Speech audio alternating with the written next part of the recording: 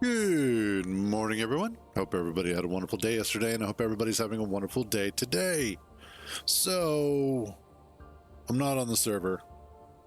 I was on it earlier, and I realized as I was standing in the middle of it, realizing what all I would have to do for today, that I just didn't have it in me.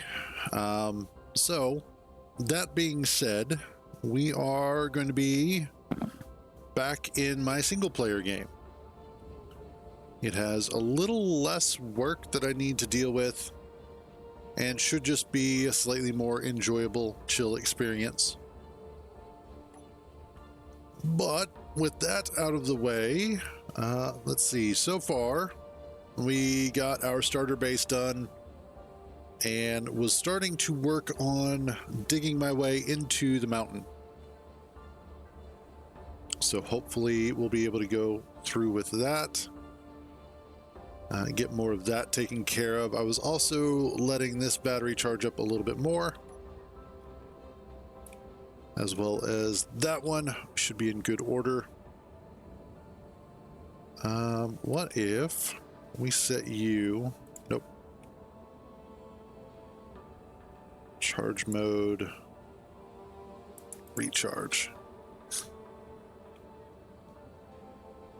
Go ahead and see if we can just suck down as much power out of that as we possibly can, because I'm going to need it a little bit more today, primarily for carving out a lot of this, going that direction. Now, I'm not 100% certain how tall I want my entrance to be, because I don't yet know what my tallest vehicle is going to wind up being. I'm thinking maybe at most kind of going this tall.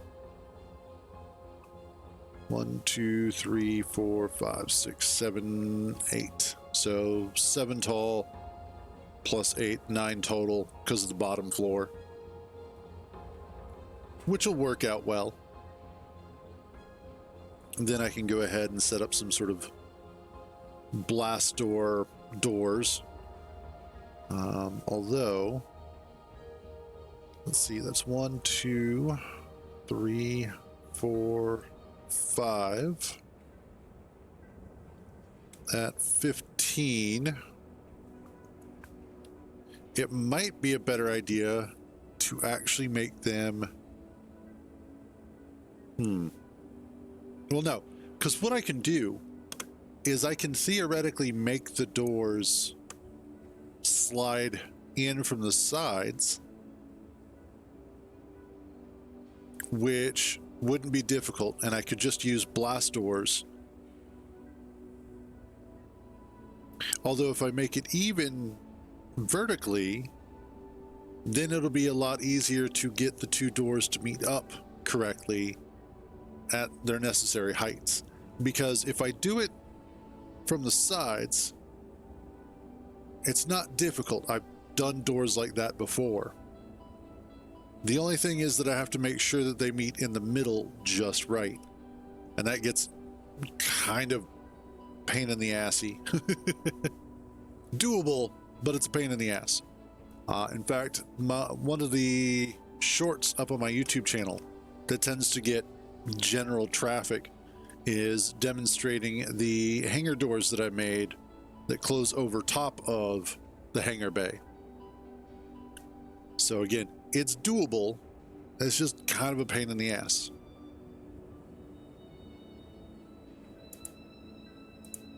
All right. I need...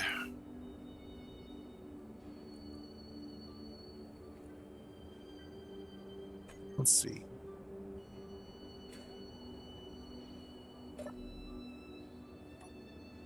Let's, I think, grab a little bit more iron. Well, that's right. I was doing all that by hand on purpose. I didn't want to tear up that side of the mountain too much. Don't smack the wall, yeah. By the way, hey, Matt, how you doing, buddy? Silicon. Magnesium and nickel.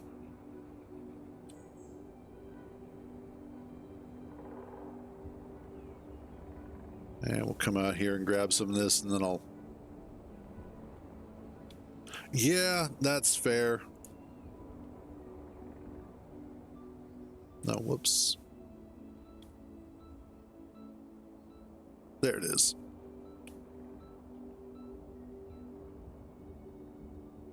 Hey, what's up, Turnip?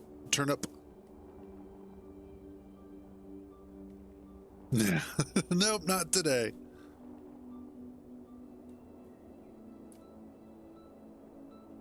That's the magnesium down there, which that'll work too at some point. Yeah, actually, I should probably grab some magnesium. I did go ahead and add a couple extra mods. One was the conveyor tubes. The other was one of the weapon mods. But just as a general kind of heads up, I think I'm pretty much just going to retire the server for the rest of the week. Like, it'll be up and running, but I'm just not going to be streaming anything from it. I'm pretty much done with it overall. So, like I said, though, if you guys have anything on there that you want to get blueprinted or anything last minute you wanted to work on, go ahead. I will also be, like I said, getting it packaged up and putting it up on the workshop later, if you guys wanted a copy of it.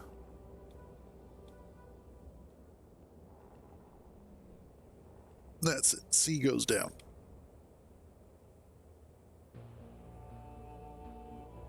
But I think overall, it's run its course for what I wanted to do. I think the biggest problem was the planet that we were on frustrated me. Wasn't quite as much fun as I would have liked, as planets go. Oh well. You know, shit happens. What are you gonna do about it? Is that... I need to name that battery at some point.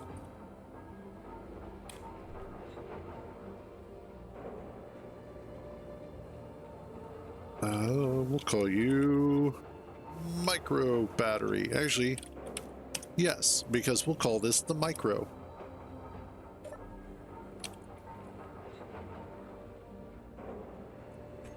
Cool. And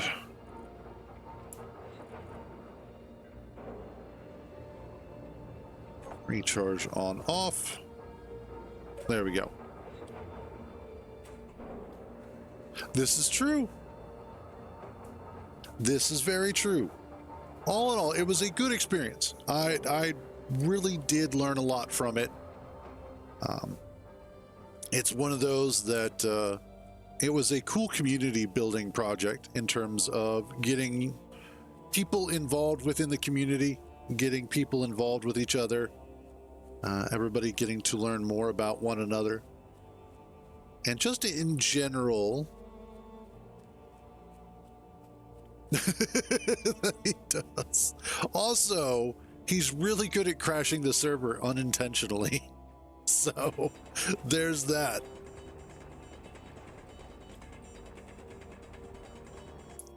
There we go. I think at some point in the future, I wouldn't mind doing another multiplayer experience. I don't think I want to be the one hosting the server, but I think probably in the next couple of months, maybe, I might see about joining into a server or something and doing another multiplayer experience, because it was fun. There were lots of situations where it was enjoyable and silly and just a good time. But I think in this particular case, I need a break from that sort of a thing, which is funny because the game that I'm playing right now the most is a multiplayer game. But in all fairness, I see somebody maybe once every 45 minutes that I play, if that. And usually I'm not even interacting with them. So I think it all works out. But the goal for today is that I would like to go ahead and get more of this drilled out, so that way I can actually start. Let's see, that was, I wanted to go, but I want to, whoops. That's fair, yes. Well, depends on where I'm at in the game, but generally speaking, no, that's not going to be something that happens. Because there was Sunday when we got attacked, and that was entertaining. Let's see. Oh, there's an announcement. Service alerts.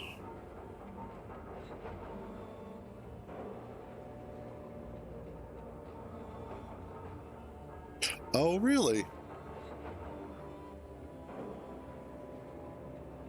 So, that's funny.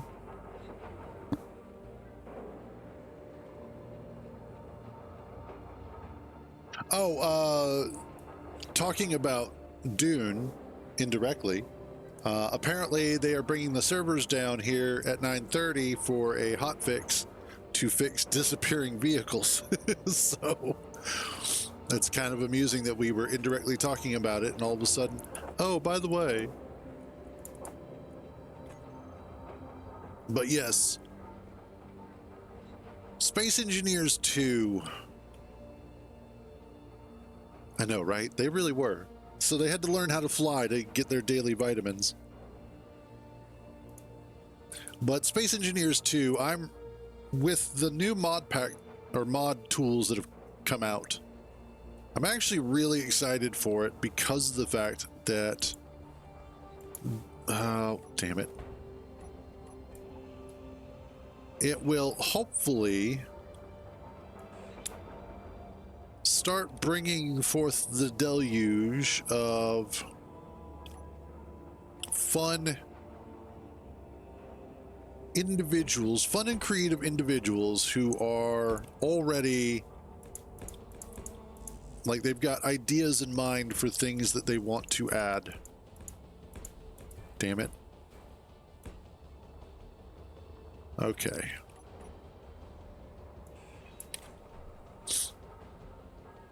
And the other thing is that I hope that the modding tools also have the capability of allowing for the creation of additional textures, because that's one of the things that I think kind of held Space Engineers 1 back, is that it was very difficult to create textures or add textures specifically for blocks.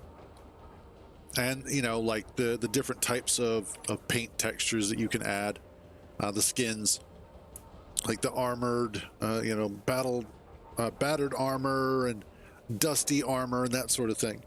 And so with the mod tools that are coming out for Space Engineers 2, I hope that's something that can be remedied, because I would really love to see more types of textures coming out for the armor blocks. Hell, I would love to make some, just because there are various details that I wanted to add to ships that were difficult because they required some texture work there.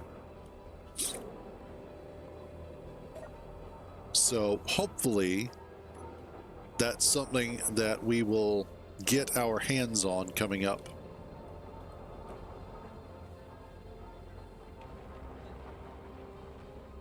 Let's see. Today, though, we are focused on Space Engineers 1. That would be awesome.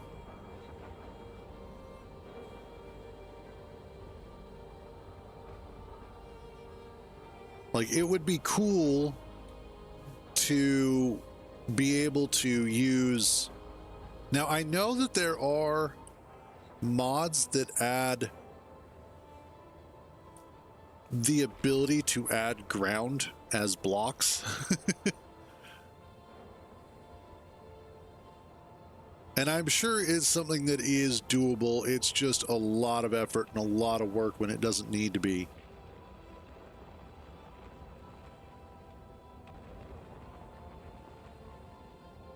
I think that there is that sort of thing in the works. I know we were talking about that yesterday,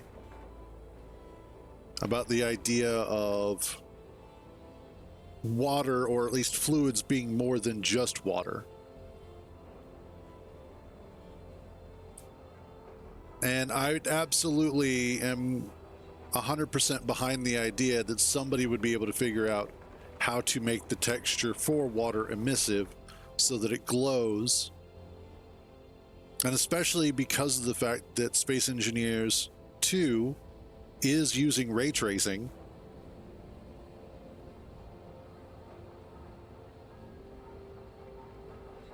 Okay. Now this is going to be fun trying to get this all dug out like this.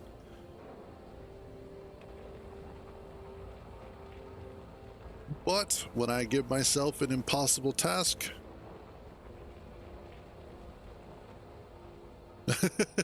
well, fortunately, I believe with some of the advancements that they have made with general technology and optimization, that it should run a lot better. Now, granted, upgrading your computer is probably not a bad idea.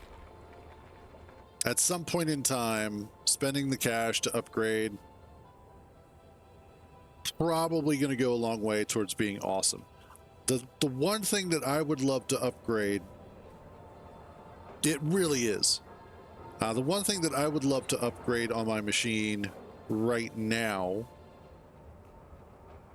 is my processor.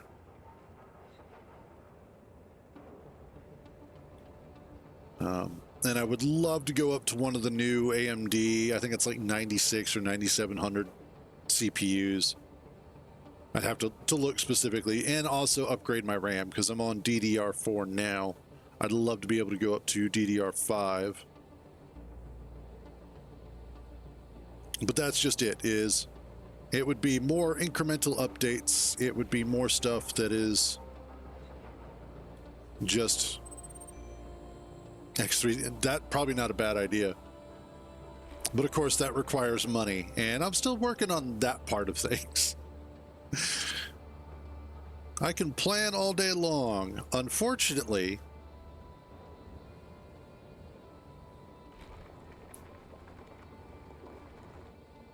and then eventually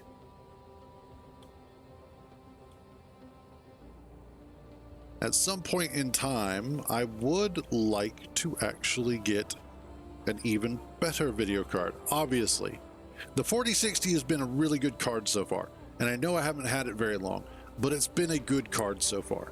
It has done a phenomenal job of being able to keep up with some of the newer games that are coming out, but also making my older games run even better. And it's allowed me to kind of dabble a little bit with AI, with Stable Diffusion, which has been entertaining. It entertains me. But I wouldn't mind upgrading either to like a 4080 or even going up as high as the 5080. Only toes? Nope, nope, nope. Nobody wants these toes, trust me. They are beat the fuck up lately. So, no only toes. All right.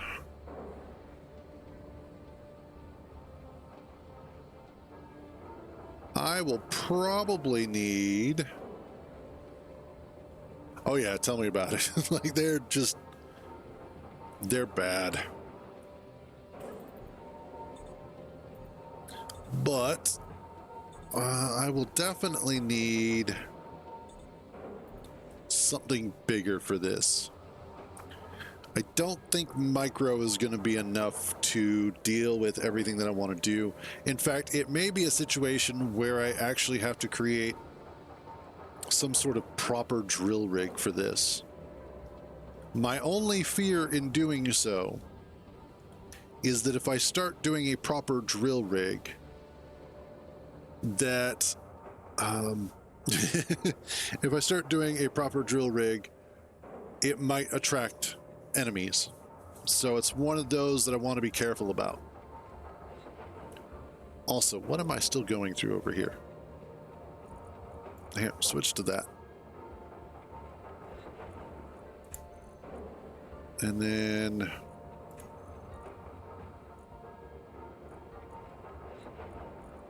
you there.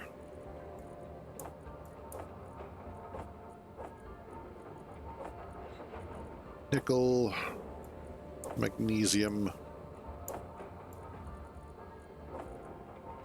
All right, there we go. That feels a little bit better.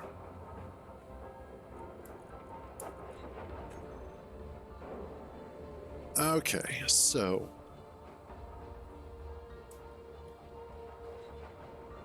essentially what I'm looking at is I have a couple of different ways that I could play this. I could go ahead and build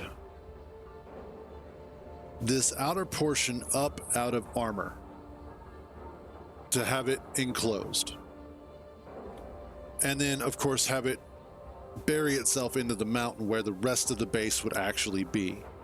And I'm kind of leaning towards that as the way that I want to do this,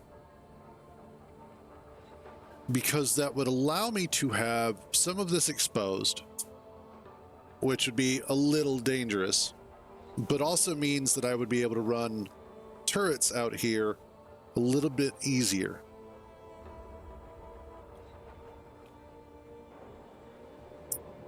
And I think that's the route that I'm going to wind up taking for this.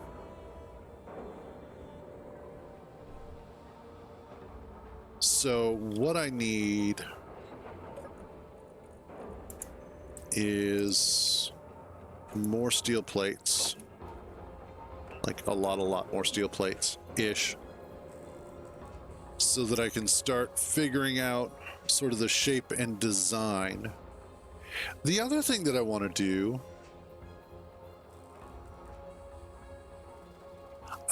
potentially I could go ahead and stick some solar panels in here. In fact, I might do that.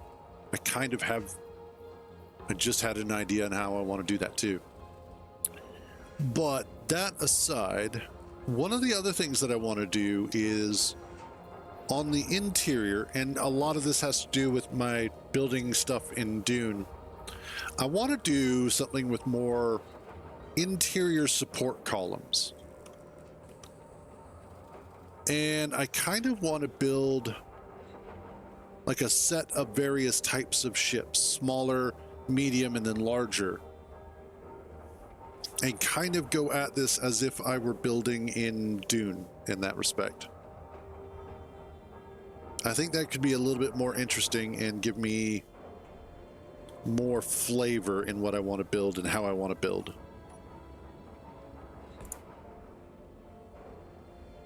So let's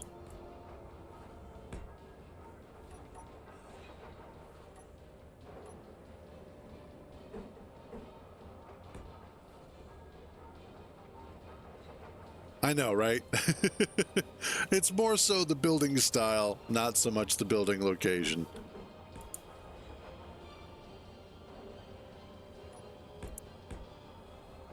There we go. And I need this to come up to... of course. Hey, what's up, clone? And it goes pretty good. How about yourself?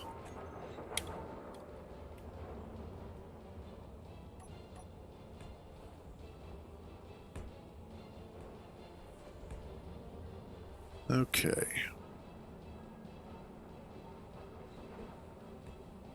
So if I do it like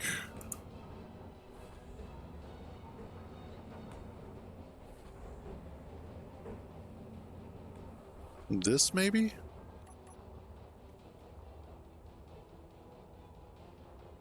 No, no explosions.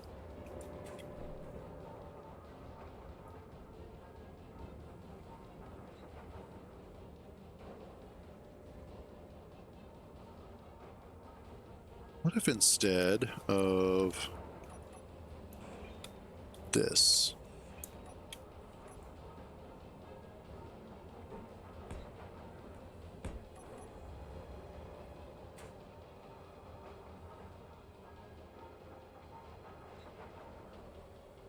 Yeah, Satisfactory had its 1.1 update recently, which is funny because when I was playing it a few months ago, or a couple of months ago, on Kintar's server, we were playing the 1.1 experimental, which was a lot of fun. Like, the stuff that they were adding was really, really good. Okay. I like this. I like this. It has a good feeling to it. It makes me tingle in my brain meats.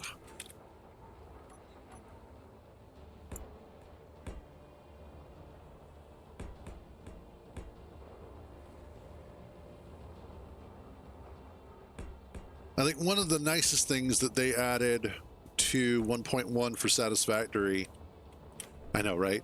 One of the nicest things that they added was the addition of the conveyor, or not conveyor. Shit, words have failed me. The hypertube junctions.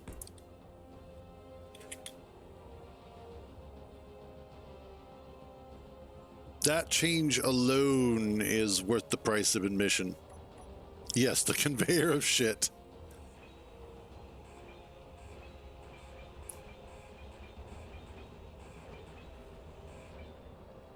All right, let's clean that up.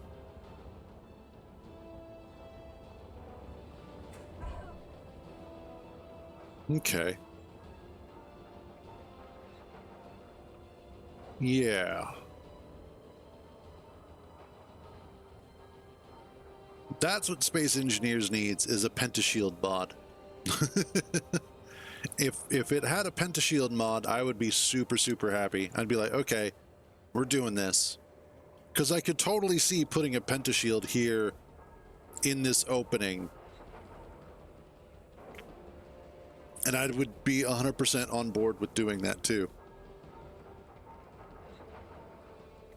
Because not only would that be awesome, but it would just work really well in that location.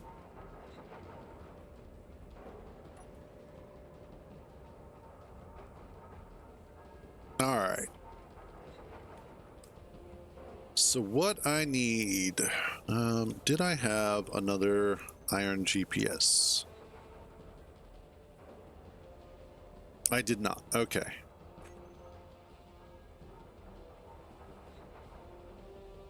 Yeah, that's true. Hopefully with Space Engineers 2, though. Yeah, there you go.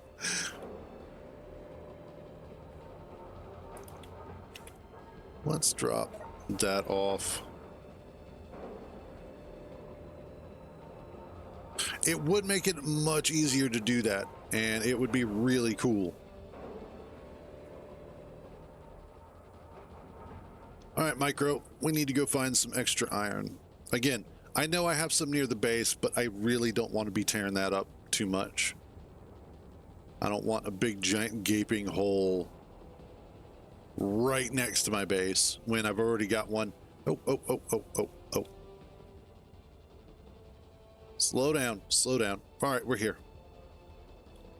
We've got iron, we've got nickel. What else do we have?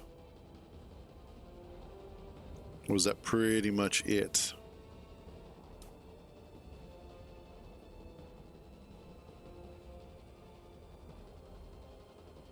It looks like that. Oh, and cobalt. Awesome. And you are 1.4 away. GPS, iron, nickel, cobalt, 1.4K.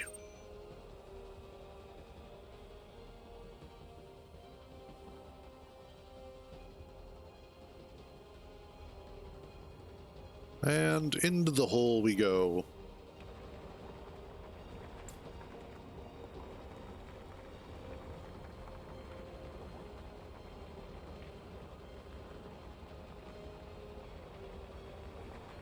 At some point in time, I also need to find a decent source of ice.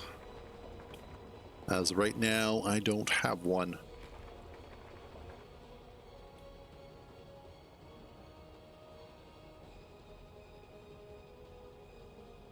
So it would be good to have that source.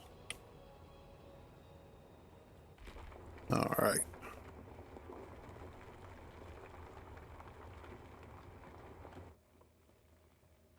And then on top of that, with this source of iron and micro, I can see about making a rover with a lot more storage capacity than this to go out there and fill up with.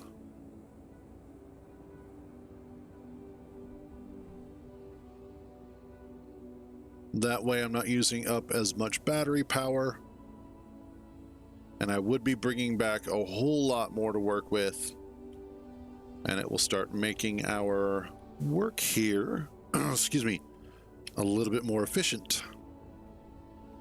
And that was one of the reasons why I wanted, when I saw this valley, I was like, oh yeah, this is going to be a great valley. Because originally when I landed, I was a little bit farther away, and then I went ahead and just converted the pod with some flat atmospheric thrusters.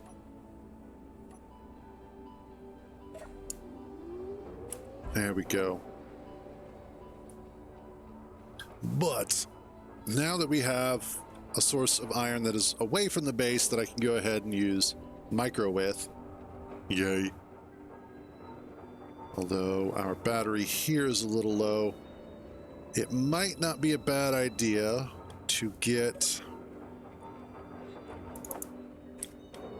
a couple more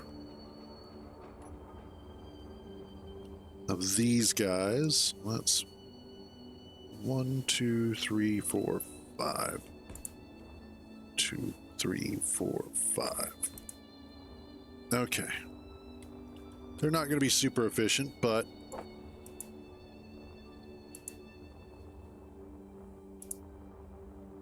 they will be better than nothing.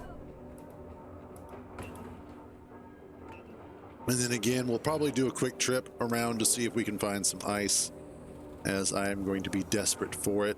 In fact, it might not be a bad idea to actually see about getting up to the top of this mountain here, this peninsula, this bluff, this mesa,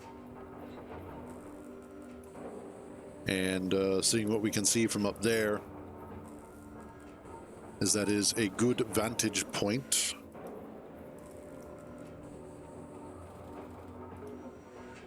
And it'll give us some time to get through the iron that we picked up. Hey, what's up, Tommy? A little bit more. There we go. Let's get at least this one going. And then when I come back down, actually what I can do is we'll get this one welded up, and then we'll get the parts started for the next one. Good to hear.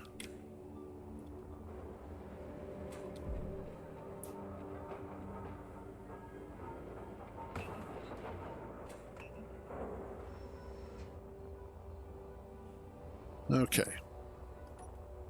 Let's get up here. I should have enough hydrogen to get up there, and then gravity can help me get back down if I need to.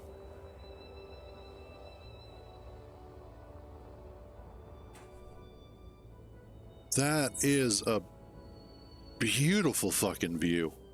Holy shit. This game is incredibly old and definitely a victim of its time, and yet look at that view. That's a screenshot.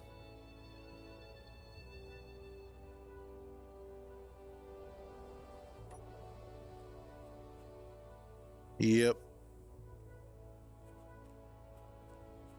I'm really looking forward to just how much more beautiful Space Engineers 2 is going to wind up being.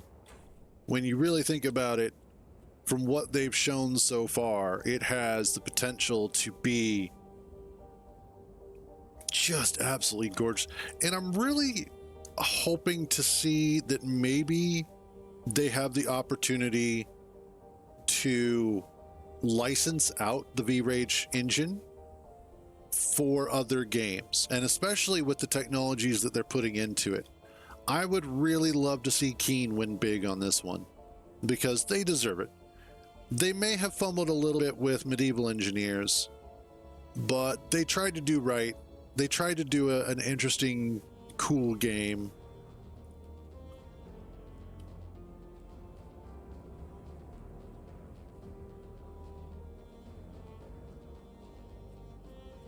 Okay, give me a second to try and make sense of that.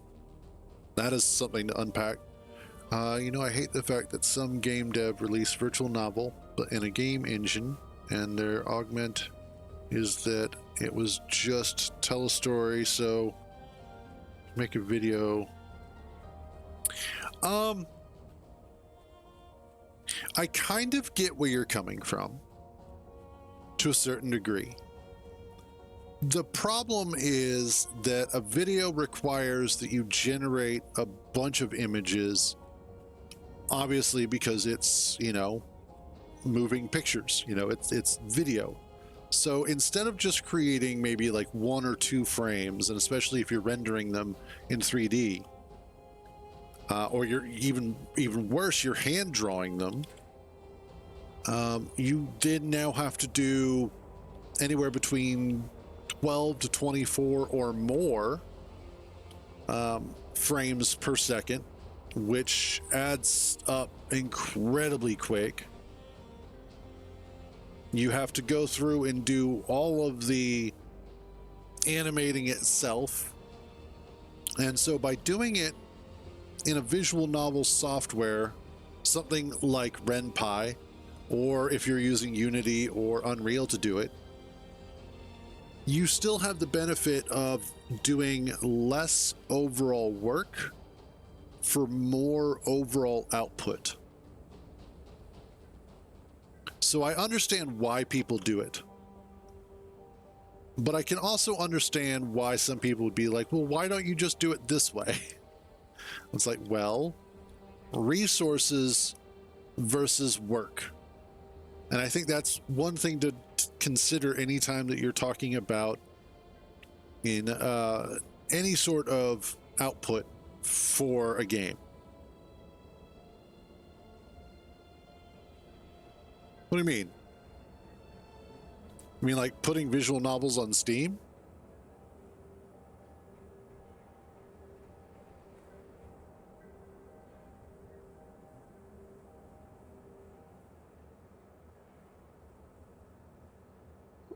Coffee, good. Oh, on itch.io? Why not? They're on Steam, so why not put them on itch.io?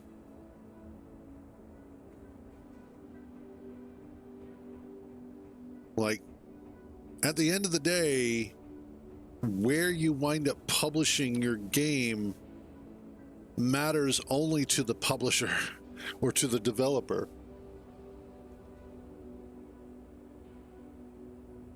And that's the beautiful thing about game development. And I think it's something that we should really appreciate, is that there are so many people out there that have so many interesting and different ideas. And because of that, there are lots of different platforms for them to publish those ideas. It used to be that if you wanted to get your game out there in the wild, you had to go to extreme lengths in order to get it published. And you had to hope that a publisher might just pick it up. But now all you need is a website or an account with like itch.io, or, you know, bare minimum like $100 so that you can get it up on Steam. There's lots of other websites out there that are more independent based. That's one of the few things where I'm actually thankful that it is a decentralized method for game development and for the publishing of games.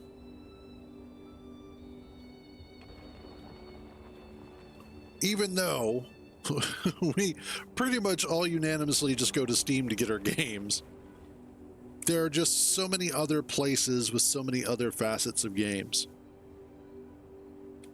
You know, whether it's puzzle games or mobile games or adult games, you know, there is a market for everything, and there are games for everybody.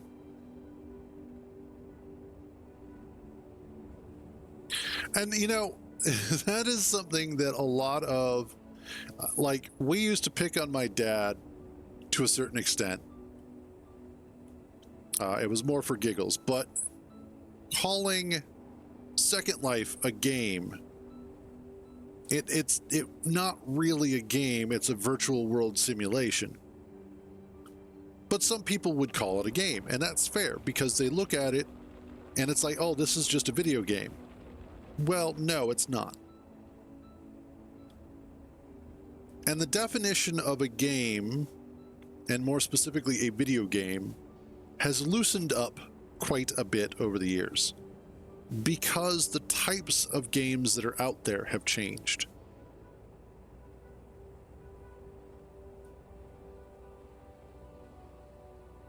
And so if people want to publish a visual novel, an interactive novel at that, who are we to say that they can't? What makes us the arbiters of, you can't publish that here because it doesn't fit my definition of a game? As long as it's not breaking any laws, who cares? We can like it, we can dislike it. Like yesterday, when I think it was that Avery fella who came in, who was talking about the various games and whatnot, and asked if I'd played The Last of Us, and I mentioned the fact that I don't want to give my money to Naughty Dog. That's how you, as a consumer and as an individual, sort of dictate your terms with, you know, not just your money, but also with your time, with your bandwidth. They say time is money. So if you're not spending your time on something, you're not spending your money on something. Therefore, that person doesn't get your time or money.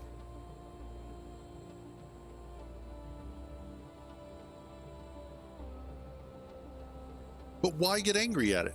Like, how does that impact you? If you're not playing it, maybe you are playing it, and that's the problem. But if it doesn't hurt you or harm you or in any way, shape, or form inhibit you from enjoying your life, then why would it matter?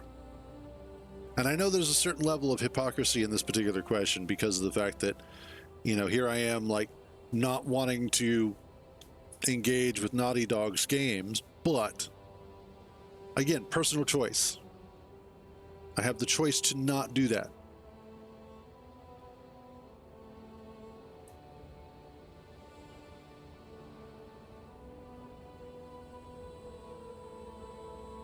That's okay. I can understand that.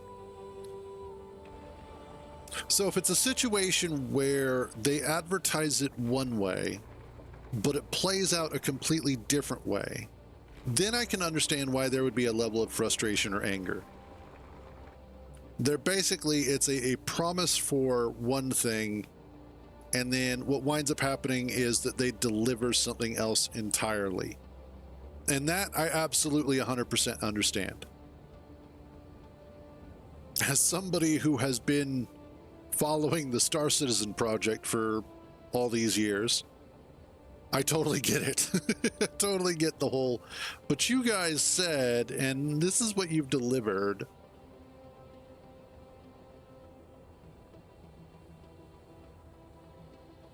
And almost there.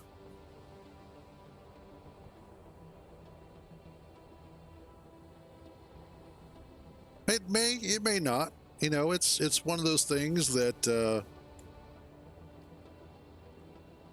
now I will say that there is a huge segment of the population of gamers that are not interactive gamers like we are, but they are interested in visual novels.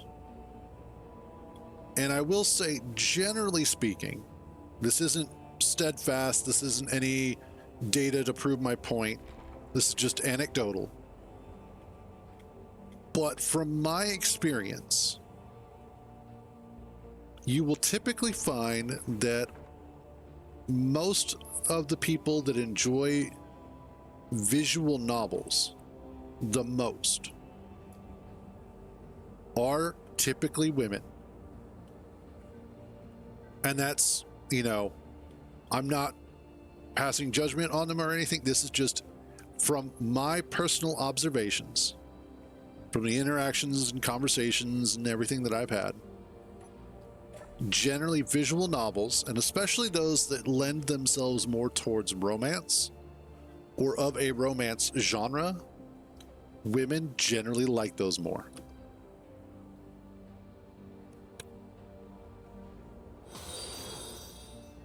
Consider games like Firewatch and Martha is Dead. Don't consider, yep. I consider, and that's fair, JD. Also, welcome. And also, thank you for the follow. Much appreciated. But you are correct. The idea that a certain set of criteria has to be met for something to be called a video game, and especially these days, is kind of rough. And when you look at a lot of games these days, with the wide breadth of game types, it's very easy to see how a video game is no longer just something like Frogger or Asteroids or Mario Brothers. Video games come in so many different flavors. Look at this one, for instance. Space Engineers. Right now, all I'm doing, aside from just standing here and talking, is I am digging in the ground and I am putting blocks up. And that's basically all I'm doing right now. And a lot of people will be like, that's not a game, that's just a building simulator. But it is a game. It is an interactive entertainment media. It is performing an action. Who are you and why are you angry at me? Oh, housing unit. Okay. That pops up from time to time. It is a form of entertainment. It is a form of interactive entertainment. And, you know, hell, another great example, and this is funny. Here's a literal walking simulator, Death Stranding. Death Stranding, top 10 games for me. I love that game. I don't play it all the time, but I still love it. there's just something about it that I find incredibly compelling. And God, I wish I had a console because I desperately want to play Death Stranding 2. That aside, I think it's one of those that our perception of what needs to be a video game, what a video game has to have, is based off of what we generally tend to like. And so that creates a certain sense of observational bias when we're looking at other forms of interactive media, whether that's a visual novel, whether it's a card game like Solitaire or Pokemon or Magic the Gathering. If we're looking at games like Firewatch or Martha is Dead, hell, you know, some of the best games out there, some of the most popular ones, Tetris, all you're doing is lining up falling blocks. That's it. The block falls down, you line it up, you clear the lines, and you keep doing that until you can't. There are people who look at that going, that is the most boring thing I've ever seen in my life. But there are those out there that they are so into Tetris, so into the idea of getting all of these blocks lined up, that they will spend hours a day playing it, trying to get better, trying to get more efficient, trying to get faster. So, little by little, what we consider video games are changing from the usual sort to something more. Also, I hate Fortnite. I refuse to play it, which is, I've watched my nephew play it. I guess technically he'd be like a step nephew, but it's just easier to call him nephew. I've watched my nephew play it, and it's one of those, it really does. But watching him play it, I am struck by the realization that there is an art form to it, and there is absolutely a level of skill involved with it.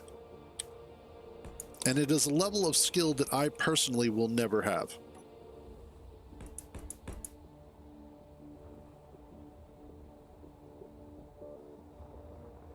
I haven't done Legoland, although I did used to have a Lego game, funnily enough, where it was, you basically were building Lego sets. But this was like from a long ass time ago. Nope, I need you.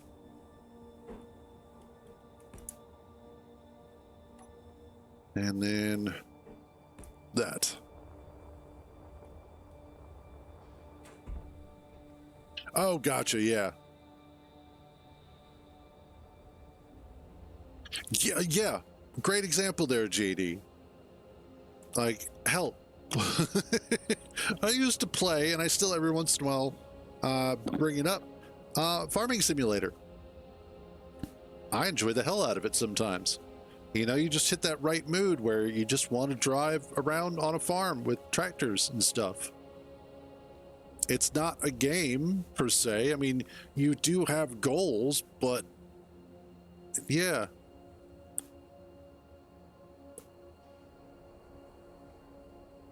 So, lots of different types of games, and that's what makes gaming beautiful. It's one of the reasons why I love it so much, and I will continue to be a gamer until the day that I die.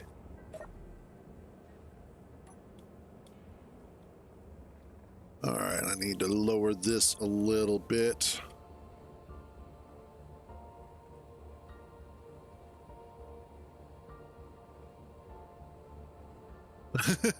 There you go. Well, and it's funny too, because Landry will oftentimes wind up playing Power Wash Simulator.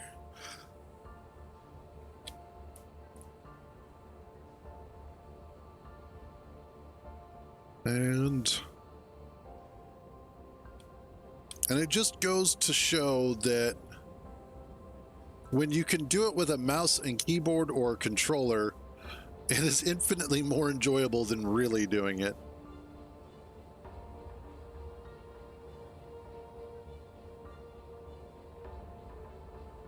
All right.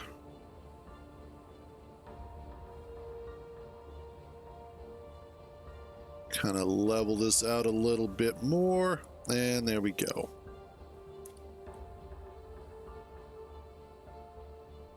Yeah, oh God, no, thank you.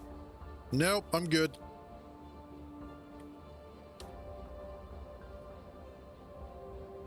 Now, okay, in all fairness, if I had a riding lawnmower, I'd probably be more willing to at least do my backyard in the heat. But I've got a push mower. Now, it's not too bad. It is battery operated, so it's a lot lighter. And, you know, it gets the job done. But it's just all that damn walking. I don't want to do that. And okay. So let's, oh, I need to grab interior plate. I might want to grab more. Nope. Okay.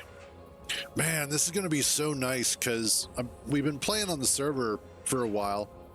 So it'll be nice to actually be able to let Izzy's inventory manager loose to do its thing. True. For the front yard, it's actually kind of mandatory because we've got this drainage ditch that runs along the front of the property near the road. Pain in the ass. Absolute pain in the ass to try and mow that most of the time. So riding mower wouldn't work. So the push mower is the only way to do it. But because we also have a large chunk of trees in our front yard, our actual mowable area is much smaller. Out back, however, we do have a lot more mowable areas. So, well, okay. So Izzy's wasn't having a struggle bus on the server. Izzy's was, I intentionally, and Brockstar did this as well, intentionally altered the script or adjusted the script timing so that it was taking longer between calls. Otherwise, it would sit there and just strangle all the memory on the server as it was sitting there burning through everything all the time. So that was something we specifically did, was slow it down, and that just helped overall with server health.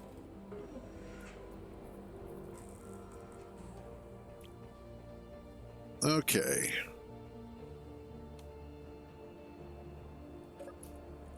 But what I'm hopeful for with this playthrough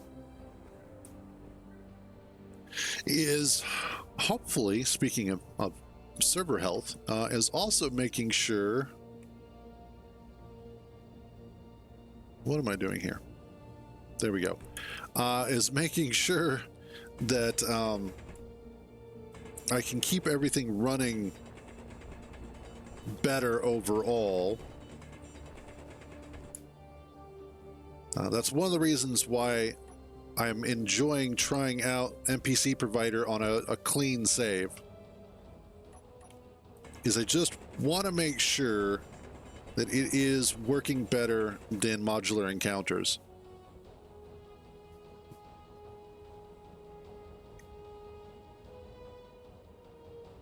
That's, yeah. I've looked at Roadcraft, and I know it's by the same guys who do Mud and SnowRunner, or at least I believe it is. I didn't enjoy SnowRunner, though. I didn't enjoy it as much as I thought I would, primarily because of the fact that the vehicles didn't move the way I expected or anticipated them to move. They had odd behaviors that made it feel unnatural. And so I just didn't enjoy driving in those games.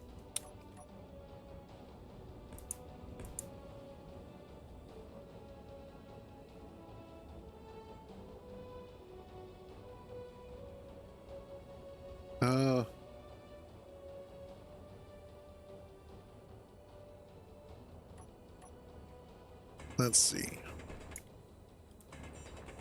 Get more of this kind of carved out.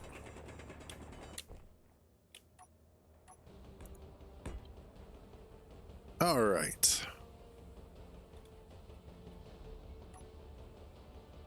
Boom, boom. I really should stop saying boom in this game. It might get you guys excited.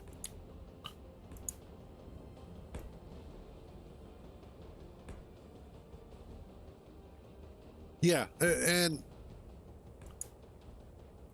that was my biggest gripe with the game. See? But that was my biggest gripe with SnowRunner, is that there was a specific way that I was expecting the vehicles to move based off of personal experience. And they didn't move like that. They didn't react to the environment the way that I anticipated. And so it was one of those where it was like, this just isn't fun for me. Not to say it's a bad game. I know there are lots of people that love it, but yeah, there goes your Only Toes career.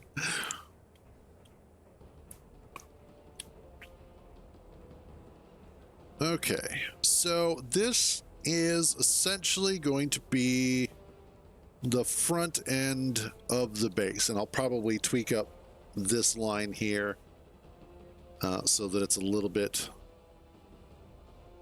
yeah. I'll tweak this up, make it look a little bit nicer, so that way it ramps down into the terrain a little bit better, and it'll be easier to get rovers up and down here. And then I should be able to maneuver around. Well, I should be able to get some more turbines up here, and then also start just better power generation.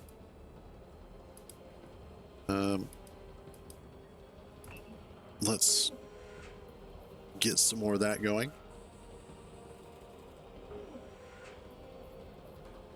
Sad day.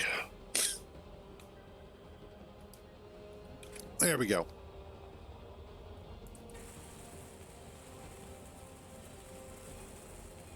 And boom, there we go. There I go again. Can't help it.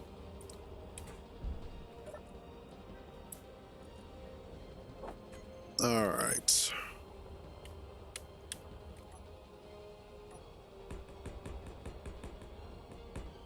And I want to look at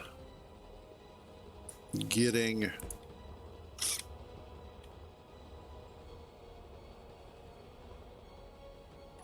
that 2, 3, 4, 5, 6. 3, 4, 5, 6. There we go. Okay. So we're gonna get this one pulled down. Oops. We'll get back to that one.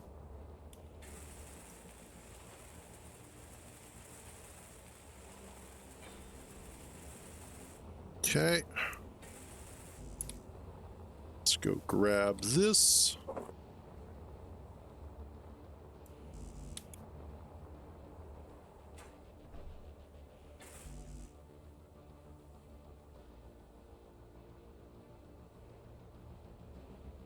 Yes. That actually is a good way to put it. Is the expectation versus reality is such that in reality, a trained individual would be able to do it one way. In reality, physics works, you know, physics just works.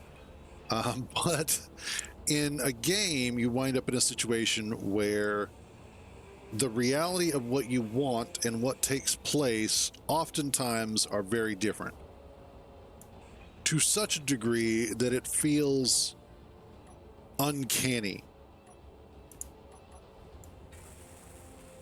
And it can oftentimes also be the difference between somebody enjoying the game and somebody hating the game. Like, not even a little bit of gray area, just straight up, I hate this game, worst game ever, 0 out of 10. Even though everything else about that game is incredibly well done. Like, I imagine for a lot of people, Death Stranding, the first one, because it didn't play like every other game they were used to, was mostly what turned them off to it. Because they had to worry about the act of walking in and then you compare that to every other game that's out there, with the exception of silly indie games like QWOP or, you know, anything like that, where the entire game centers around just trying to get this poor guy to walk 4 steps kind of thing. So, because it didn't react the way that everybody was anticipating, it turned a lot of people off. And then, of course, Kojima's storytelling, let's be realistic here, he kind of goes all over the place with his stories. And you either love it or you hate it.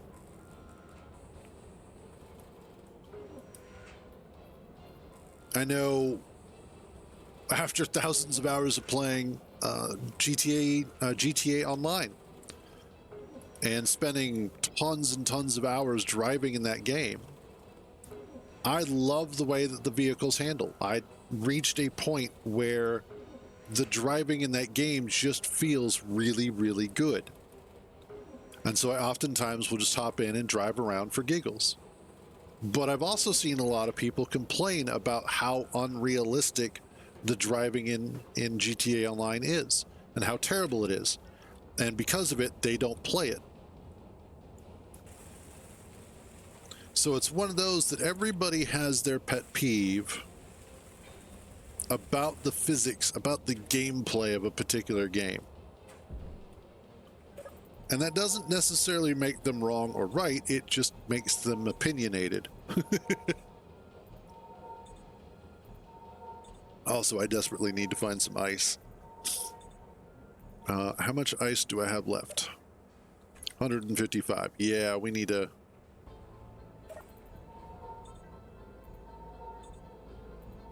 Yeah, you don't have to worry, JD, about language in here. We are incredibly verbose. It's oftentimes offensive. Definitely opinionated. But yeah, it really is. I hate censorship. As my rule is, don't be an asshole. That's really my biggest rule. No, you're fine.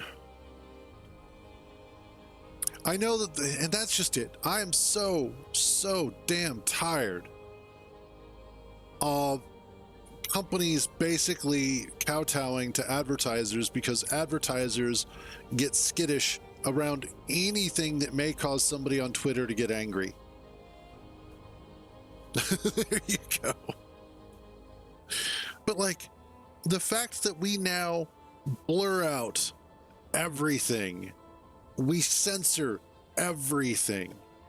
Pretty soon it's going to get to a point where you're going to watch a YouTube video and there's no audio, there's no video. It's just a blank, well, it's just a pixelated screen. No subtitles, just colors moving around because, and not every color, because there's some colors who might offend people. So it's a very specific government attributed set of colors and values based off of like the 6 people who dictate what everything needs to be. That's the direction we're heading in. And the only reason why the government sets those colors is because advertisers have deemed and dictated that those colors are the most user-friendly amongst the largest population of people on Twitter. I mean X. I mean Blue Sky. So it's one of those like, and then after about 5 minutes, there's going to be 4 hours of advertisements that are nothing but sex, drugs, alcohol, and violence, because the advertisers are allowed to get away with it. And that's the direction we're going in. And I wish I was joking. I wish it was more comedic than it really is, but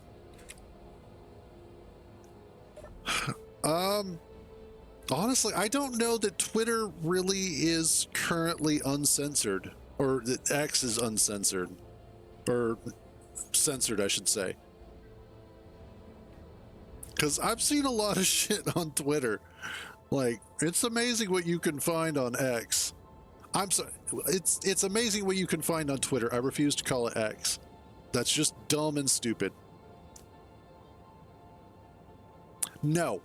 And I'll tell you why. I will tell you why Musk has actually been a net positive for X and Twitter, strangely enough. And I know a lot of people who are very anti-Musk, but prior to Musk purchasing Twitter, there was a growing percentage of individuals who were getting banned and who were getting shadow banned because of their verbiage, their political views, and just generally because they were not liked by whoever was the administration at the time. While Musk is not exactly the greatest human being in the world, we can all kind of agree on that. At the very least, what he has allowed for is more individuals to remain on Twitter. And in fact, if you want to see what Twitter... Yeah, no worries, JD. If you want to see what Twitter was going to be like without Musk, go to Blue Sky. Blue Sky has been imploding on itself for a little while now, and it's kind of hilarious. In fact, what's funny is that a bunch of the celebrities and the content creators and all of the other individuals who were like, you know, notoriety of some sort, who decided that they didn't like Musk and they didn't like the dictatorship that was on X, which that's my biggest beef with Musk, is changing the name of Twitter to X was the dumbest shit ever. Nobody cares to call it X. It's stupid. But he's got a fucking hard on for that actual letter. I don't get it. Anyway, but that aside, a lot of those celebrities and a lot of those individuals went over to Blue Sky because they were told it's the anti-Twitter, it's the anti-X, it's going to be a nice safe haven, everybody's going to have butterflies and rainbows, and it'll be amazing. And within the first month, I'd say 85 to 90% of them wound up getting eaten alive by everybody that was on Blue Sky because they said something or tweeted or posted something that the community didn't like. They got ganged up on and they moved back over to X. And that's fine. Like, I'm not exactly the hugest fan of Musk. There are things that he's done. That's fair. Oh shit, you sons of bitches. You are over there, aren't you?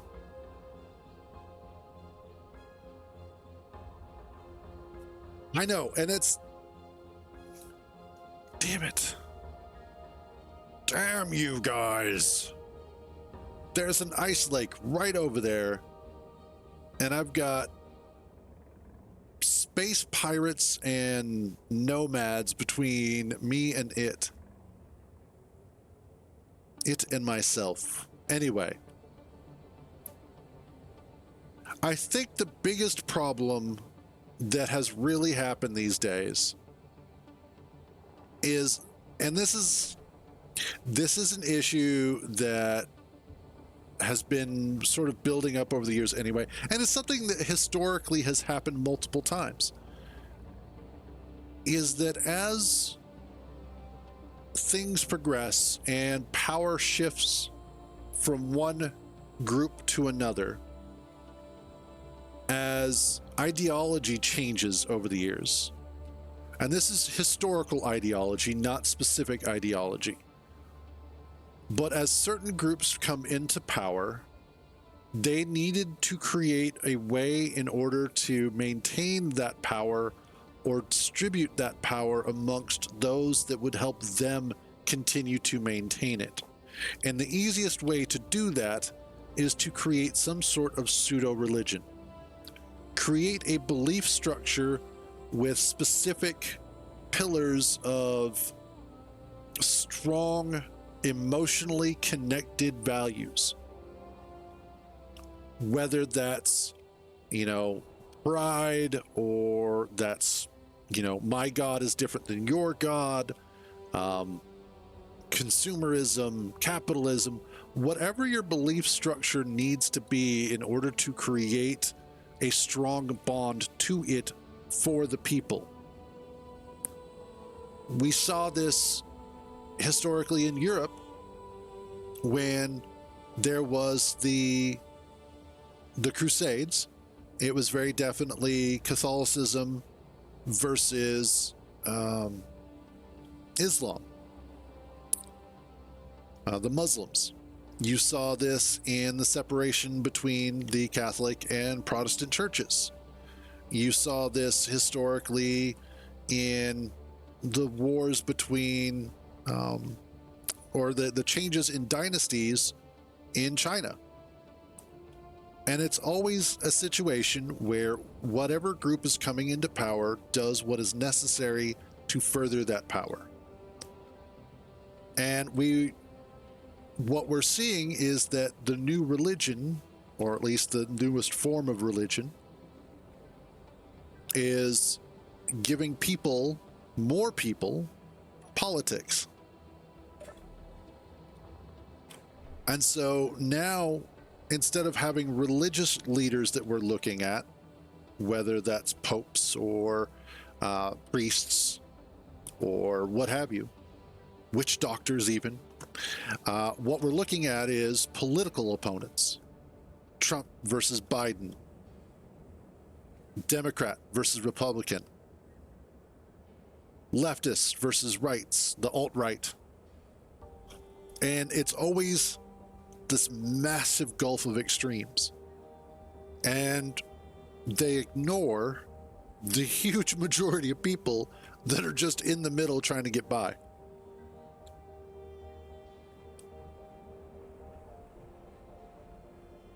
And so, and you're right, like there's a certain level of democracy that we no longer have.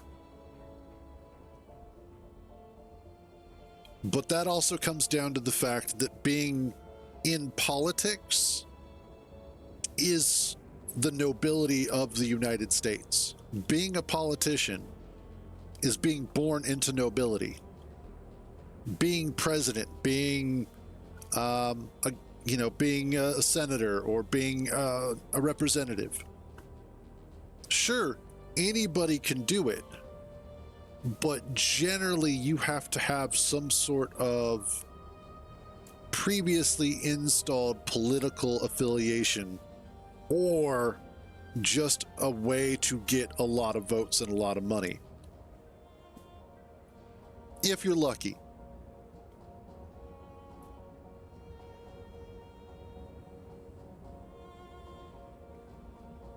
Turnip, that is absolutely a great point. That is 100% something that you are right on.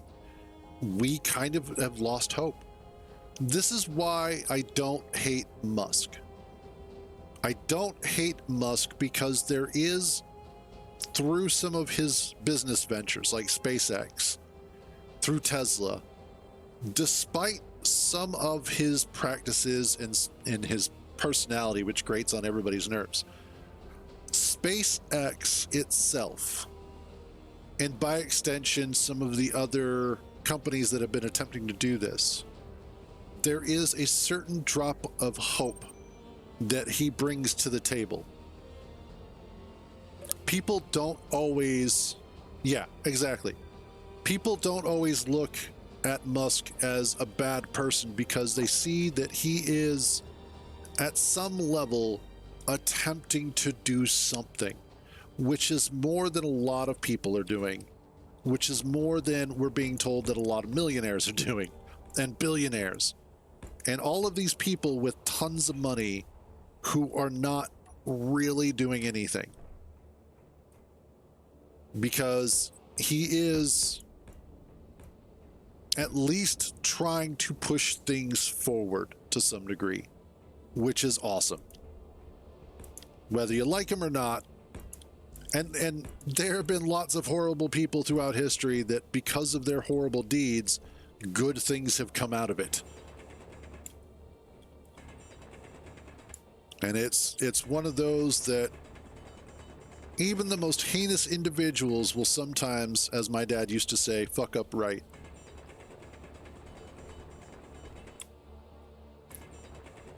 So I'm just sitting here rambling on, as I often do. I'm sorry, you poor bastards who are listening to me.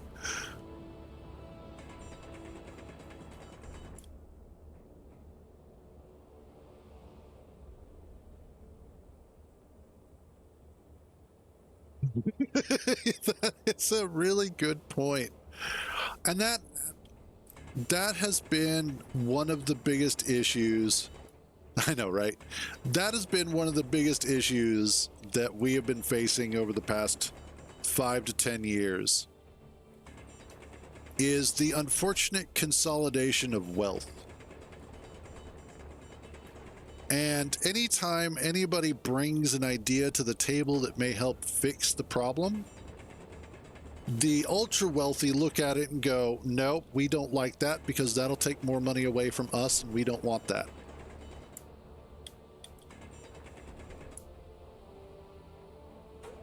And that is the unfortunate side effect of the current situation that our government has put us in. Our government is not a government. Our government is, there's a word for it.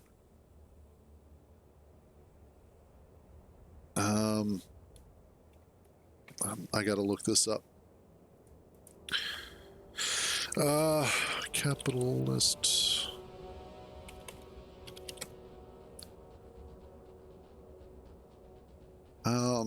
God, there's a specific word for it. But basically, we have a capitalist government. The government itself is a business. And this happened long before Trump came into office. This has been happening for decades. Well, when it started, that wasn't necessarily the case. Like, when America was first founded as an independent country, it had good ideals. Wasn't perfect, but it had good ideals.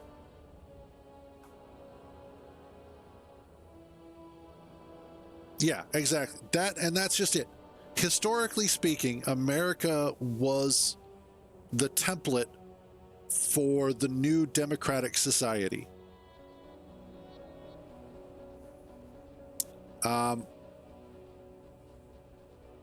No, that's not necessarily true there. Republicans have always kind of been the more business-centric. Democrats, well, actually, both sides are both business-centric. It's the type of business that they are more central around. But that aside, the party system itself is flawed and has become more flawed over time. When you only have two choices, and neither one of them are the best choice, it creates a gulf in the middle between the people. So you've got this choice or you've got this choice, and neither choice is going to solve the problem. So you just have to kind of hope that the side that you pick at any given point in time is going to get you closest to the solution that is necessary. The reality of it, though, is that neither side wants to fix the problem because fixing the problem costs them more money than it earns them. And this is true for business, it's true for government, it's true for most social systems that are larger than small communities.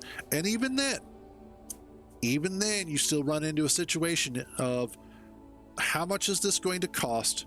How much is this going to earn? And that's a very human thing. That is just how we look at resources in general. No. When we were kids, it just looked that way because that's what we were told in school. When we were kids, we looked at the system and we were in awe of how big and how amazing it is. And we were told that how fundamentally powerful we as the United States of America were. Our teachers told us that we were the best country in the world. Everybody looked up to us. And the reality is, no, they haven't looked up to us for a while. In fact, most countries look at America as the meddlesome neighbors that they just have to kind of deal with.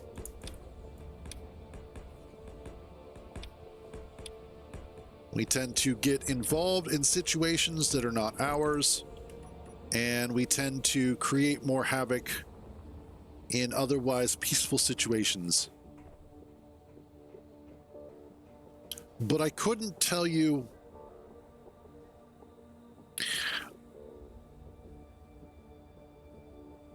Oh? Yeah, actually, this is a really good place for anybody outside of the US to speak up about this. Like, what do your countries and what do your people typically...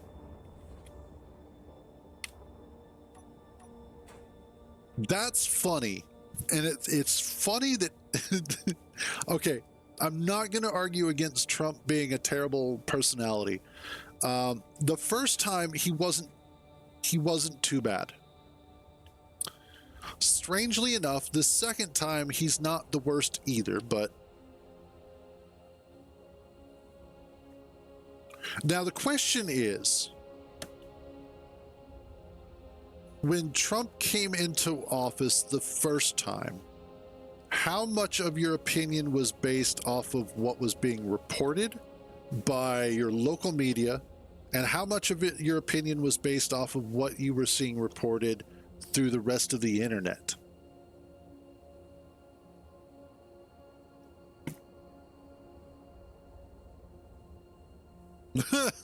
He's not the worst president we've ever had. He's definitely not the best, but he's not the worst.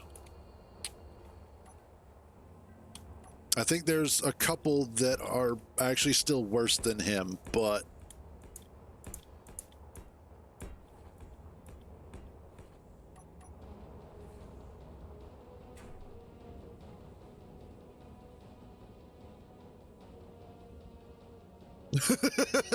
that's actually funny, Turnip. I like that. Historically speaking, there have been a couple that have been worse. I don't know all the presidents, so I couldn't say specifically.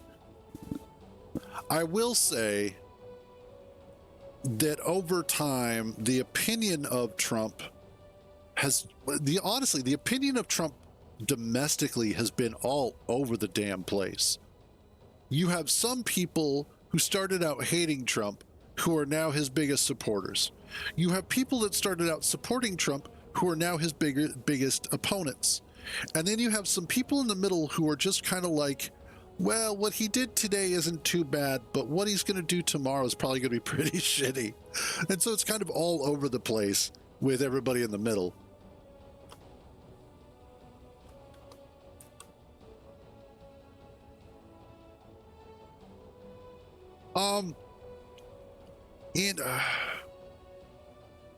So from this side of that argument, Clone, I will say that the reason why, at least from an American perspective, we are not necessarily gung-ho about jumping into any sort of conflict against Russia is primarily because of the fact that the war in the Middle East did a number on us psychologically.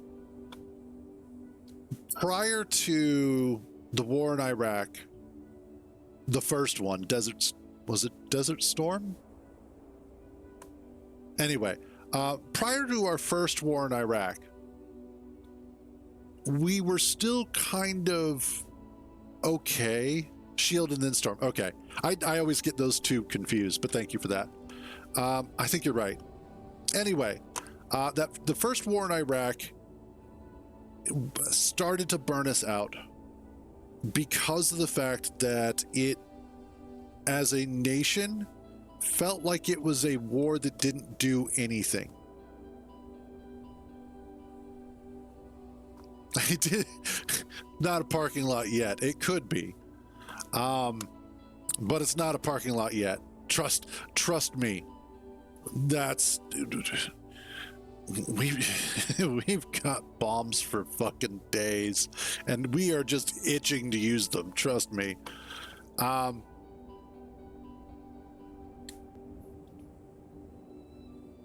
And that's a fair point, JD. He interviews terribly. He interviews like a celebrity, not like a president.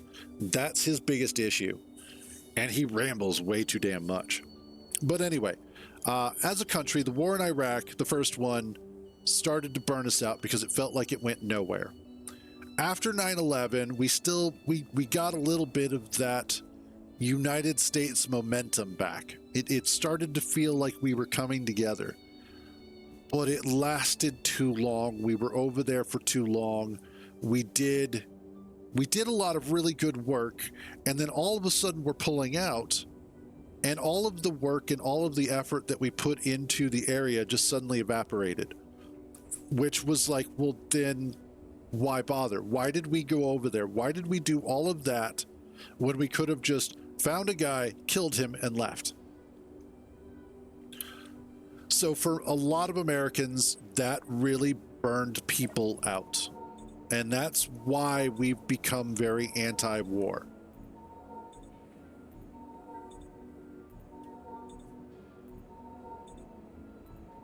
And, you know, a lot of people say that it was about oil. Part of it may have been. Part of it may have been to stabilize the oil economy.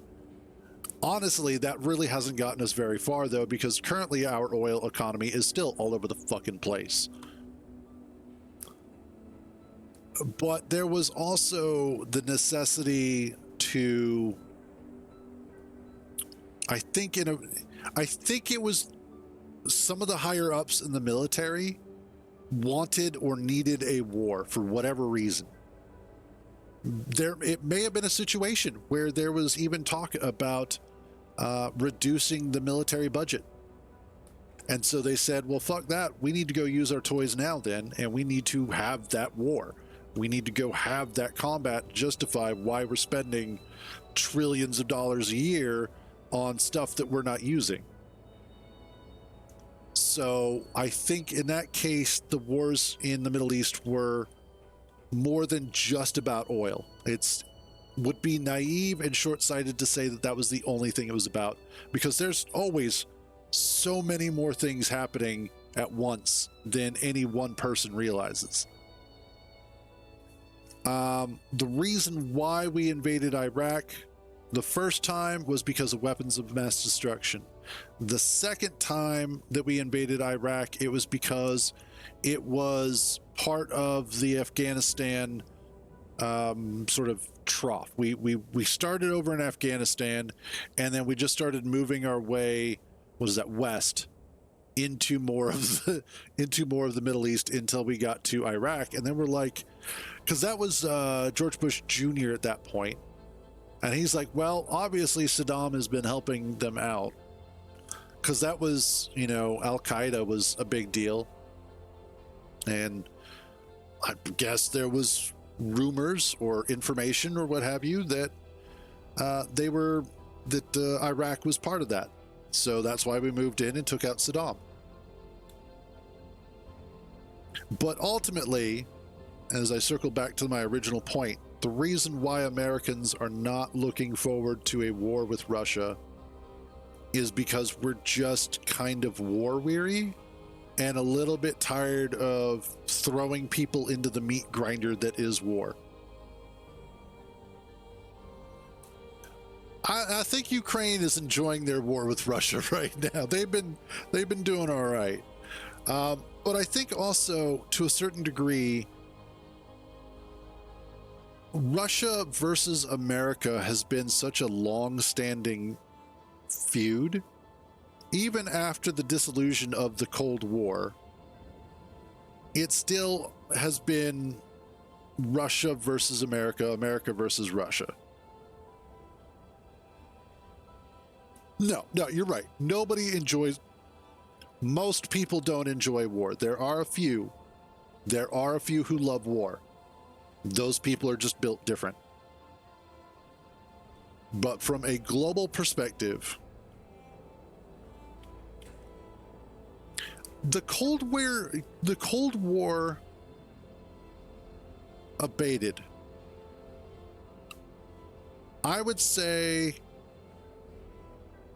Reagan and Gorbachev did a great job of dissolving the Cold War at that time. George Bush Sr. moved our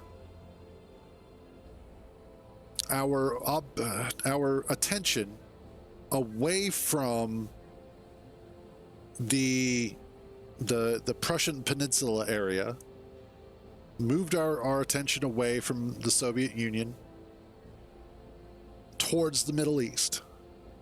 And then for a really long time, we were focused mostly on the Middle East. And it's only recently, like when Putin took power, we definitely were paying a little bit more attention, but we were not solely focused on Russia like we had been.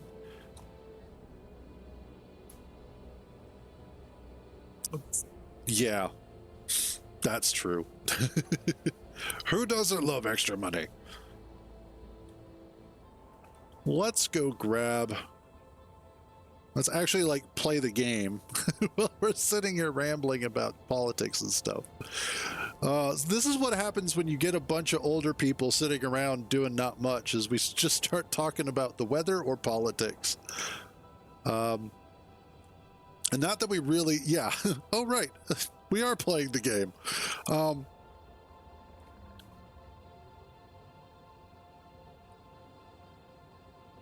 And you're not wrong. The scene in Iron Man, I think, best describes how America works, is that weapons manufacture and shipping is one of our biggest exports. And because of that, America winds up finding itself in literally every bit of trouble that it deserves. Oh God, this weather. If you're inside a lot, it's not too bad. If you're outside a lot, it sucks so much.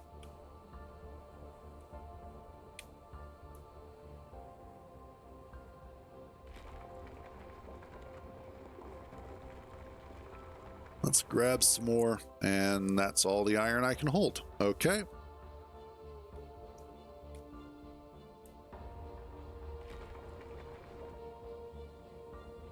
Yeah, there you go. We're going to have a nice, moist, cold cave.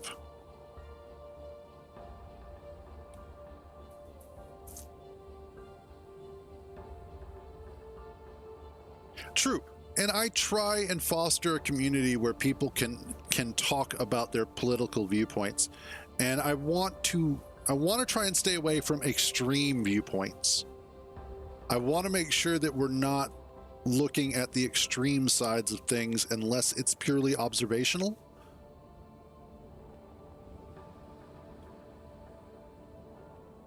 So, and I want to try and keep things as generalized as possible for politics. Anytime that you start getting into the minutia of it outside of historical accountability, hey, Thank you for the follow, Disruptive Mole. Much appreciated. Also, nice name. Yeah, I live on the East Coast. I'm kind of near the actual coast. You know, it's a little bit of a drive away, but we still get some decent humidity out this way as well, so I totally get that.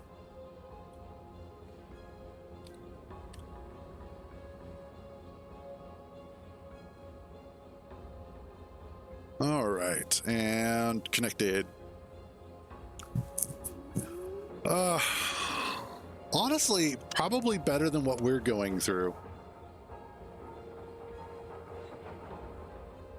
Holy, yeah, seriously, lucky bastard indeed.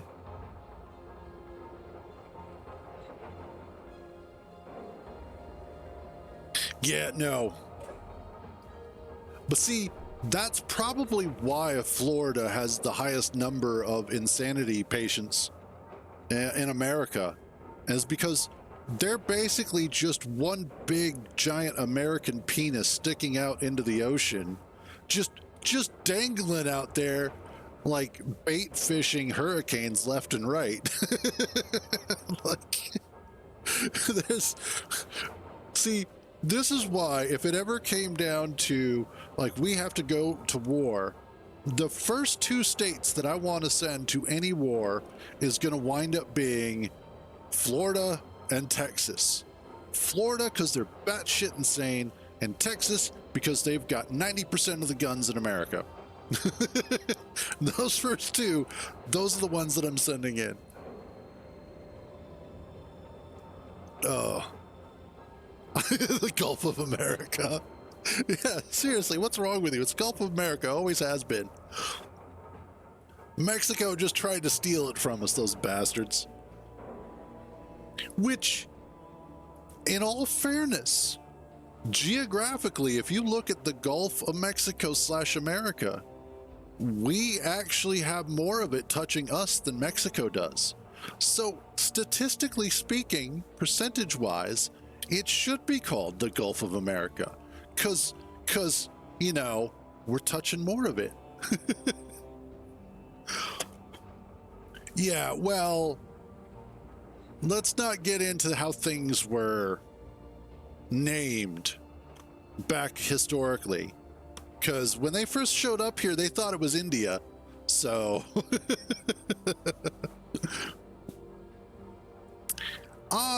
I wouldn't, you know, depends on the white person. I think regular Europeans, yes. We're legal immigrants. We legally came over here. We came over here on our boats. We showed up. We're like, cool, everything's fine. We're just going to go ahead and massacre some of you and take our land. And then the fucking Irish showed up. So, if anybody's an illegal immigrant, it's the Irish, historically speaking. Oh, man. Yeah, I don't think this particular VOD is going to get any traction on YouTube.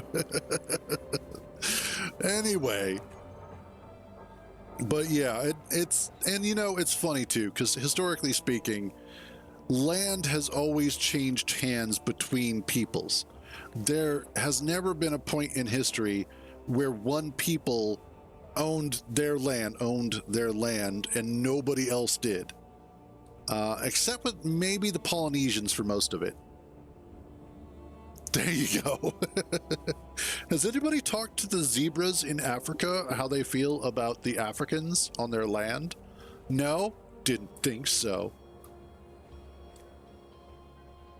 All right, what I need to do is, let's see about getting... Fuck Australia. I'm sorry. If every square inch of your continent has something that is attempting to or willing to kill you without question, fuck that place. That's just one of those, like, no, doesn't need to exist anymore. We're good. Yeah. See how a line treats you after that. Actually, it might be a little bit confused as to what you're talking about, and more specifically, why you're walking up to it.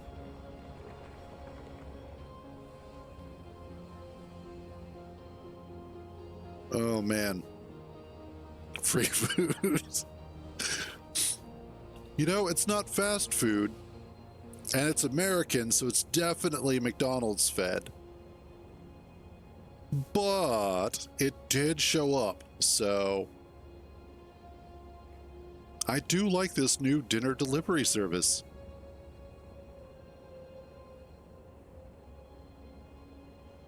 Yes, that was funny. Like, as a gimmick, it's kind of cute, the whole lords and ladies thing. I understand why people did it. And honestly, if it was more of a charity thing, I think it would have been better received overall. Like if it was a proper charity. But it also kind of shows that people are a little bit greedy.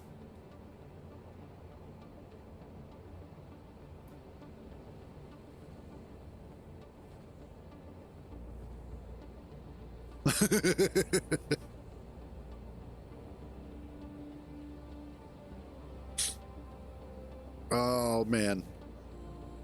The problem with Cthulhu being our Lord and Savior, and while I don't necessarily argue with this, but the problem with Cthulhu is that he kind of uses death a whole lot as salvation. Now, I'm not saying that any other god is going to be better than that. However, if I had to choose a god to be my Lord and Savior, I think Tyrion's god of tits and wine is the much better choice. So, just putting that out there. The god of tits and wine, right there. That's my go-to. All hail Tyrion, yeah. At least season 1 through 7 Tyrion. Well, season 1 through 6. Parts of season 7. Funny you should mention that. Not the first time that mental image has appeared. Honestly, considering how many times I play female characters in video games, I think everybody should be seeing me that way. In fact, maybe that's what I should do for one of my streams, is just go ahead and get, like, borrow my sister's bra or something and then just pat it out and just that way sit here with this big old rack. See how long it takes. See how many people wind up subscribing for that one. That one would be entertaining. We could call it the great cruise tit stream. VTuber. No, I wouldn't want to do a VTuber. I mean, I would do a VTuber, but I wouldn't want to be a VTuber. Well, that would be hilarious. I am on board for that. Hell yes. Okay, so here's a funny thing. That game Stellar Blade that released on PC recently, and of course console earlier, there have been a certain subset of individuals. Hey, that's a good way to do it. But there have been a certain subset of individuals who are upset with the Stellar Blade because of its depiction of the female form. And they're like, this is just misogyny, this is just for the male gaze, this is sexist, and all this stuff. And I'm really annoyed at the fact, and honestly, I'm gonna go ahead and be one of those people who's annoyed on behalf or offended on behalf of another group of people. But why do these motherfuckers keep forgetting about lesbians? That's literally the first letter in LGBTQ plus IA or whatever the fuck it is these days. They keep forgetting that lesbians exist, and lesbians like looking at good-looking women too. Lesbians also are attracted to women. So why is it that as soon as there's an attractive woman, the only thing that those people ever think about is, oh, it's just for the men? There are women who like looking at him. Seriously, think about the lesbians. poor lesbians out there without their personal eye candy, because some poor guy out there bitched about the fact that there's too many beautiful women, sexy, scantily clad women in video games. And so they've been making all of the women ugly, and now all these lesbians are like, well, shit, what am I going to look at now? Oh, man. We got to think about the lesbians. That's the one thing that straight men and gay women have in common, and there is...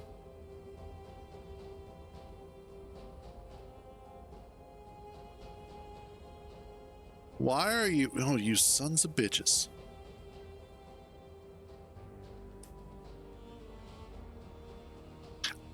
Amen to that, JD. Amen to that. Seriously? What are you...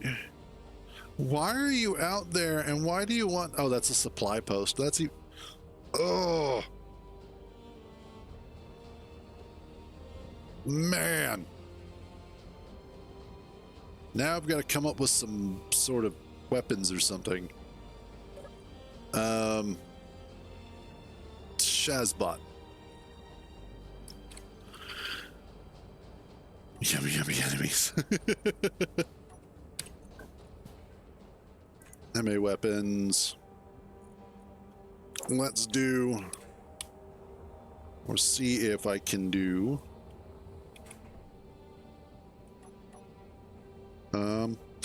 1, 2, 3, 4, 5.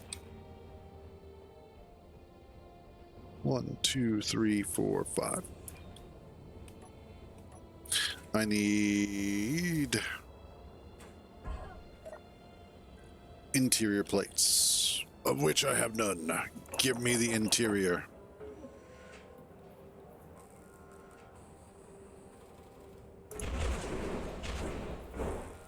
Motherfucker! Son of a bitch! No! No! No! Stop shooting! Stop shooting! Oh my god, no! Oh god, there's so many of them! Oh no! No!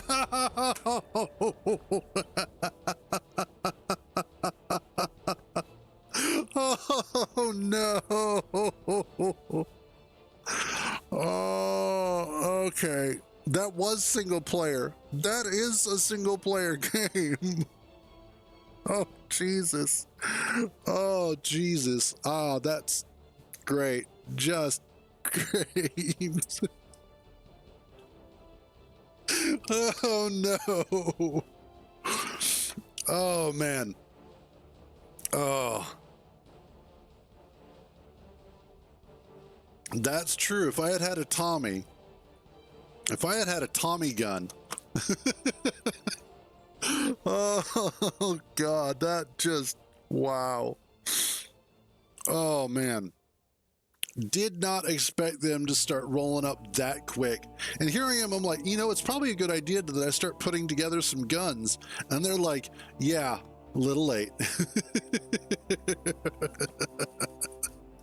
You're welcome, Matt. Oh, shit. Okay. Oh, man. Let's... How far away am I from where I was?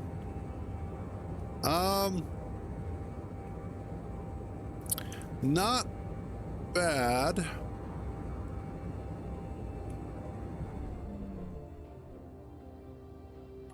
Let's see, what are we looking at?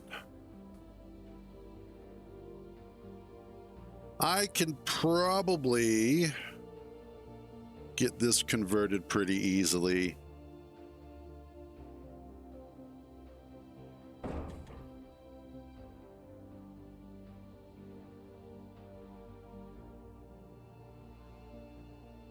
I know, right? Sometimes I think women are infinitely more perverted than us guys. Shit, I don't even have my good tools anymore. Damn. Oof, that sucks. Character tools. I need... Wow, that, and that. No, your Roomba is not moving around. It actually was attempting to connect to the base to recharge, and it did not actually recharge. So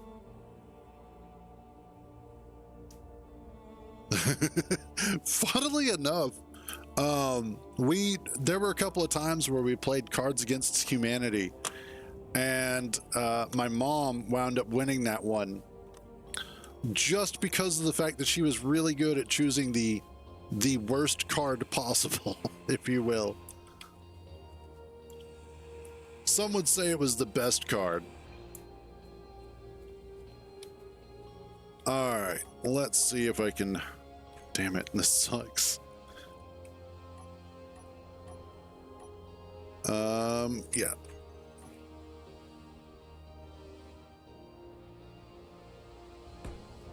I need you. You. You and you.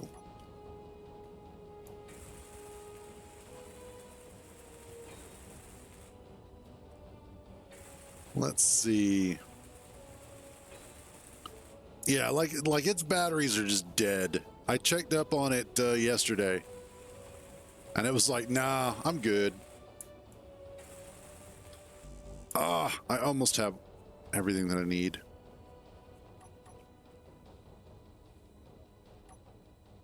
That one took a little bit of a beating.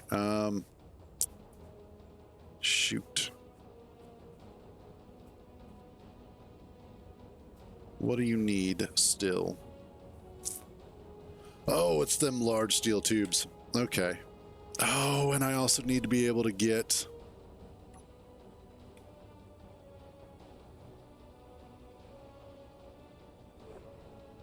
Damn. This is going to be a little bit difficult since I don't have a gyroscope on here.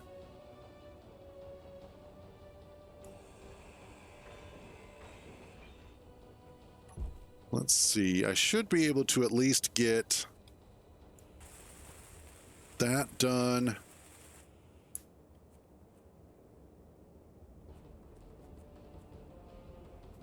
Okay.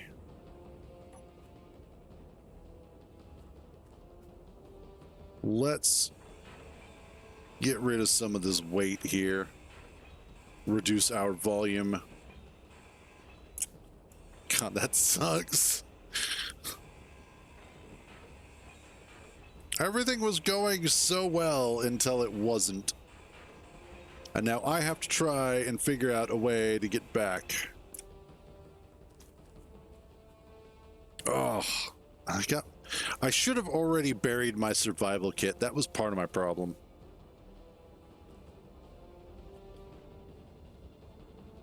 Let's see. I don't need... Well, let's keep those intact for now. Grab you.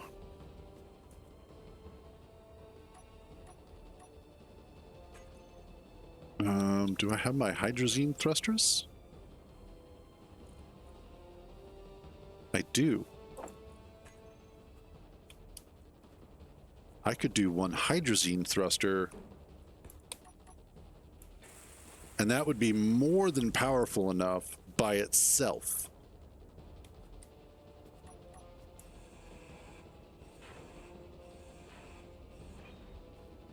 All right, let's get rid of you and you.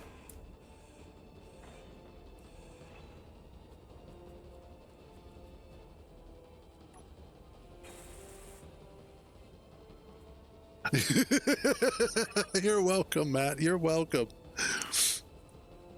You absolutely 100% are welcome. Like, these thrusters are some of the best thrusters ever invented. All right. I need... Oh, yeah. I need to get...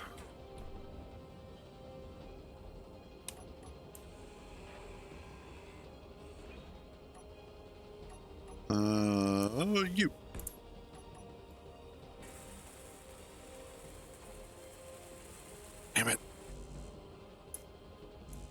I almost have enough for it.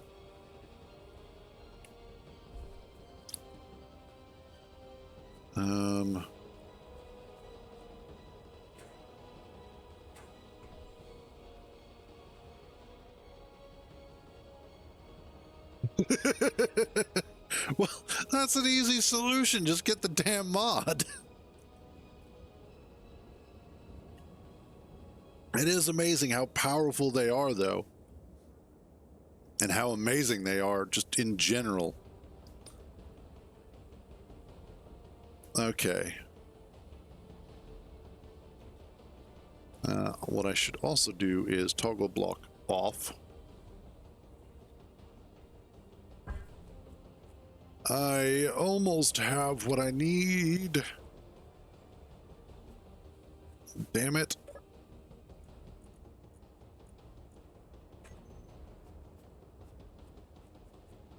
Man, that still irritates me. Like, I was so close to starting to get a decent base, and then all of a sudden, nope. Here's something 3 kilometers away. You're fucked. Okay. I got distracted by all that conversation about politics and bullshit. That was my issue. that's you get used to playing a certain way, and so when that way changes to something different and then you go back to the old way, it feels weird. You're like, wait a minute, this is a thing? I can do this? Yeah, you can. Okay, seriously, I need an unknown signal to show up. And more specifically, I need one to show up that is... I wonder.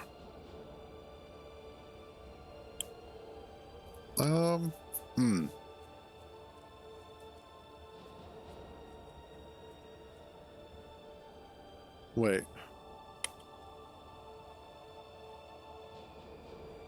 That should have had 4. That's 1, 2, 3, 4. How am I missing...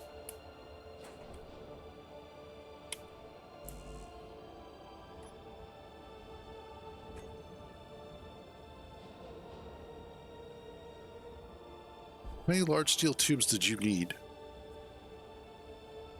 Not that. That. Oh! Yeah, okay, that's why.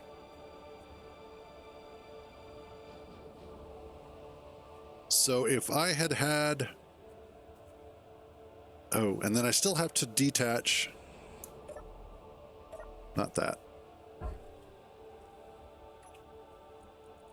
Pull these out.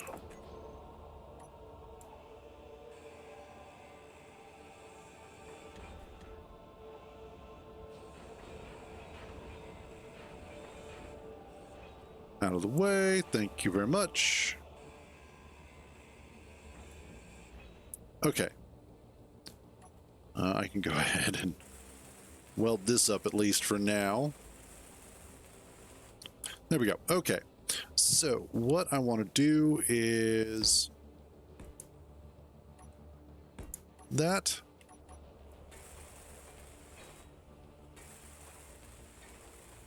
Well, initially I had just gone flying around. And ordinarily, I don't have to worry too much about things attacking me so early. But apparently today is just one of those days where that's not the way it's going to go. There it is.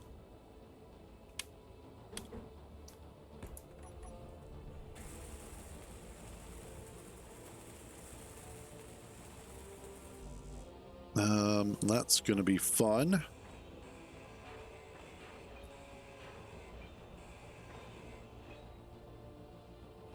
And of course, you're 4 minutes out.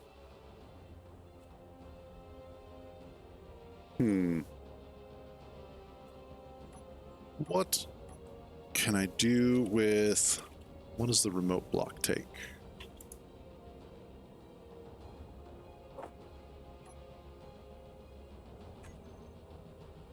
Okay. We'll get rid of this. We'll go back to a passenger seat.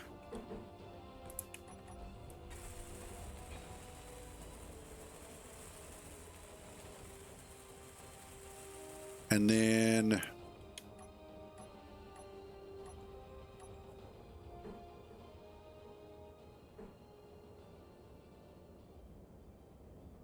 I need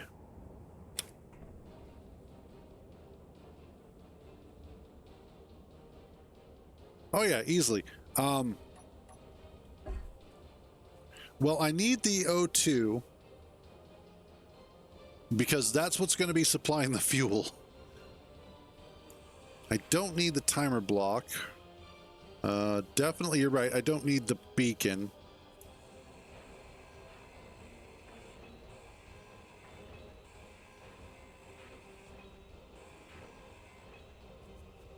This is in my way. I should be able to grind that down.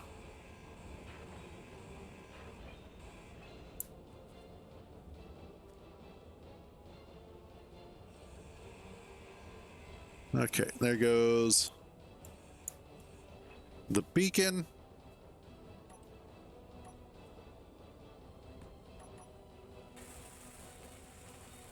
And there we go. Now the only thing that I need is I need 2 more computers and a large steel tube so that I can try and stabilize this damn thing. Because once I get... Yeah. Oh, what do I need for a small hydrogen tank?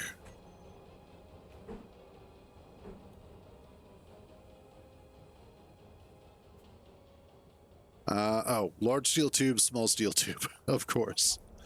Okay. And...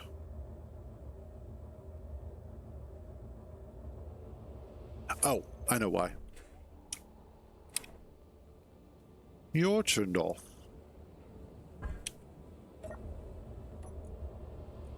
There we go.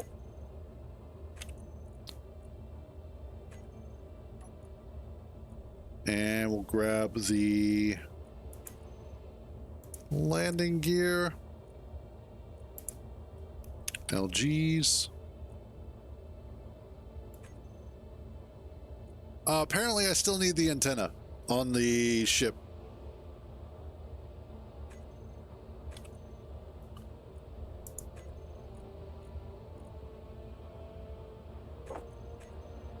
Okay.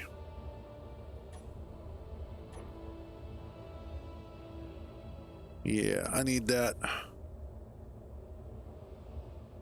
Okay, hurry up. I was going through the menu, and it still was telling me that I couldn't connect to it.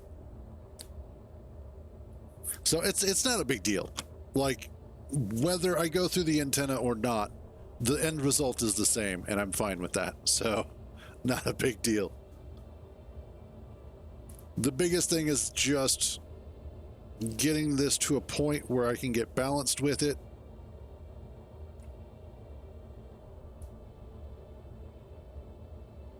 Okay. Now I just have to wait. Oh, great. And there's a habitat over there.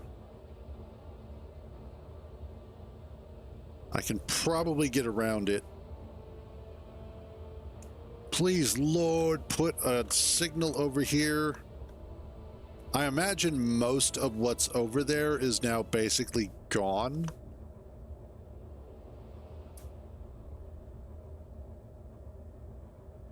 Which is a tiny little bit irritating for all of the work that I was putting into it.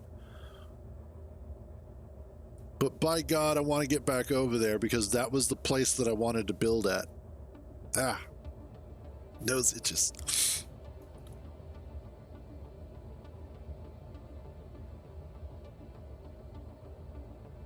So if I can get back over there, I will be happy. I wonder.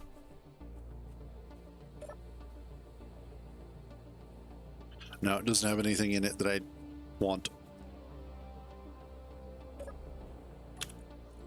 Let's do...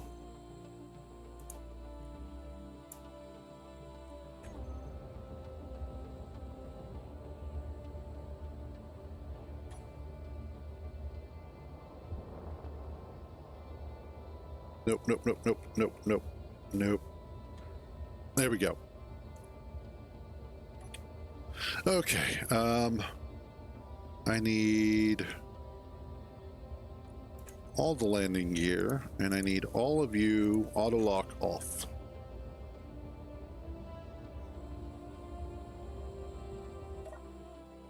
I'm barely gonna have... Like, the biggest thing that I'm worried about is just control. So let's see. If I can get another, if I can get a signal, an unknown signal that has a thruster on it, whether that's hydrogen or even one of the flat atmospheric ones, or the 4 atmospheric ones, that'll be great, because then I can go ahead and utilize that to finish working on this, get it built up, and then use this to try and get back to our original position. It should be able to fairly easily, and especially with the careful application of thrusters, since we are going to be utilizing the hydrazine thruster. And actually, if I can get some extra parts, I could probably even get a hydrogen tank on here, which will make life so much easier. Then we can try and float our way over to the other location, which would be awesome. And then from there, hopefully the other fuckheads will not be there and we can try and rebuild. However, so far we're not doing so good on our plans. So it's kind of a wait and see. Again, I want that location because it's nice, it's beautiful, and aside from some unruly neighbors, it's actually not a bad place to be. The problem is that I did not create defenses fast enough. I should have, instead of doing what I normally do, which is build big and then hope for the best, I should have built small initially, get it defended, and in that way, if I got attacked, I could defend that small base first, rather than having to worry about the big base being the problem. God, but I hate it when the bottom of my foot itches. Like, what the hell's up with that? So right now, what I'm worried about is just getting a damned unknown signal to drop.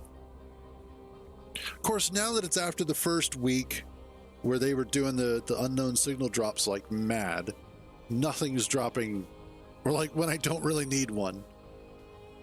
Intensity, blink interval. Nope, nope, nope, nope, nope. Other way. There we go. Get you to stop blinking. Blinking Park. Okay. And if I had the capability of actually attacking one of these outposts successfully, I would. But I know that I would probably get torn to pieces. The habitat, though, I don't know. Maybe? Potentially I'd be able to do it. Kind of hard to say one way or the other. I know one way to find out.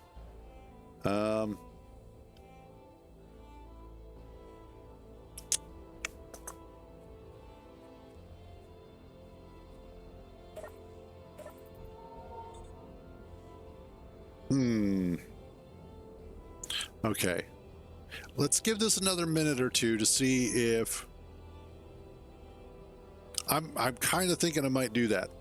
But I want to give this another second or two to see if we get an unknown signal to drop, because I'd rather get it to drop closer to the respawn pod than, you know, when I'm over here trying to take out a habitat. So if the unknown signal drops within the next minute or two, we'll go ahead and tackle that. And if it doesn't, then I'll go ahead and see about checking out the habitat and what it might have in store for us. The fact that it's 8 kilometers away, almost 9 kilometers away, or 8.5, I should say, is a little bit of a pain in the ass, but not terrible. And then the only other thing is then making sure that I have the weapons necessary on hand to maybe, like, if it's got interior turrets guarding it, which I doubt it will, but to be able to, like, take those out. Can I also do...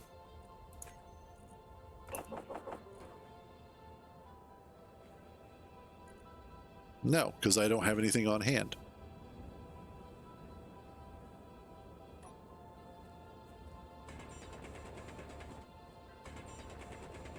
I guess let's pick up a little bit of dirt.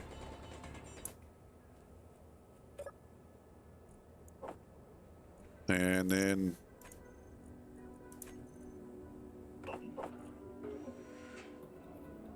we'll just do that real quick. And then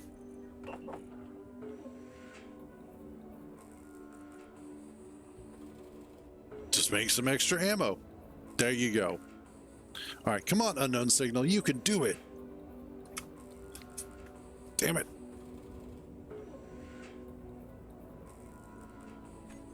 All right, that should be enough. The other problem is that I have, like, just a lot of other stuff on hand. Let's do...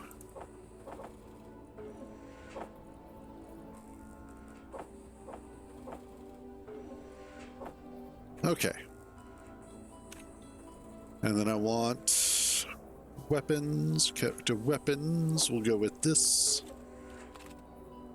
Awesome. Grab some more ammo. All right. Let's try this out, and we'll take a look to see what this is going to look like.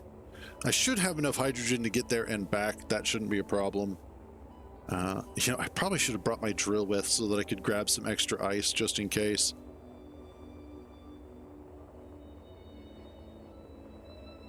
And actually, I should respawn with my tools, so I should have brought them with anyway.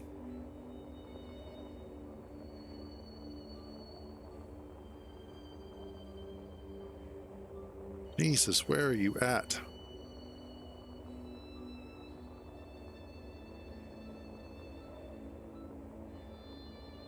I think it's down here in this ravine.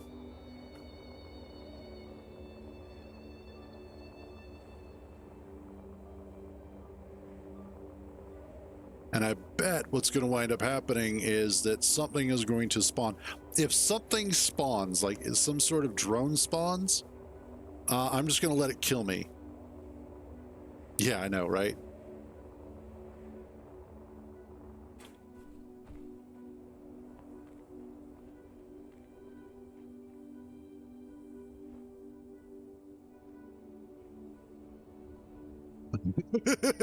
There you go.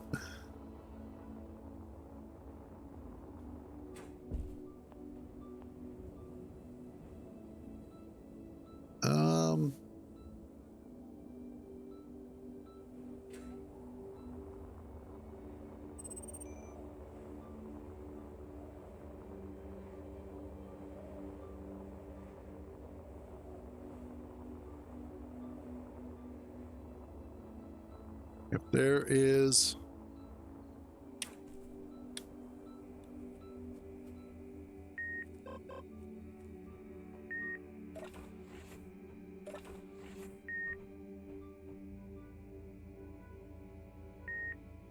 Well,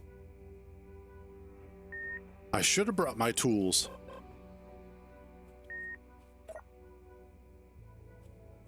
What are you? Store. Access denied.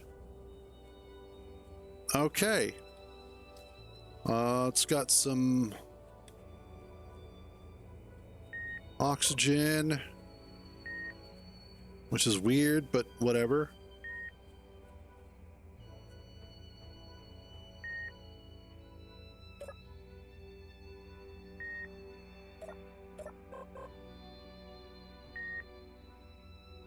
Not sure what that just... Oh, corner lights. Okay. That was the air vent. And that's the antenna. Okay.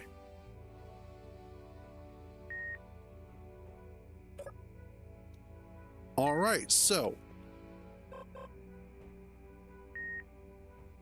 Yeah, all I have to do is take out that, and basically I get the base. All right, so let's go back.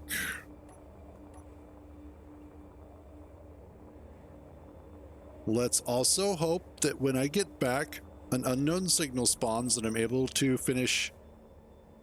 You suck, dick.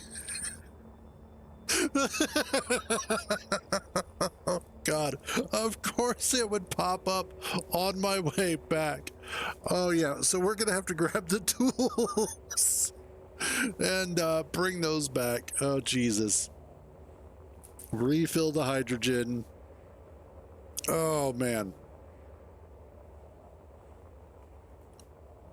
And let's hope it's the kind that I need. At the very least, I might be able to borrow some stuff from the base to finish up the respawn pod so that I can bring that over and at least have temporary shelter to work from as we try and make our way. That's going to be our goal, is trying to make our way back to our original location. I just feel like that's going to be the thing. Oh, man. Just gotta love space engineers, don't you? Anytime that you think you're getting ahead, space engineers, and Clang specifically, is like, by the way... Exactly. All right.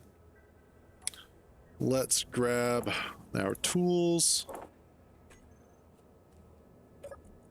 Drop off our bottle for a second. There we go. Let's go hit up. Oh, man. Yep. You know, I'm actually glad I decided not to play on the server and to do the single player game.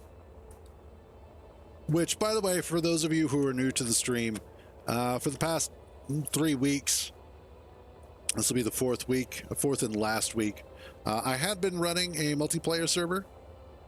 And we had been playing on it. It had some issues, though, and it's had multiple issues over the past few weeks. And yesterday I had played on it. Today I was thinking about it, but decided, you know what? I'm going to play the single-player save instead. I just feel more in line with what I want to do. And I am glad I made that decision, because so far... we've had a really good conversation about mostly U.S. politics, but world politics in general. And then on top of that, some of you guys got to watch me get exploded, and the base got to exploded. And yeah, so there's been some of that too. So everybody's gotten a little bit of something today. Oh, yes. Oh, today, good day. Today, very good day. Yes, I want to claim this one. Yeah. Scrap. And we are temporarily... trash. Suspend.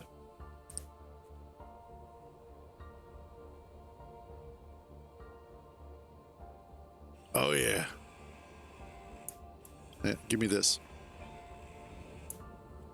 Okay. Yeah, That's gonna, yep, okay. Respawn pod, where, other way, there we go, this way. I should have enough to finish everything, and then I can bring the respawn pod over here to get the rest. Then we go to the little base, we take that shit over, and then we should be able to have a good start from there. Hopefully. Please, Lord Clang, work with me here a little bit. That is the best possible outcome I could have had, because that large thruster has so many parts to it, so many resources to it, that is, yeah, essentially getting me lined up for success. Now, the rest of it requires me to not suck. That one's a little more iffy, but so far, we should be okay. Oh, man. Just gotta love this game so much.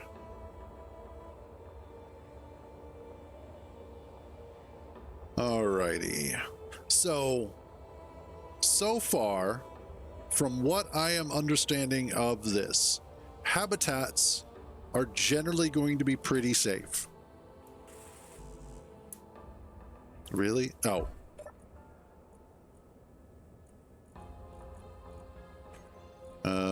Two computers.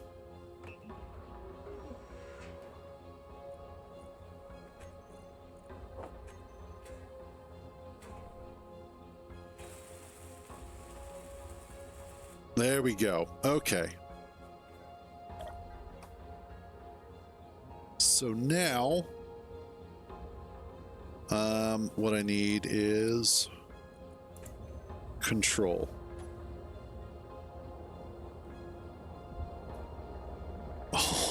Oh, yes. Back.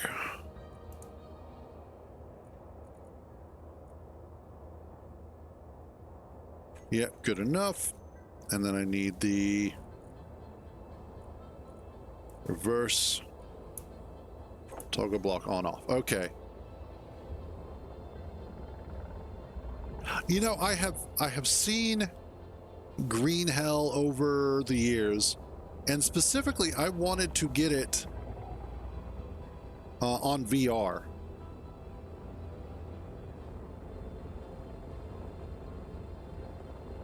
Because of the fact that it looked interesting.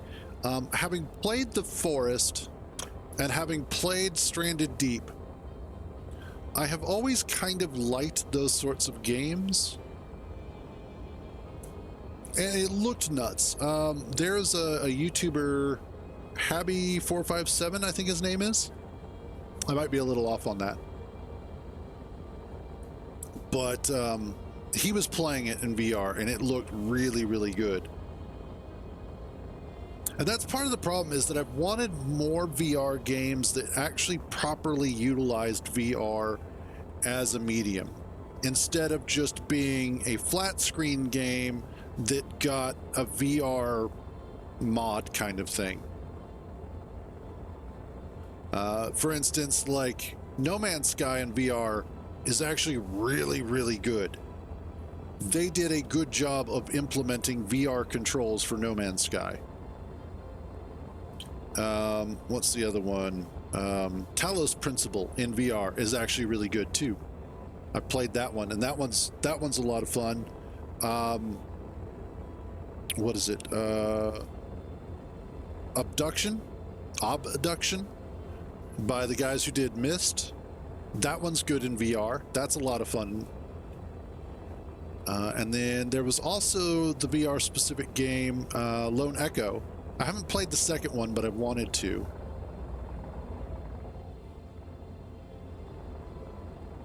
But those are really good.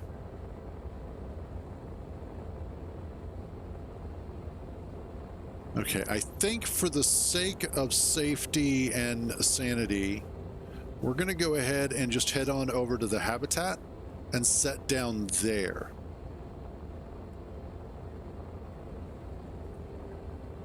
How much ice do I have? Oh, we're doing fine on ice right now. I haven't played Stormlands. I wanted to, but I haven't. I think my favorite VR game, period, though, has been Echo Arena, which is no longer, well, it's up and running, but it's no longer up and running the way it originally was.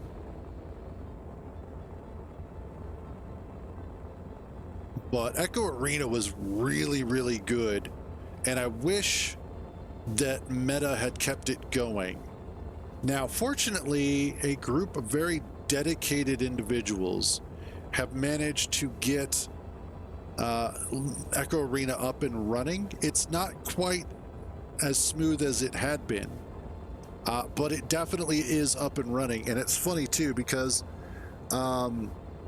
the chief financial, was it the CFO or CTO for Meta, was all like, well, you know, we can't go ahead and just release it into the wild because so much of it is tied directly into Facebook and blah, blah, blah. Turns out that was a load of bullshit, and they very definitely could have. So, unfortunately, and they killed a game that was going to continue to make them money, but it wasn't making them enough money, and it wasn't the direction that they wanted to go in. And so they decided that they were just going to go ahead and kill it because, you know, why keep it around? Which is a shame because it's so good. So good.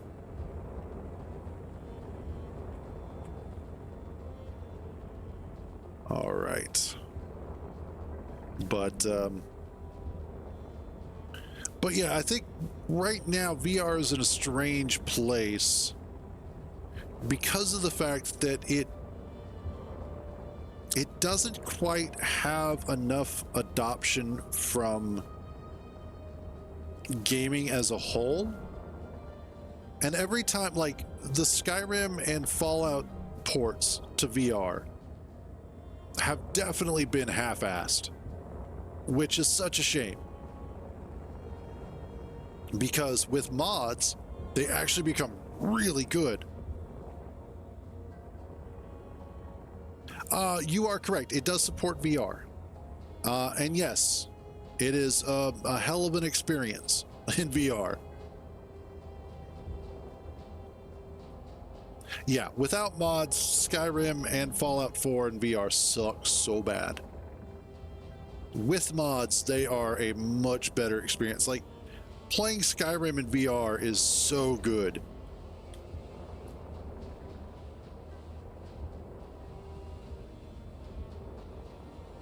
And it's one of those missed opportunities. I think Cyberpunk would also be incredibly good in VR. I don't like Fallout VR either. I don't know. It's just not Fallout 4. I've played a lot of it. I've put a lot of hours into it, but I've never truly liked it. I've never fully enjoyed Fallout 4 as much as like Fallout 3, Fallout New Vegas, and, you know, all of the Elder Scrolls games. Okay, let's take care of you.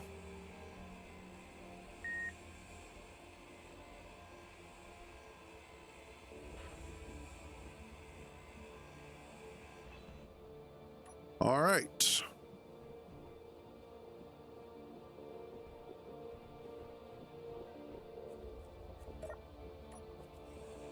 Inventory full. That's fine. Awesome. Is this mine now? No.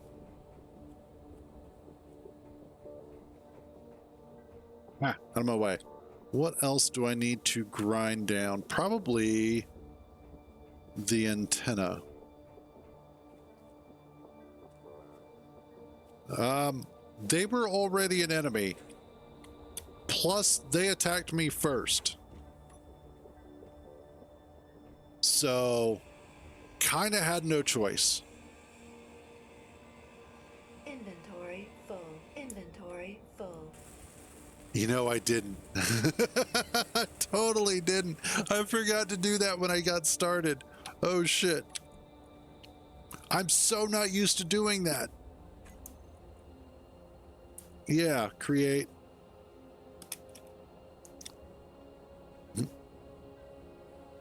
Oops, name. My mistake. There we go. Man, I totally could have not gotten shot. Damn it. Well, it's always cruise against the rest of the world. Oh, man. Yep, the store works. Oh, although really I was just trying to take over the base. Because I needed a base, but this will work.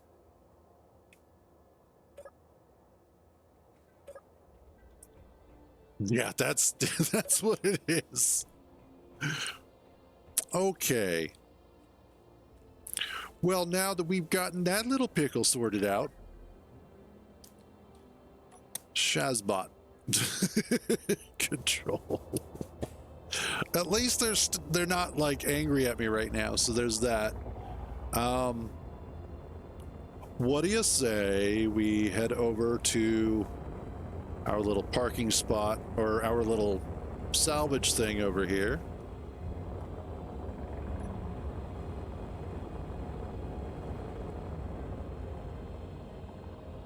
Okay. Let's go pick up the rest of this scrap. What I'll see about doing is potentially getting like a medium cargo container put on here.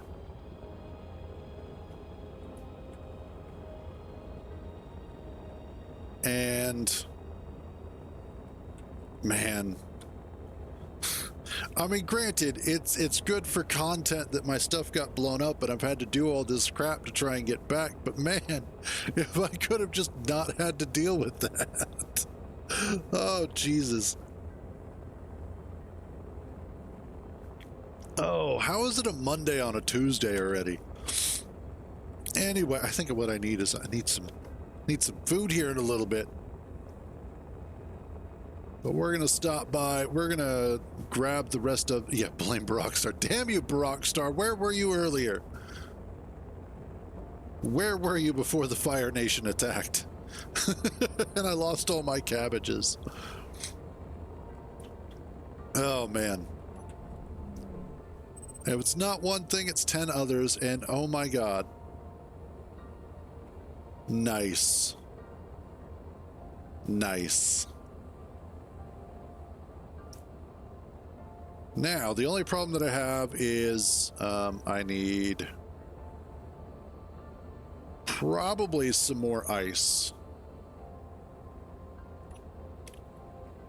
Yeah, because we're a little bit low on ice.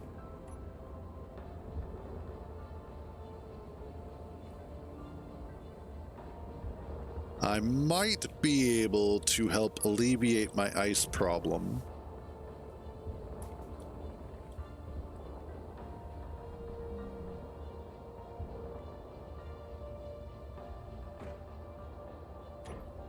There we go. I might be able to alleviate some of my ice problem if I add some additional atmospheric thrusters to this.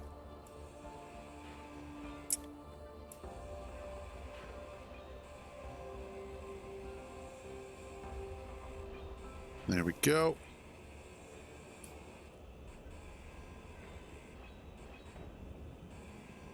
Give me that.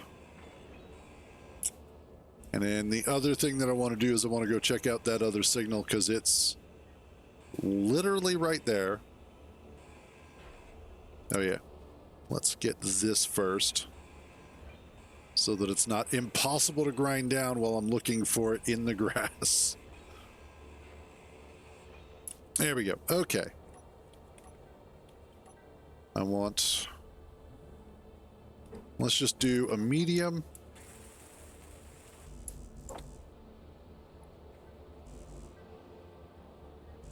Really?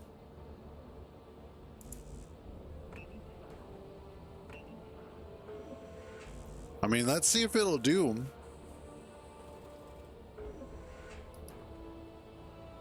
Okay, while you're doing that, let's go hit up this thing.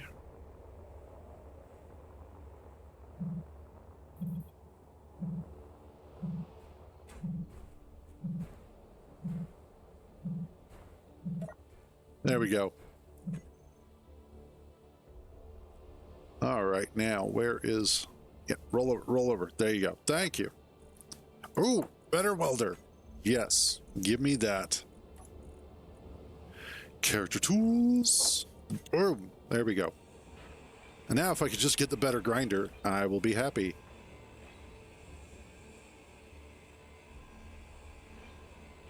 Nice. And you know what sucks is this one actually has a gyroscope on it, which would have been perfect for when we were trying to put a gyroscope on the actual survival kit on the respawn pod.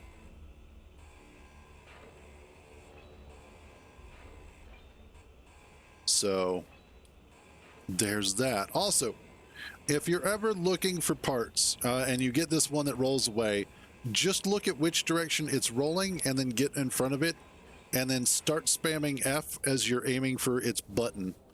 And you should be able to deactivate it that way. You don't have to shoot it or anything, just...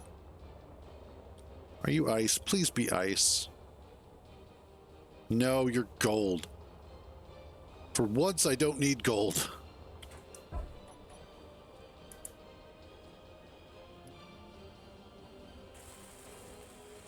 All right, good enough.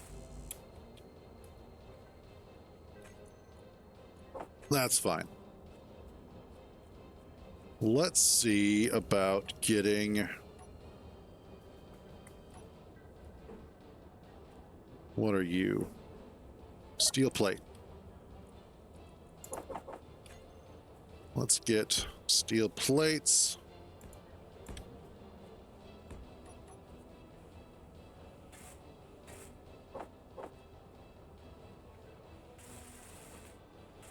Oh, really? Metal grids? Of course. Also, GPS, scrap, delete. Let's turn our trash removal back on.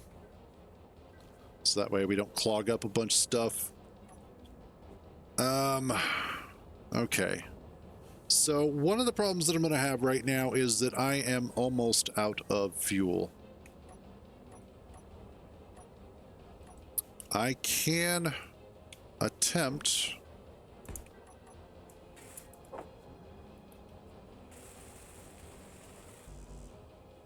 What if I do it that way?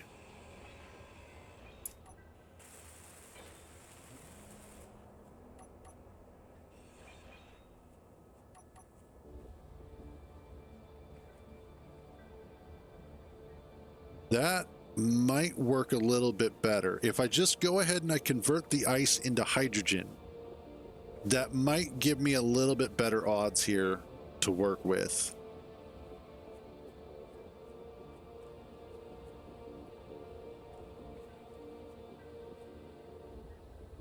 Yes. It's not a lot, but I can use it to refill my hydrogen at least.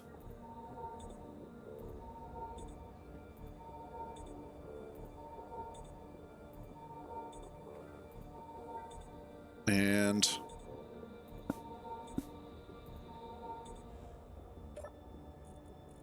drop you in there. Oh no, you're not going to refill. Well, fine. Screw you. Nobody cares anyway. That's why you didn't get invited to the Christmas party. Okay, so we have 4.7%. Oof. Let's do a quick bit of recon. in the direction that we want to head in.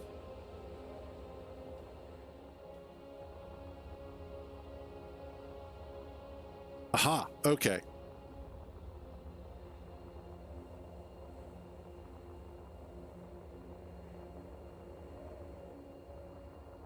All right, so good news is that direction is where we have ice.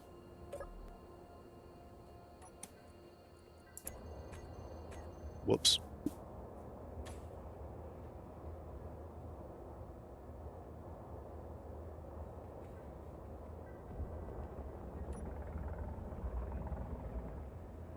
I don't have a whole bunch of fuel, so I'm just going to try and get this a little bit closer. Ah. If I can get it closer, we should be good. Ooh. Once I hit 1%, I'm going to go ahead and set her down. Because once I run out, there's like this thing is not going to be flying anywhere, and I don't feel like crashing it. Okay. Yeah, I think that's about as far as we're going to get off of that.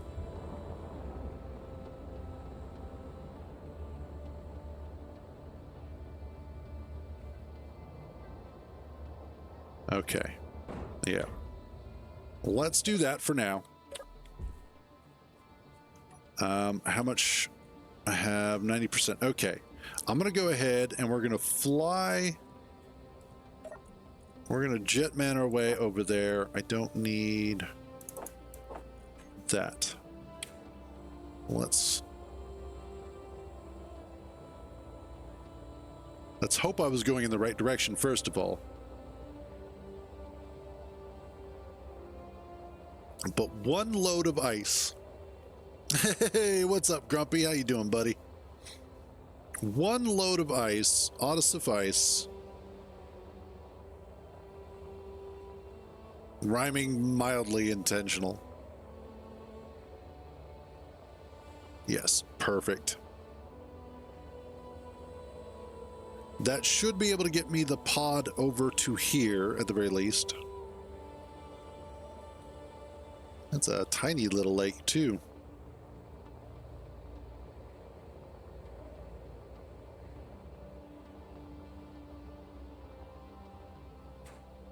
Okay. GPS Ice Lake 1.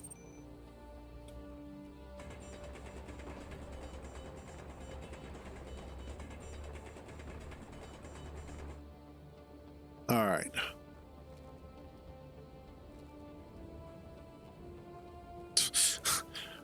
I meant to hit X, accidentally hit C instead, and I'm like, why am I not flying? Well, you see, what had happened was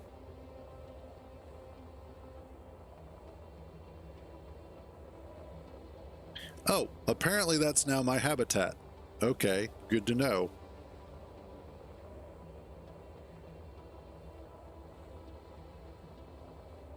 At least the antenna is mine.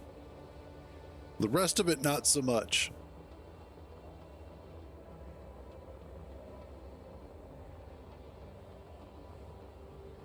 But that's okay. Oh, I hate it when it does that. When it decides for a second, it's like, you know what? We're just going to have a little hiccup. No, no, you're not. Not while I'm flying like this.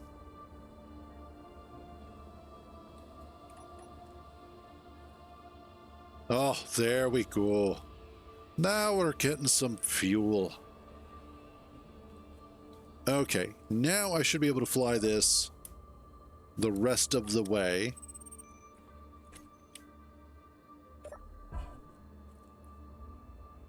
Oh, unknown heat signature. Okay. It's like, please be an unknown signal. Please. Oh, because the ice. We're not happy with that. But we'll make do.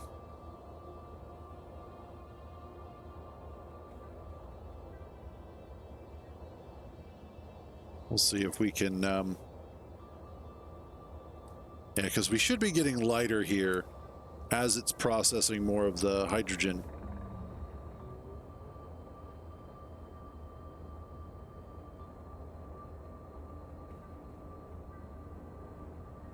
I just need to be able to clear this stuff here, and we should be good.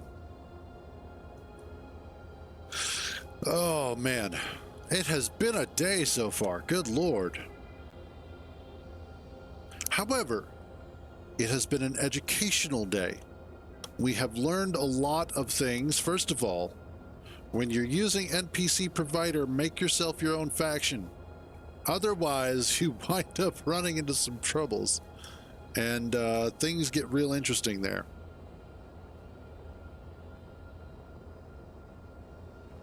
Also,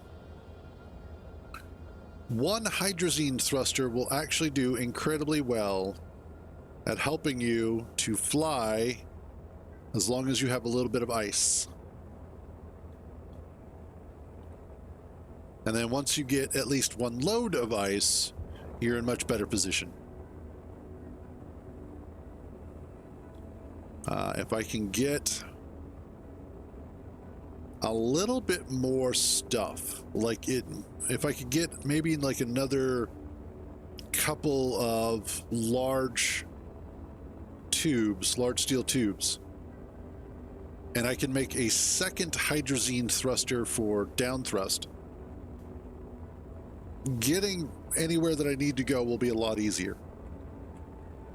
Because at that point, the only thing that I'm doing is expending a little bit of energy for the O2H2 generator, which currently we've got 7 hours worth of time on.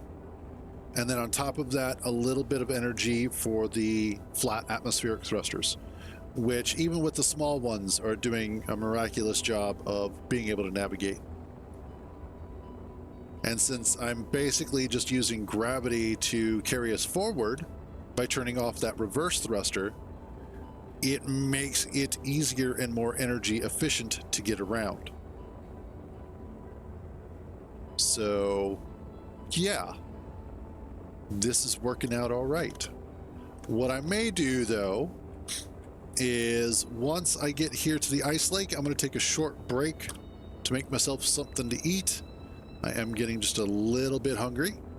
And then when I get back, we'll see if maybe we get a decent corp freighter. Okay. We'll see if we can get a decent unknown signal to have dropped. And if it has enough goodies on it where I can try and get what I need made, and we can try and get back to our original location. As it stands, I should be able to already, just because, yeah, it is going to be hot. Just because of the fact that we should have enough fuel to make the trip at the very least.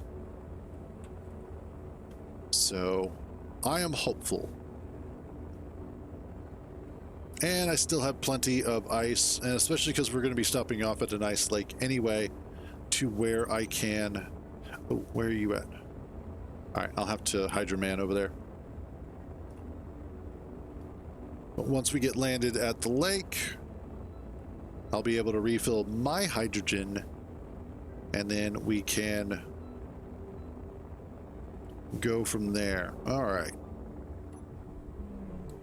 Let's start slowing down a little bit.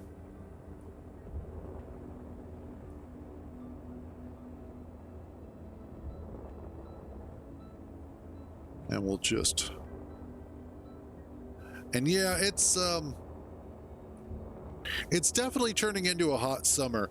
If the end of June and beginning of July is going to be like this, it's going to be interesting as to the way that, you know, once we get into August is going to be. But it also means, like, what is the hurricane season going to be like?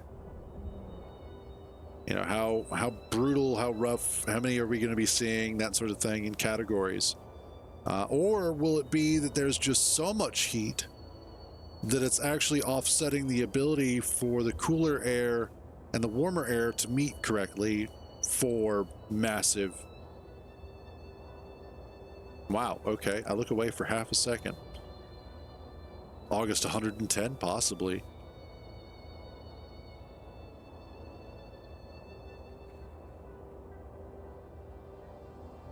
All right. Really, what's causing all of this are all those crypto miners. That is entirely plausible, Rockstar. Oh yeah, let's refill my hydrogen.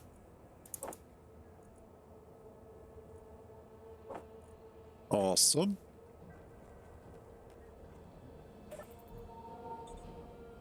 All right, now let's go get this. Now it's also been interesting too. Kind of a new start. Kind of. It's a newer solo play, and we were working on a base earlier when I got attacked, and the two drones ripped everything apart. So this is kind of a new start. Better grinder. Alrighty then. And some nickel. I will take that. You can go away, and I will start using, and this is perfect timing.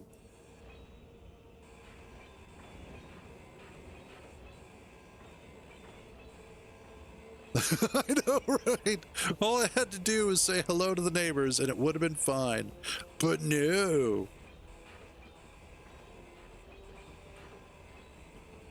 But hey, you know, it's been good drama so far. So, you know, there's that.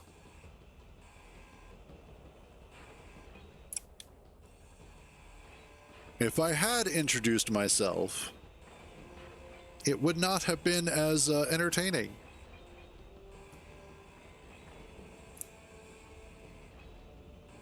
There we go. Yeah, for the content. For the algorithm.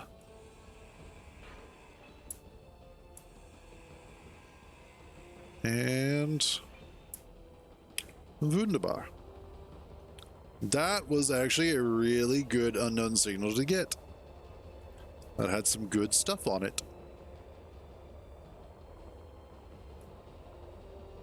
For rock and stone. Yes, basically.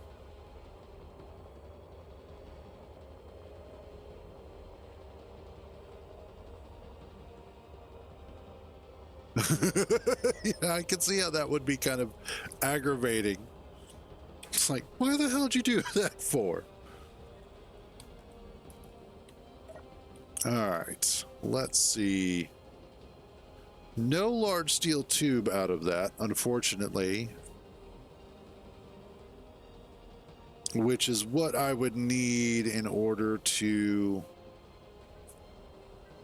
make the second hydrazine thruster. But what I can do in the interim...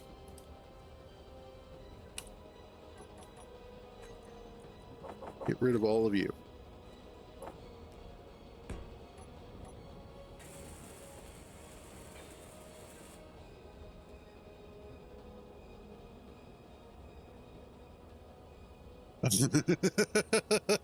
Honestly, I've been eaten by the worm, I think 2 or 3 times accidentally. Actually, twice accidentally. And I've been eaten by the worm at least 3 times on purpose. Excuse me. And part of the reason why you want to get eaten by the worm is because that's the only way to get the Tooth of Shai-Hulud.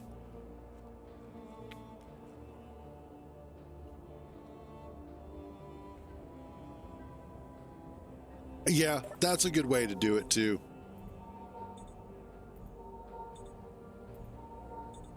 Because honestly, in most cases, you're not going to need it. And eventually what will wind up happening anyway is that your base will just erode.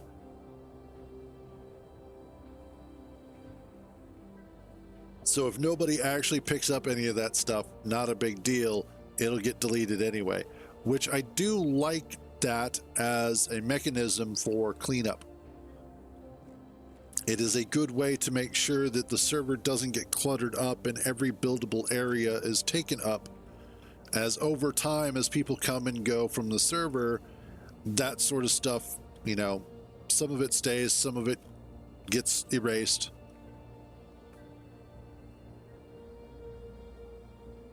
Ooh, that's even worse. Yeah, no, fair. That, yeah. But on the flip side,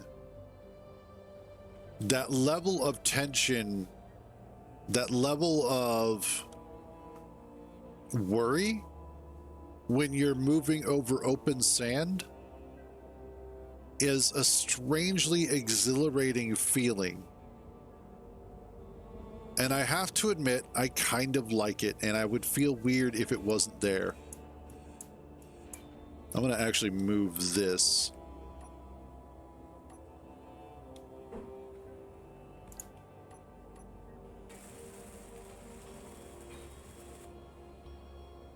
Oh, that's even... every time I get off of my vehicle, if it's the Scout Thopter or the sand bike, I immediately store it. Every time. That's a habit I got into almost automatically. And especially because you never know how long you're going to be inside somewhere. And so oftentimes you could be doing a testing station, and before you realize it, oh yeah, you got to watch out for that. But yeah, the number of times where I've gone in somewhere and then a storm shows up. Oh, that sucks. All right, yeah, okay. Valid point. And you know what? I think we should be able to just go ahead and make it to our home location.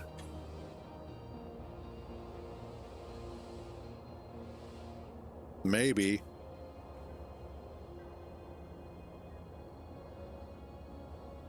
Wow, you really don't want to lift off. Okay.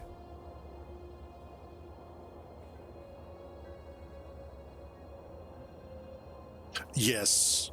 If I'm out collecting corpses, I may use the inventory, or I will use the inventory on the bike.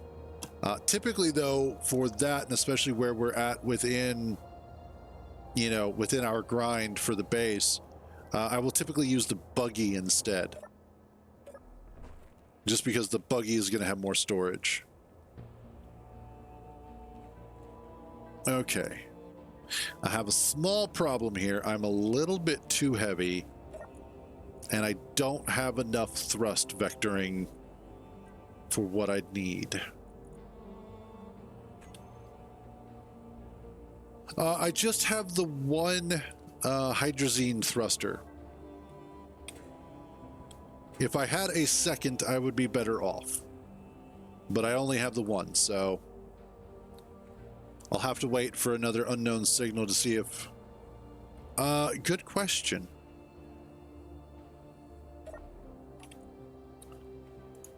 It produces 150 kilonewtons.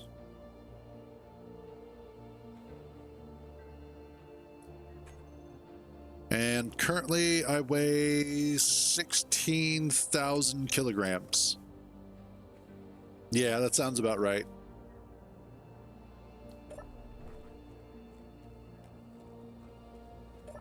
What if...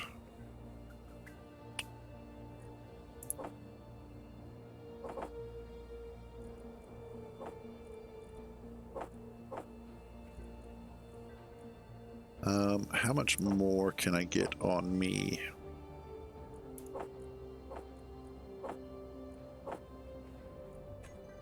Okay. Let's see if that reduces things a little. That does. All right. We will use the power of game logic. There we go. Oh, hell yeah. So, you just got to move some weight out of the ship and onto the engineer, because obviously I have a dimensional pocket that has no mass. Oh, I love game logic sometimes. Oh yeah, no, definitely. And as I use up ice for the conversion to fuel, that should be a little bit better. So I'm not too worried about that. And okay, I want to go that way.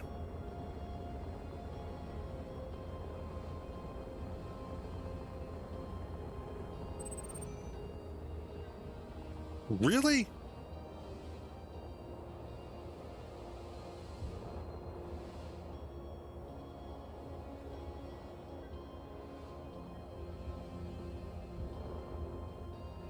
Okay, let's find out what this guy's gonna be.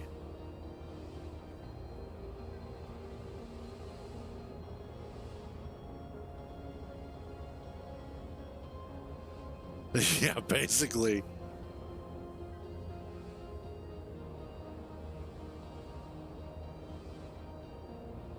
All right, let's just set this back down gently.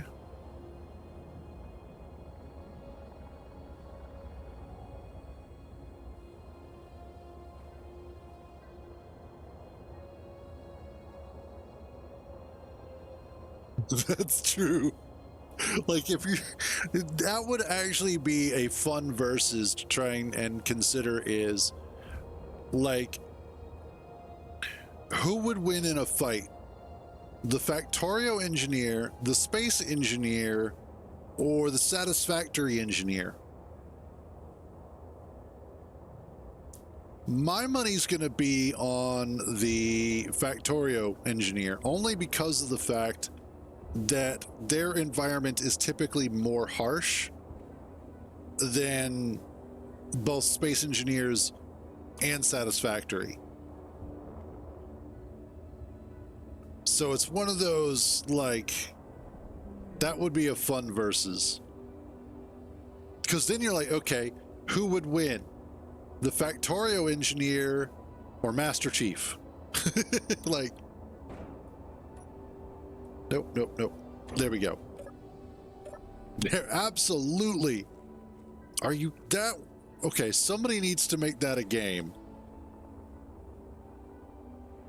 Actually, I think there is a platform or a an engine that is specifically for making fighting games. Oh, yes.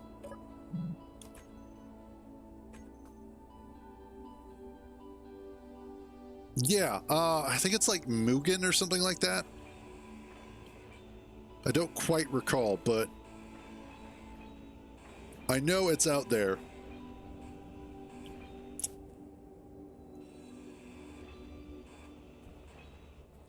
Let's just grab all of this stuff. Oh, and I probably should check in. Oh, sweet, another welder.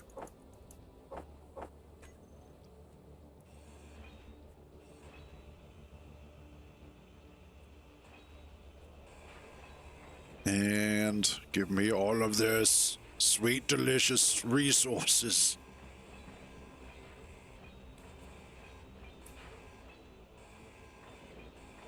Okay. No. There we go.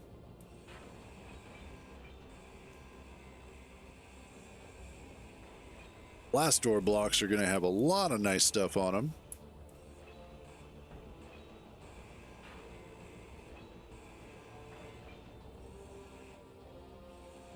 Inventory full.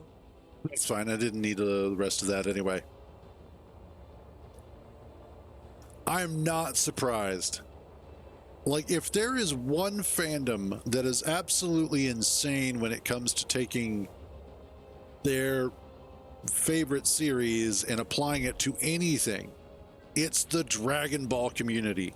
Those guys will literally add Dragon Ball to everything.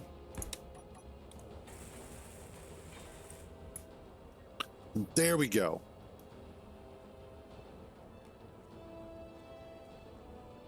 That should be what I need. Oh yeah, that's much better. Get a lot more performance out of that. That's going to be fantastic. So now we just have to... Oh man, back in the day. And you know what's funny is, for me, the anime that really got me started into anime was actually Akira.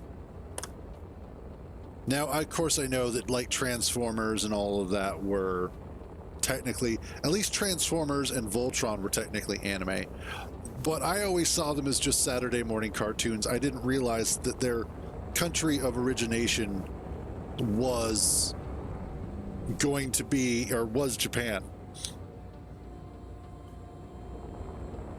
That would be cool. Actually, that would be kind of cool. But the one for me that got me into it was Akira and Ghost in the Shell.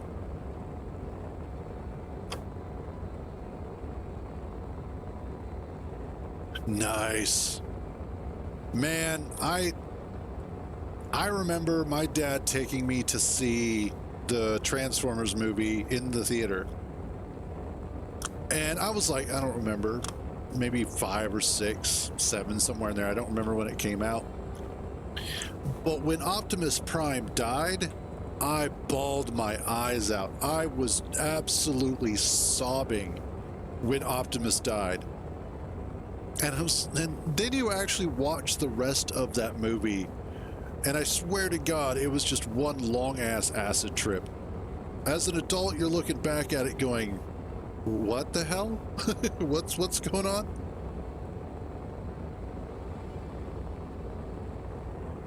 Yeah, that is absolutely Dragon Ball's biggest strength and flaw is the way that it progresses. Nice.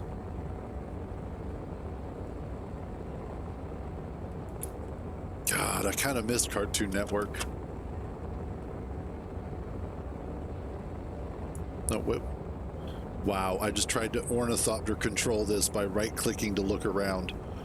Wow, Cruz, you are an idiot.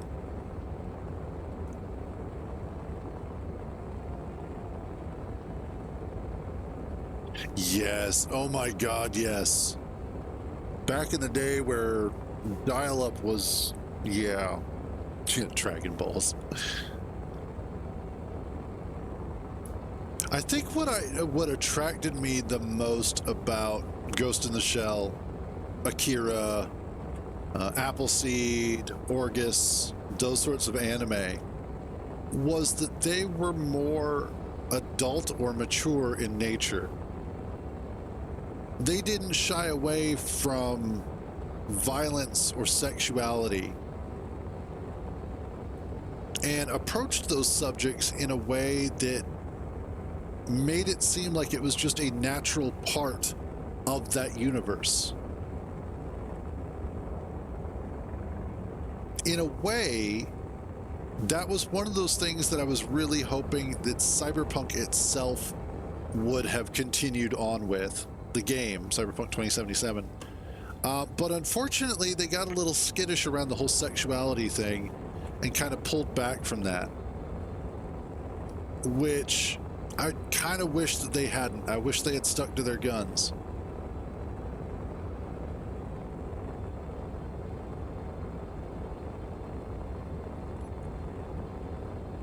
I think we might just make it back home. And then we get to see what's left. In fact, I think that's it down there. Yeah, I think that's my mountain. Maybe? Yes, that is my mountain. Because that's the ice lake that I was eyeballing. But I had the bases that were over there in the way.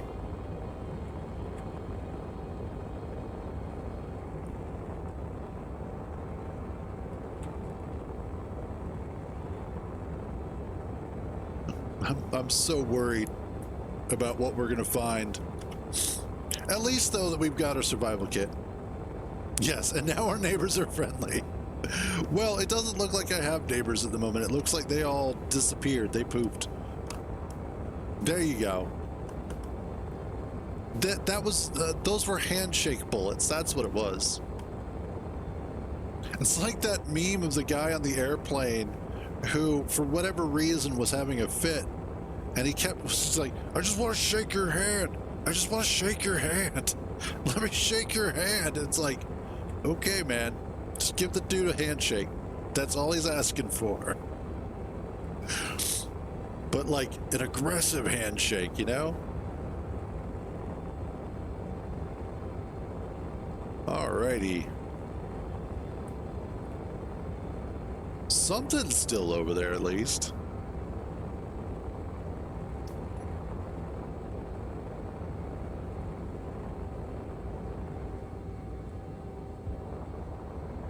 Let's start our descent into madness.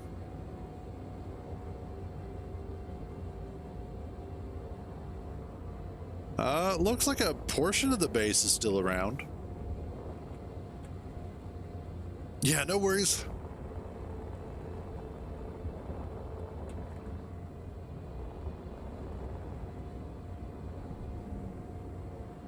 Like I said, I was actually going to be getting some food here shortly anyway, so...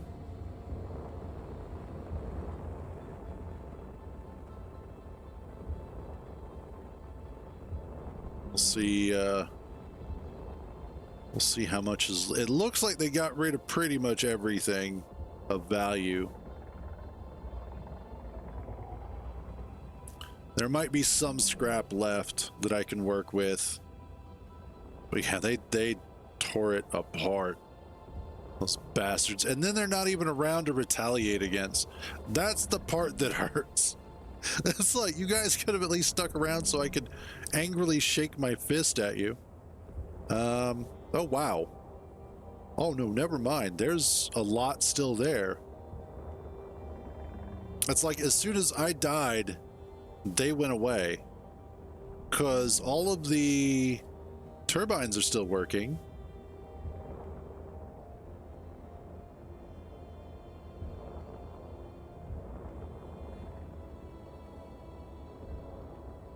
I'll be damned. Is that... Oh, wow. Okay.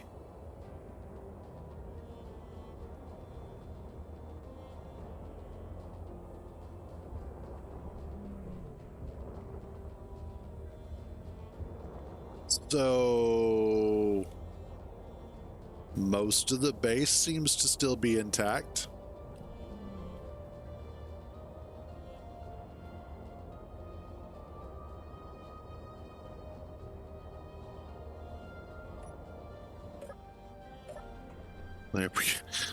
So much scrap over here, though, from where the escape pod was.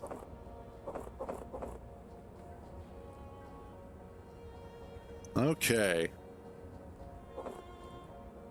And then, of course, a bunch of scrap from that. But Micro is still alive. The base is still here. They're like, oh, well, he's dead. Let's move on. All right, so really, best case scenario. All I've got to do is put some stuff back together and we're good to go. And I got to show up with some extra stuff. So... awesome. Could have been worse. Kind of felt like it was going in that direction, but we got lucky. Yeah, it was. There we go. It was our side quest. And let's... there we go. I can just kind of get everything kind of put back to right. So there was our explosions for today. Holy crap. Wow, all that work just to get back to right where we were. I'm not complaining though, honestly, because again, we got to bring back some stuff. We got some extra out of it, and it was entertaining. So there's that. I'll be damned. Looks like they put some holes in there. Something like that, Coffee. It wasn't that I pissed them off. It was just that they were aggressively saying hello, letting me know that they were in the neighborhood. That's all it was. By the way, hey, buddy, how you doing?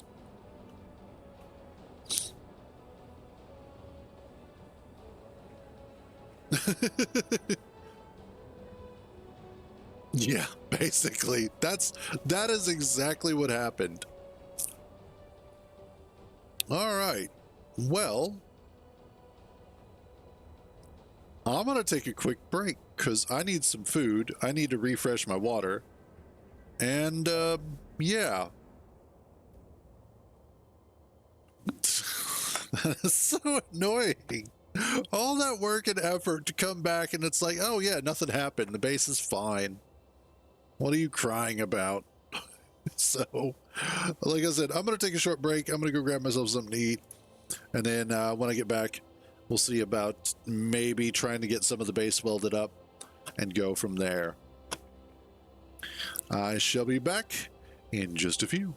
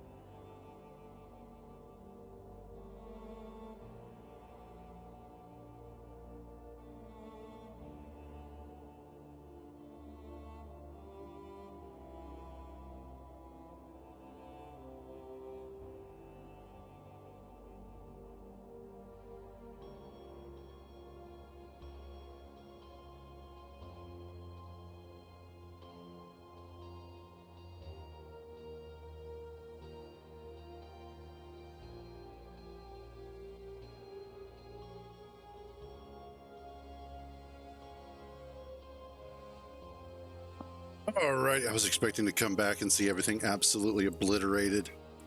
That has been my luck so far today, but no, we're good. Kind of nice. All right. So,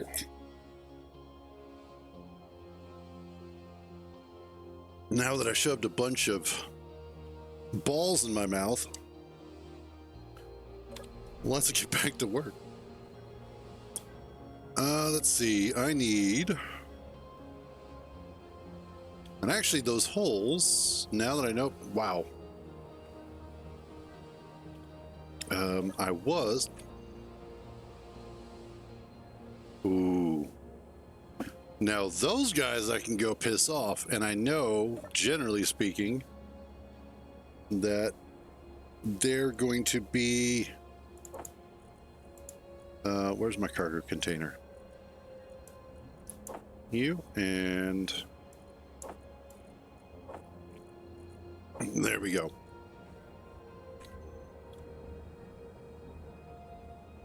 I know that the habitats are generally not going to be protected. So, what I can do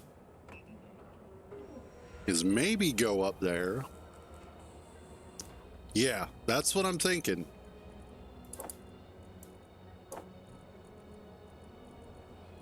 Drop you off.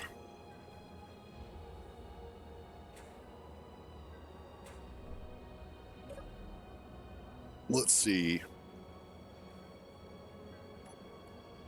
I would rather lose this ship.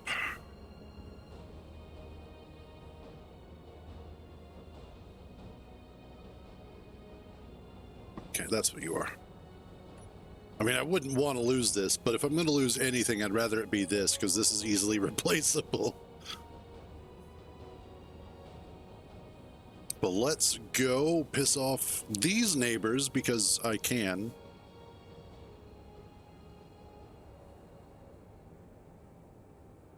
And then...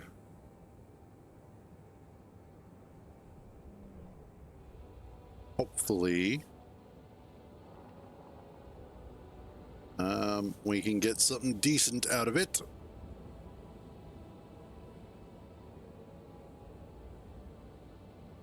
I think it's time to trim the mustache again. I was sitting there eating, and every time I would take a bite, the sides of my mustache kept going in my mouth, and I'm like, damn it, I'm trying to eat meatballs, not mustache.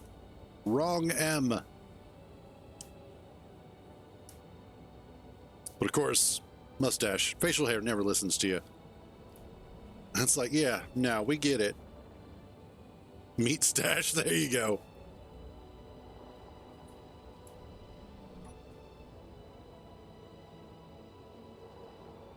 All right, space pirates. All your base are belong to me.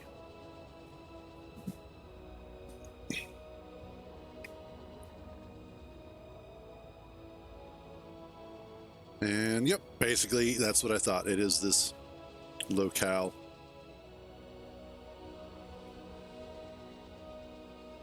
Airball. Yeah, that's what it is. Thrusters. Micro thrusters. Save. Groups. Toggle block on off.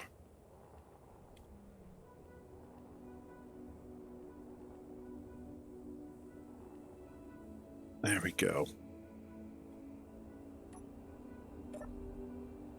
Awesome.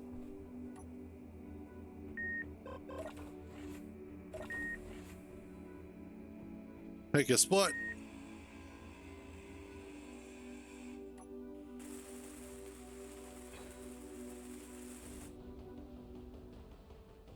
Okay, that should have taken everything over. Okay. Okay, gotcha.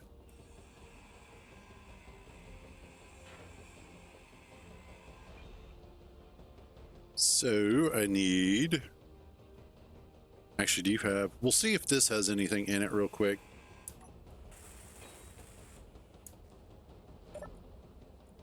All right, that's fine. Okay, I need...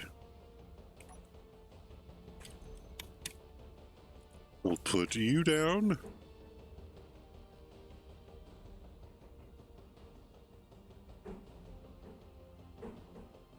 What's in that spot? Oh, the light. Okay.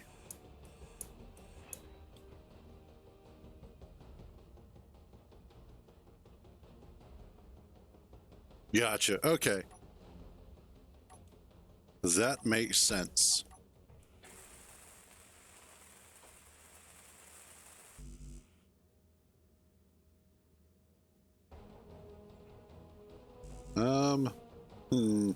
What else do you need?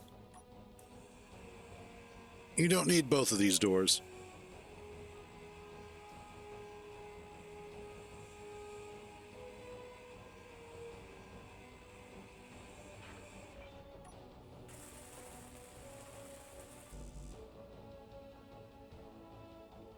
Okay. Is there...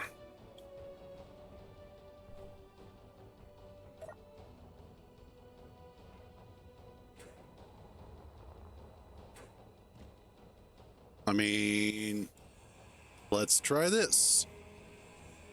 Inventory full.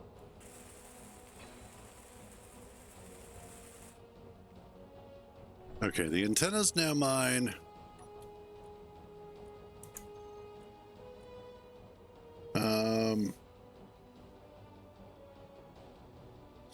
Yeah, interesting.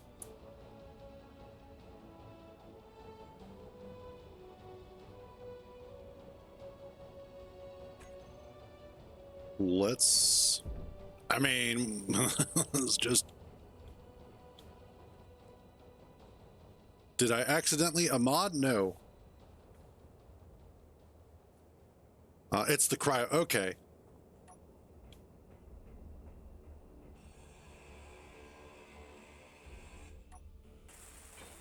Ah, you have successful. Yeah, there it goes. So it just gave me the base. Okay, good to know.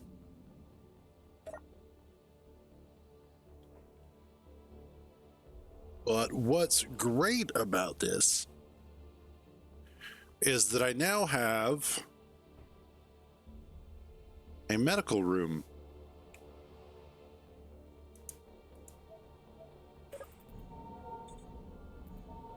Awesome.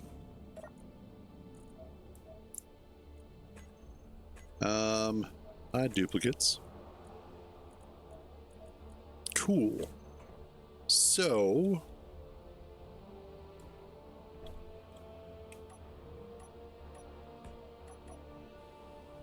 let's just put that back for now. How much will this let me and more? I would do that, wouldn't I? Sorry, I need that. Yeah, of course. Let's see how much I can shove in here. Not much. All right.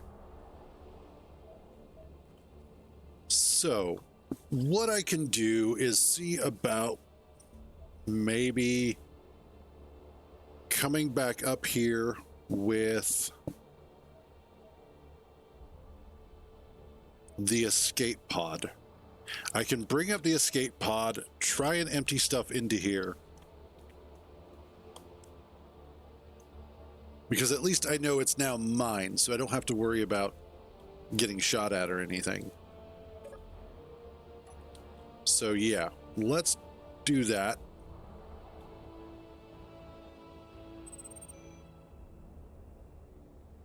And then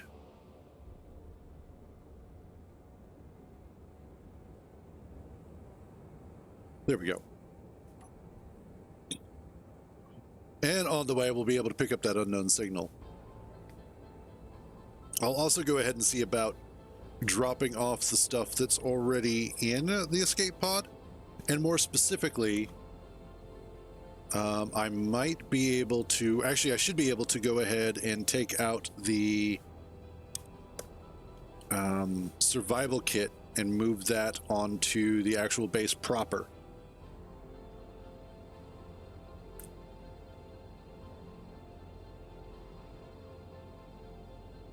And I just have to make sure that I have an armor connection to that, or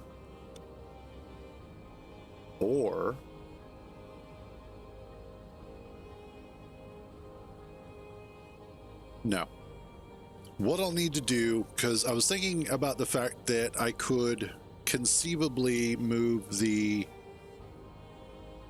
medium cargo container that I have on the rear and move that forward after I remove the survival kit. But I actually don't want to do that.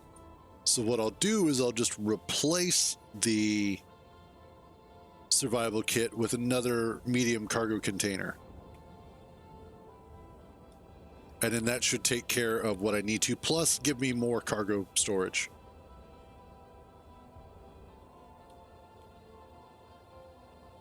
So let's get in here and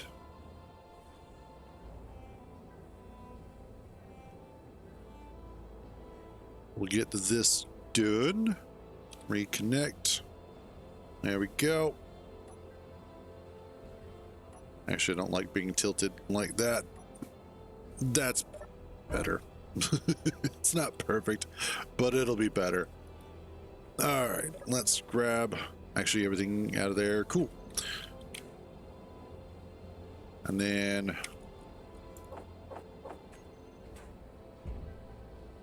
all right. Let's actually weld up one of these if possible.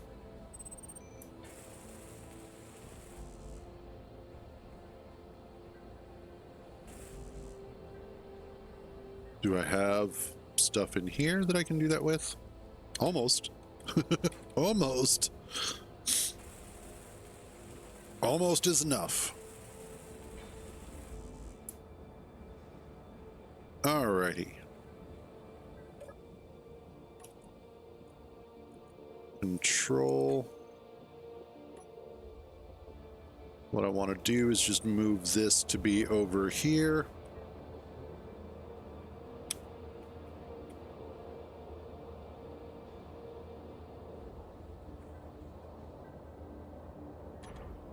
There we go. It's a little bit more of a stable platform for it to land on, and on top of that, it'll just make it nicer for the thrusters so that I'm not cooking anything. But I want to, whoops. I'm going to remove that soon anyway, just not ready to do that yet.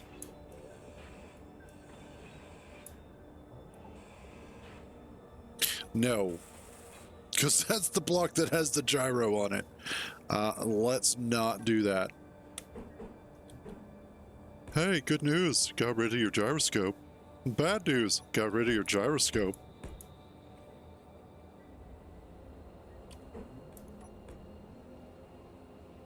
Where did that just get added?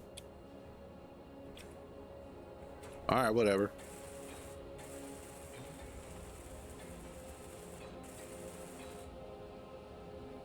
All right, there we go. So now I should be able to go ahead and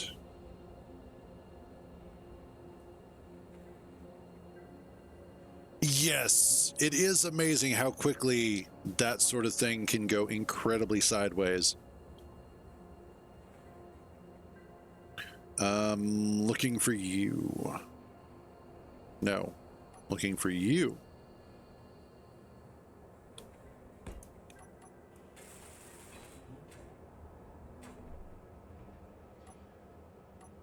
However, here's the funny thing is I figured by the time I got back here, more of this base would have been evaporated anyway. So the fact that it's not is actually kind of a blessing in a way. So I will take what I've got, and I will be happy for it. No.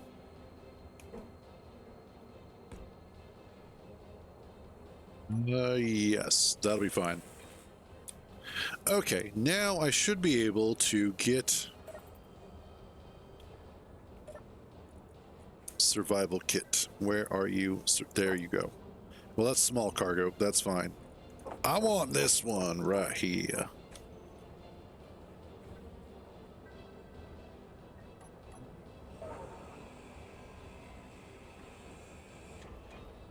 Oh, that's right. Landing gear was attached to it.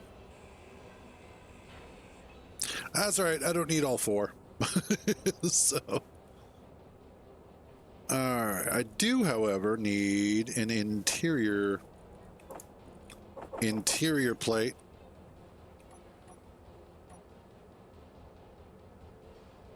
And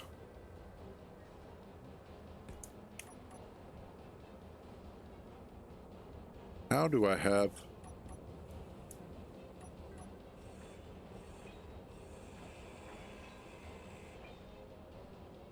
Okay.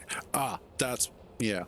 So what I need to do first is actually get one of you in place.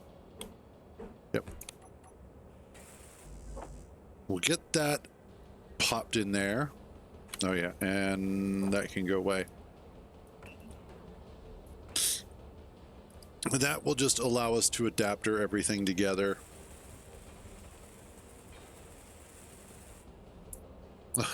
Another one of my friends on Steam now playing Dune Awakening.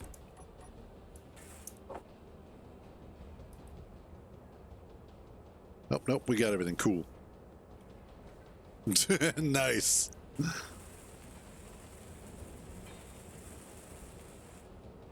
All right.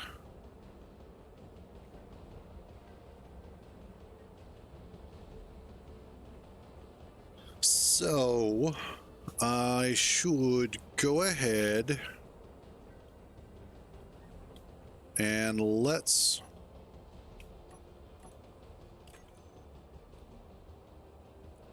put the survival kit on the base.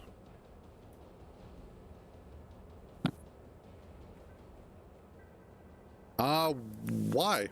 Just out of curiosity. Like, what part of it is the struggle for you?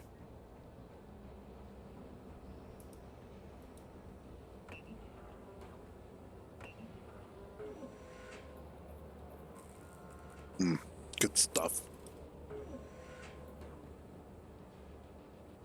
There we go.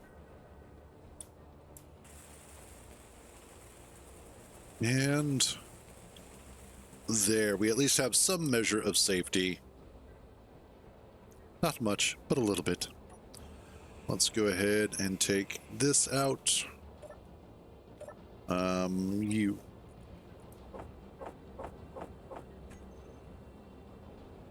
And we can start emptying this out.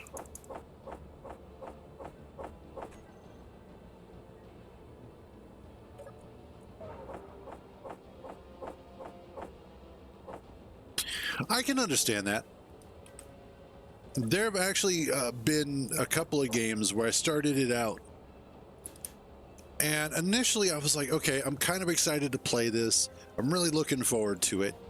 And then I start actually playing it and I get to a certain point and then it just doesn't, it's not holding on to me. I'm not getting it. I'm not understanding it, whatever it is. In fact, Death Stranding originally was like that for me. When I first played Death Stranding, I barely made it out of the first area. I didn't even make it to the second area. And then I put it down for a while. And then funnily enough, I got it for free on Epic. And I decided, what the hell? Let's just go ahead and play it. I installed it there and I played it. And something about that playthrough, and especially because I was streaming it, I believe, really just hooked me. Suddenly it just clicked and made sense. Sometimes it's just a situation of needing a little bit of space from the initial moment. Giving yourself a little bit of space to better observe it, I think. Or just being in a different headspace, you know, a different place in life can sometimes help. or hinder.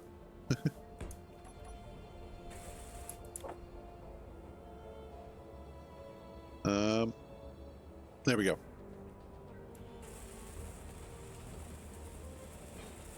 All right.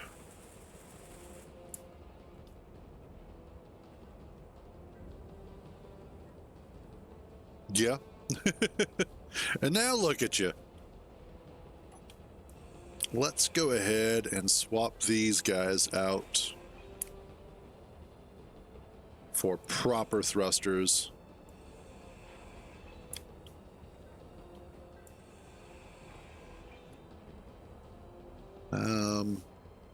And you know, well, hey there, Rathmeyer. Let you guys have a minute to get through all that stuff. What's up, buddy? How you doing? The Raid of Rathmeyer. Awesome. Glad to hear it. There it is. And I want...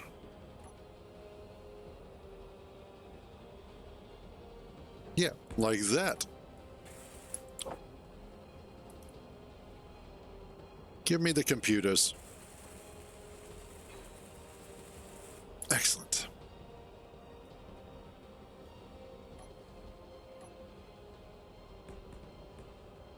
And we'll go that way. Get rid of you. That's fair. Yeah, I just finished my lunch, so food is good. There you go.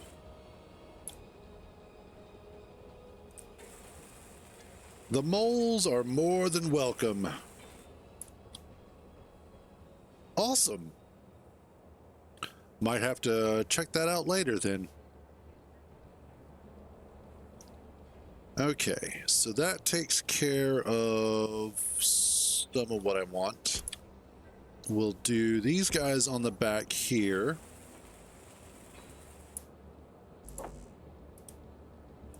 Thank you.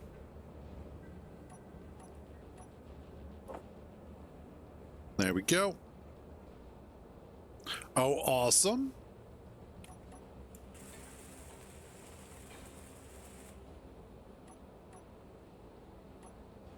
And where? There they are.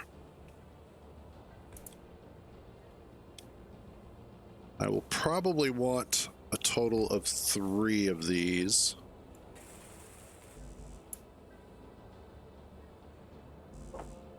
Oh, no. That's what I mean, Tommy, is actually trying out the map at some point.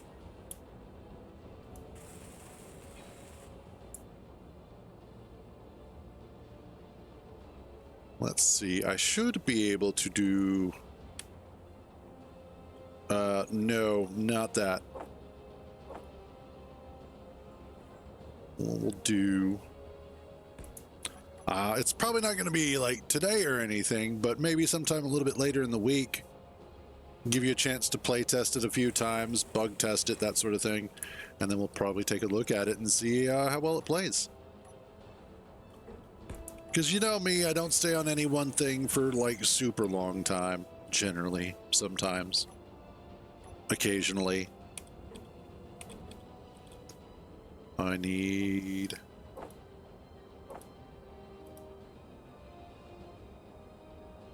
build plan, okay. I know, right? Yeah, no worries, man, no worries.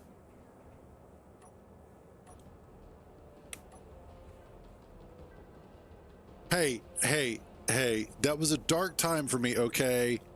And, you know, that Hello Kitty Island adventure really helped me through some stuff. And I was confused, and I didn't know any better, okay? So don't judge.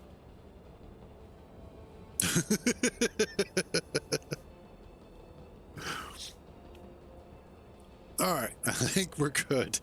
That should be all of the directional thrusters that we need. Switch lock. Okay, and I need reverse hydrazine. I know, right? Let's see. I need you. Toggle block on off.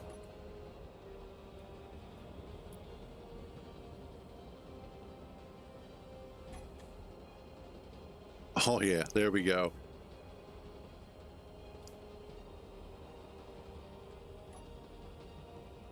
Oh yeah.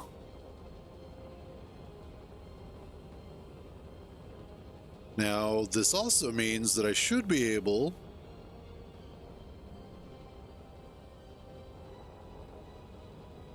Why are you stopping?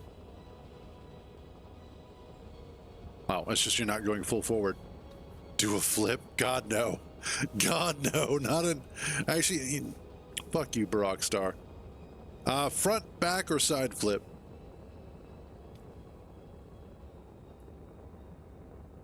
Actually, it doesn't matter. Yeah. There we go.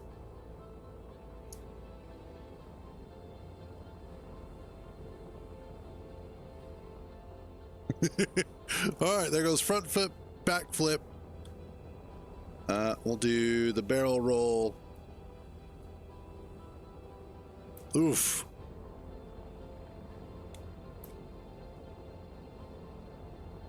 And yeah, there we go. Sorry for anybody who gets queasy. Blame Barack Star. It's all his fault. There we go. Ugh.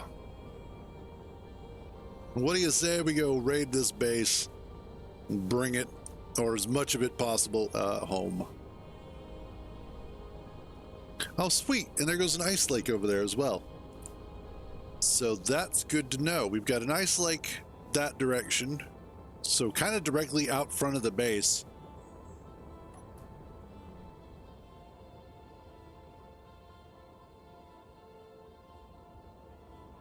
And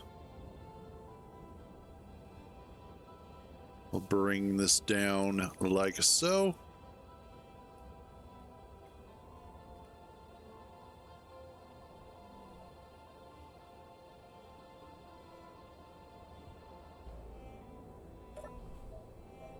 That's not what I wanted. There we go.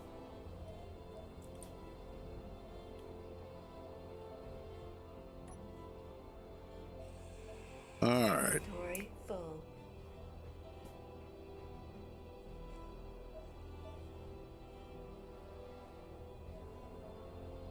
It sounds like something's building over here, but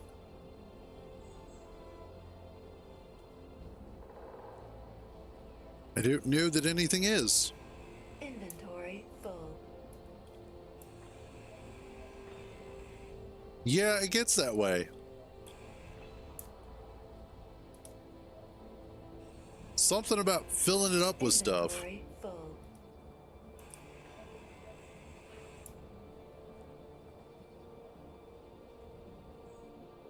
Okay, awesome. Inventory. Yeah, it really is the small pockets. But that's just it, is like I don't play with larger inventory settings on my my engineer. Yeah, loot pinata, yes. That is what the engineer generally is a loot pinata.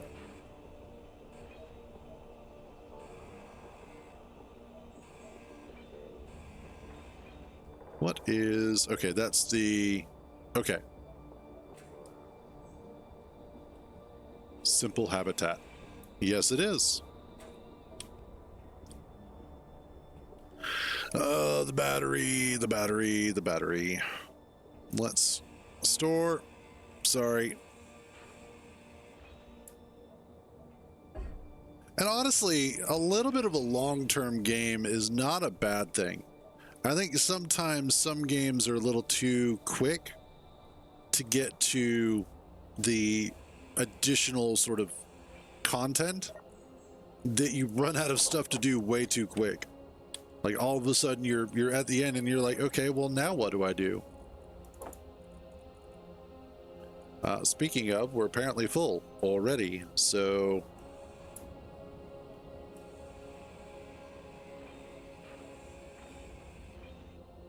I will bring this with.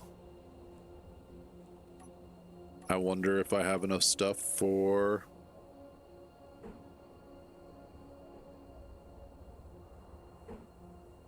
that. Oh, almost.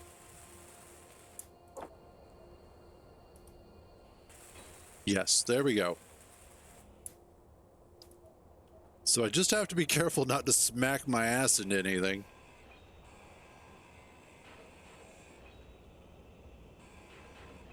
Easier said than done.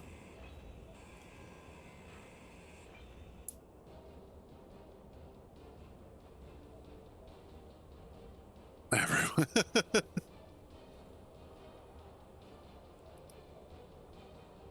There we go.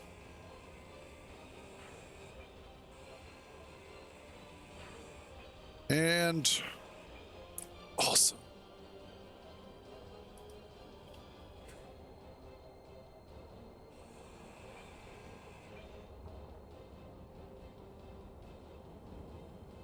Hooray for breaking stuff.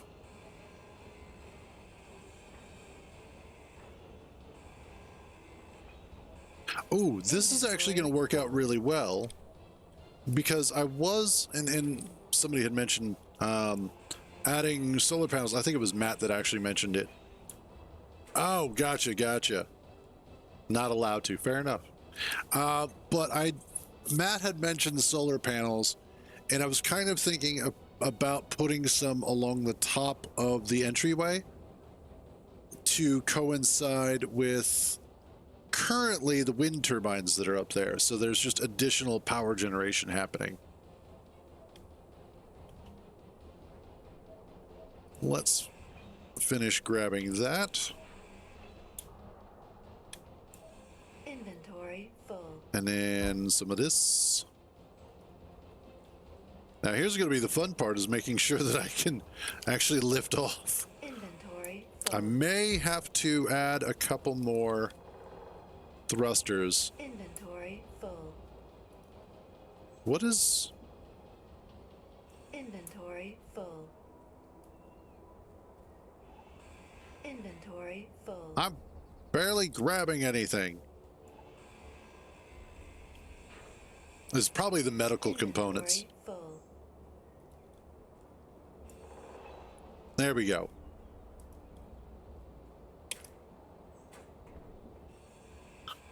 Don't need this.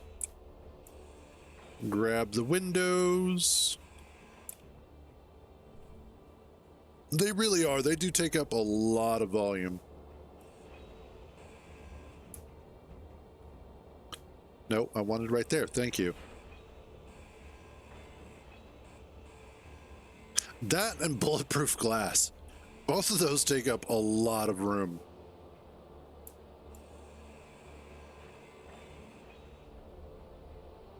I wouldn't make everything cost that much. The way that most games work is that you will have either a linear increase or a multiplicative increase. So that as you get one, the next one is more expensive than the first, and it starts building up. And sometimes it, like I said, it's a linear curve.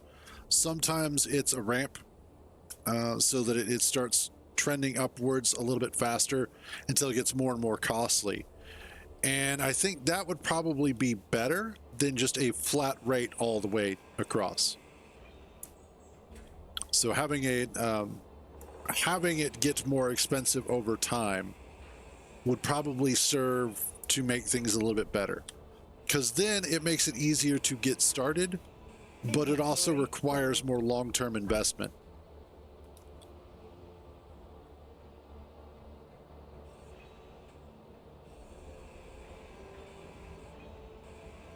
So many good parts out of this. This is going to be awesome. And oh no, all the oxygen that is going to get wasted. Oh wow, we're full. Okay.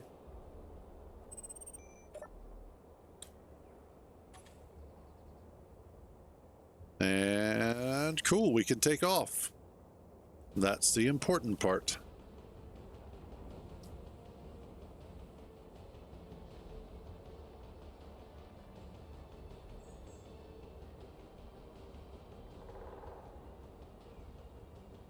Well, I mean, that's something programmatically you got to figure out at some point. How do you deal with that sort of stuff?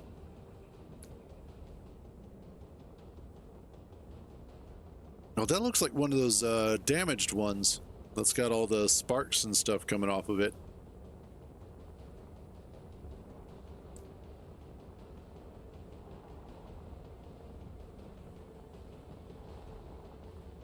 Alrighty. No, whoops. Base is over here.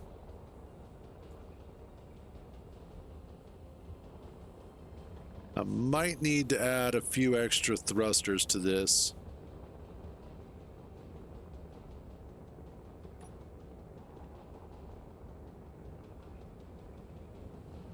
Okay. There we go. I mean, let's try and not go for broken, but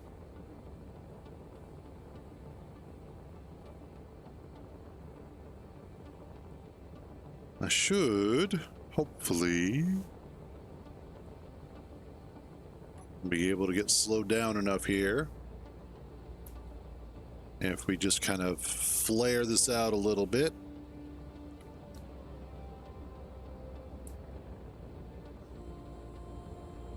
Okay, yeah, we should be good. It almost looks like from this angle I could make a rover to get up there.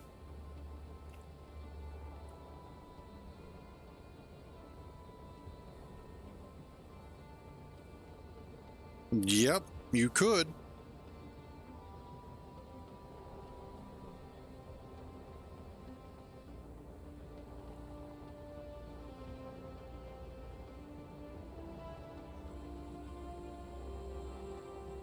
All right.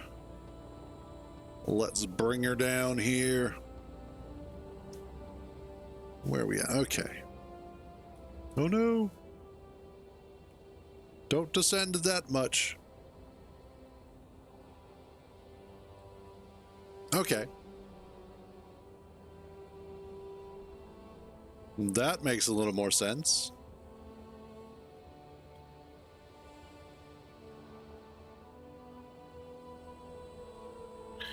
And what I might need to do here is maybe see about adding a couple more thrusters just to make sure that we're going to have enough thrust in general for flight and such. And then also add some additional sort of landing struts or legs of some sort or gear. And there we go.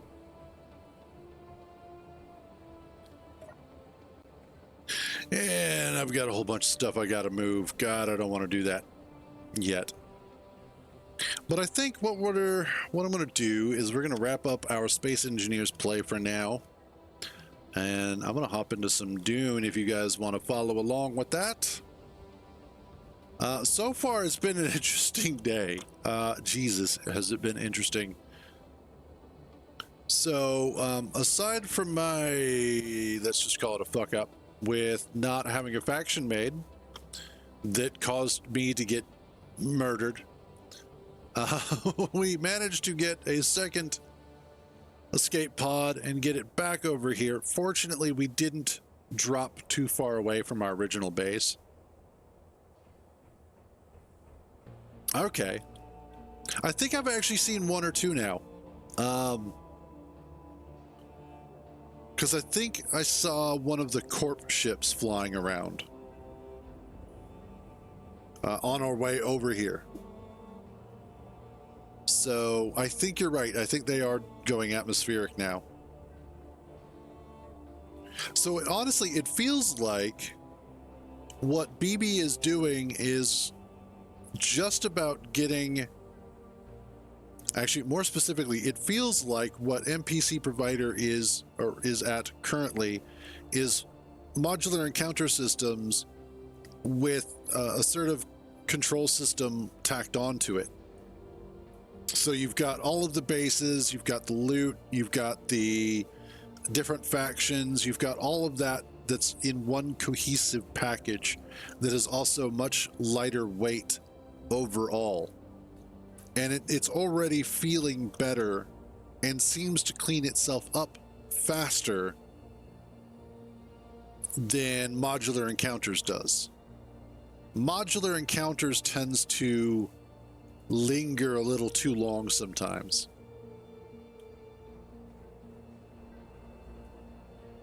So, but yeah, we're going to go ahead and we're going to swap over to some Dune Awakening. For those of you who are rolling your eyes right now, my apologies. I just happen to like the game. But we'll be back tomorrow with more of this because it's starting to go well-ish. and definitely becoming interesting.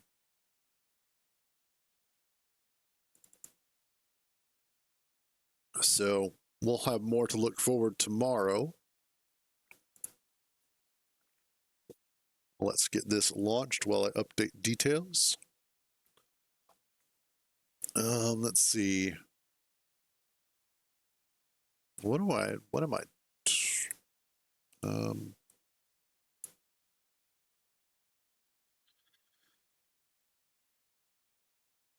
Shoot.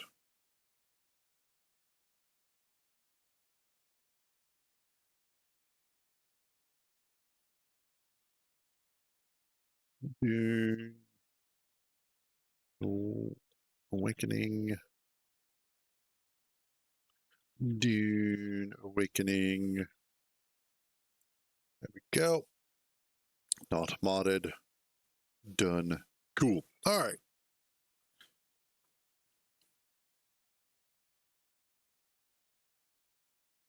And you know, that is one nice thing. The early game, if you do wind up starting over, doesn't feel like such a slog. It doesn't feel like if you start over from a certain point, that you are absolutely having wasted your time and it's going to be difficult for you to catch up. Because one of the nice things and one of the beautiful things about the system is if you've already gone through it once, you have a better idea of how to fast track yourself a second or third time. And so there's a lot of stuff that you don't need when you're starting out that you may accidentally get. I dream of it amongst the wild threads of history and the myriad of paths. It depends on what you're trying to do. Personally, I think Bene Gesserit winds up working out being a better starting class. And because Trooper is basically right there, it's not that bad. I was winning. We'll see if I'm going to be continuing to win, Hollows.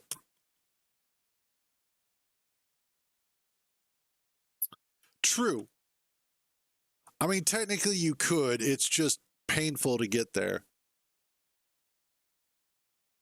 But yeah. So it's just one of those, Swordmaster's a good choice. Bene Gesserit, I liked starting as Bene Gesserit because it gave you a few more mobility options, and especially for desert crossings and whatnot. Well, hey, thank you for the follow there, Flossie. Much appreciated.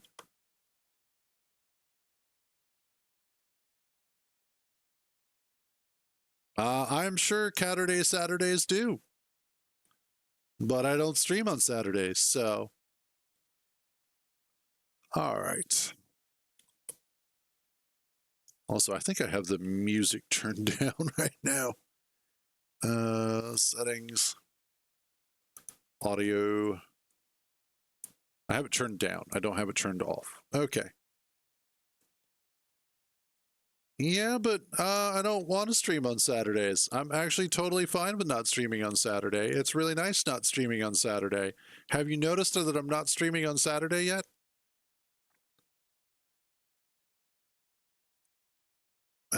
Okay, those are all good.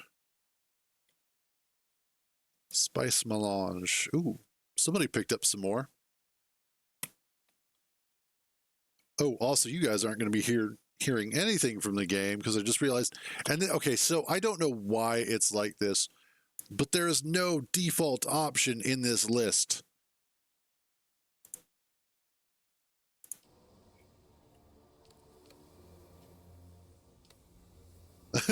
Fuck you, Barackstar.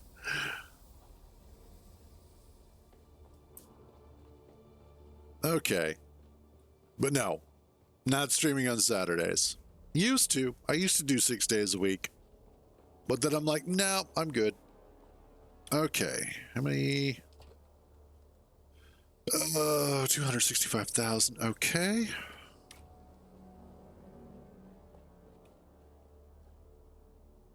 And then what all do I have on me? I have an ass ton of thumpers. I don't need that many thumpers.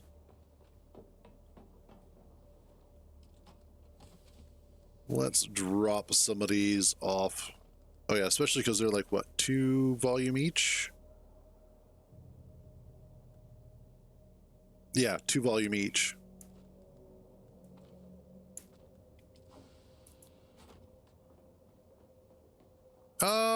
I'll think about it.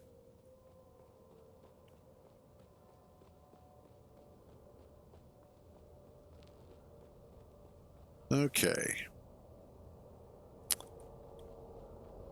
Well, hello, it's the water bottle dropper. Which reminds me, let's go check our water bottles.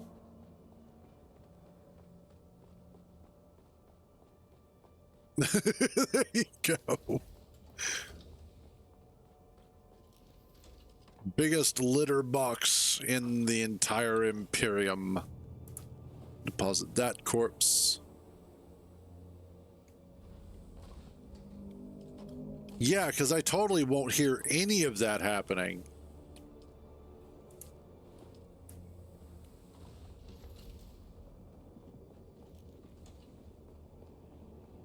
I'm sorry, but there's no amount of stealth. Yeah. It's funny you should say that, because that's not how that works. You may think you could be as stealthy as possible, but first of all, I will most likely hear you coming down the stairs. Second of all, I will hear you rattling the door. Third of all, you're going to have to open the door to get at the actual hinges, which means that the door is going to make sound, and then I'm going to hear it. And then I'm going to get up, and I'm going to punch you in the clamshell. Oops.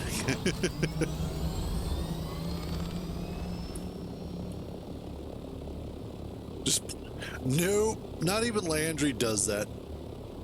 Because she understands how frustrating it is to deal with the cats as well. Don't get us wrong. We love our cats. But they're still cats. And we still have to deal with them. Is that?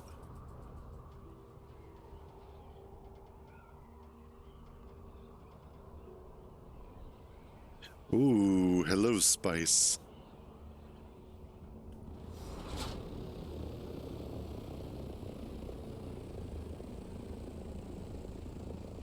Hello, worm.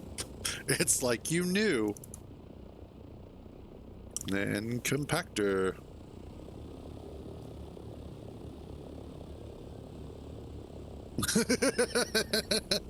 Hell yes. I am Cruz, the clam puncher.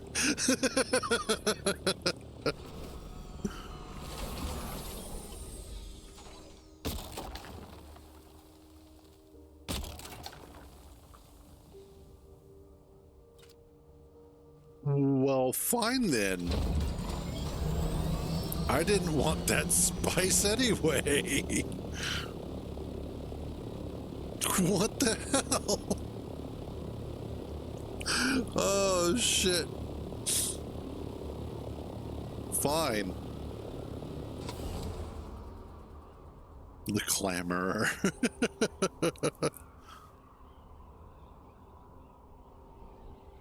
That probably did.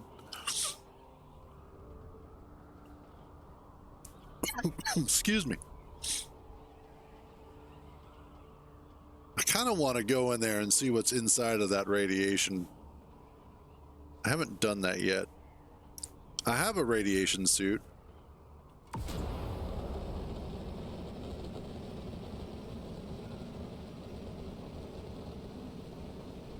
We just haven't bothered to go in there. Let's not dive towards the sand, idiot.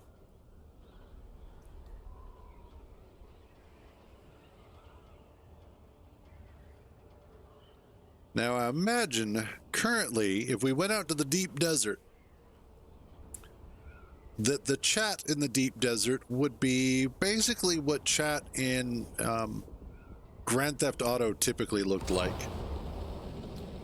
A bunch of people yelling about how somebody else is a pussy, and the only way that they can win is by doing such and such a thing. The usual sorts of behaviors, which are honestly entertaining as fuck. Like, from the outside looking in, it's always entertaining to watch those people. Because they're always like, oh, you're so terrible at this because you can only do it this way. You're not playing it my way. Therefore, that makes you bad at the game, that sort of thing. Which is always entertaining. If you just played it my way. And it's like, but if I play it your way, I lose. I do not want to lose. I know, exactly. That's the other thing, is that everybody winds up zerging. I've noticed. In fact, I was watching a video yesterday that was great. It was, actually, it was kind of a re-upload of an earlier video that I didn't get to see, the initial one. But apparently it was this much smaller group who were out in the deep desert, and they wound up going against a streamer group. That the streamer group will typically have their followers and their viewers do all the farming for them, and then they'll go out and attack, you know, just anybody. They'll basically zerg them.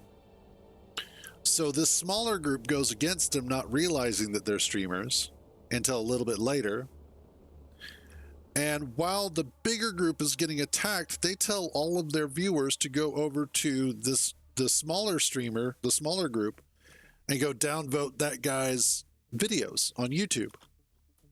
Because instead of keeping it in the fucking game like they should, they decide that the best way to do it is to take it out of the game, because, you know, that's who they are.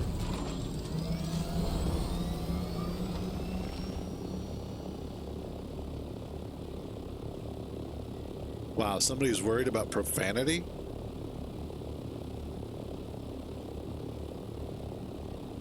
Oh, about turning off the profanity filter. That would be nice. I always wondered that. Like, GTA was one of those. Why couldn't you turn off the profanity filter in a game where you're driving along and somebody calls you a cocksucker? I'm like, really?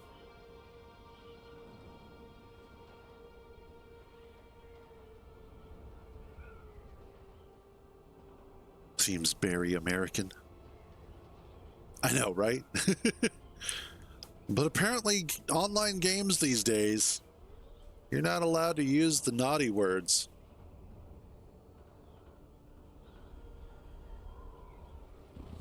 But anyway, the end of the video basically was the smaller group wound up dominating the larger group to such an extent that it turned into a ground war, and they wound up taking him out that way. True. I mean, that is in large part one of the biggest issues, and we've talked about this previously, is that a lot of parents just set their kids loose on a game, not realizing that there is a broader audience in that game. And so what winds up happening is that the company then has to go, well, we're doing the best that we can to make sure that our younger audience has a safe space, and we don't want to trigger anybody.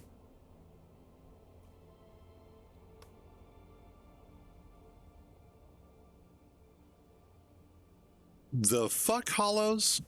The fuck? You know, I'd worry about you, but you're my friend, so I worry more about myself.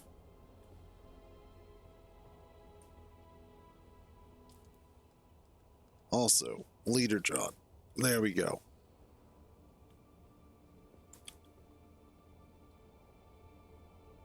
Also, I saw a great video this morning as well before the stream. That the YouTuber Spange, I'm not sure if you guys have ever come across him. He's done a lot of Imperium Galactic Survival. I think he's done some Space Engineers, but he's, you know, these sorts of games. Well, him and a group of friends were on Dune, and they wound up doing a deep desert sand bike run that actually looked like a lot of fun. Basically, everybody was on Mark II sand bikes, and the entire purpose was to be the last one to get eaten by the worm. And I was like, you know what? No, whoops.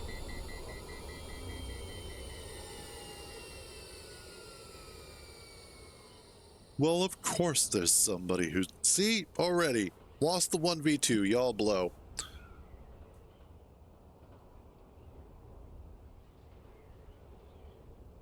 And there goes the shit talk. Because, of course, you can't just be like... Wow.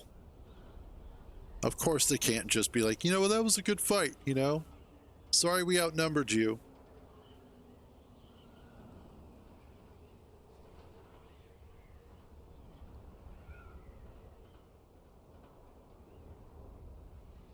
Fight, see? Fight to the death. Fight our way.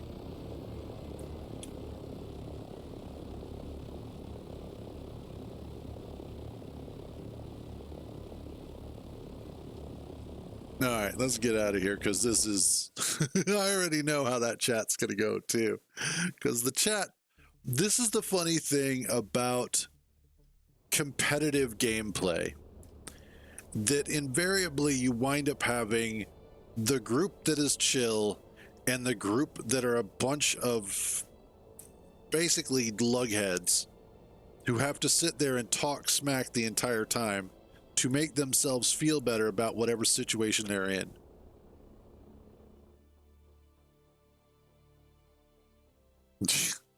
Are you kidding? They love it. I'm sorry, but the entire reason that this open PvP exists is because this is absolutely what they wanted. They designed it this way because they wanted it this way.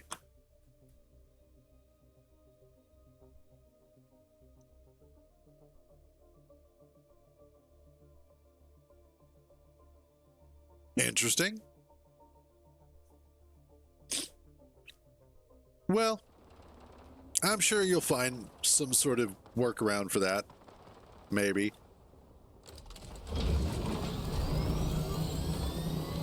All right, let's go check out our base, our northern base.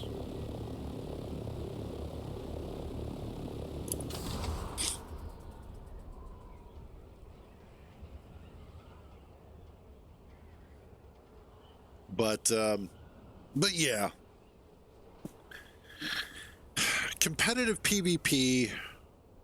See, if the game actually had more PvP from the start, and it was a bigger aspect and more integral into the moment-to-moment gameplay, very similar to EVE Online. I think that it would play out better than the way it currently does. And honestly, I think that the devs should look at EVE Online as kind of a template for the kind of PvP that they want to do. Pure open PvP in a scenario like this just isn't going to work. However, controlled PvP, like factional warfare and stuff like that, would work incredibly well. And I think it would work a lot better than what they currently have set up. And more people would be into it than are currently enjoying it. But the other problem, and this is something that I think needs to be paid attention to, is that generally speaking,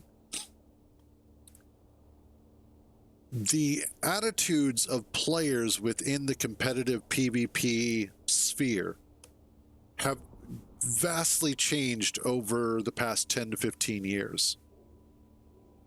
And even before that, a little bit. Like the past 20 years, there has been a shift in the way that people engage with each other in competitive environments. And that it's no longer good sportsmanship with a few bad apples. It's mostly incredibly toxic, angry people and a few individuals who are actually maintaining good sportsmanship.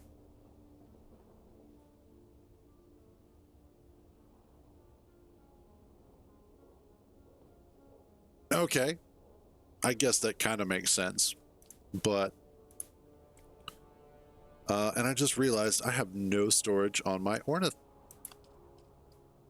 Jesus. I'm also still wearing the wrong boots. And okay, good. I was going to go ahead and take some aluminum back to the base. Hard to do that when I have no way. It really has. It's amazing how angry everybody in competition is. The whole having to make sure that you tear somebody down so that you can feel better about yourself thing.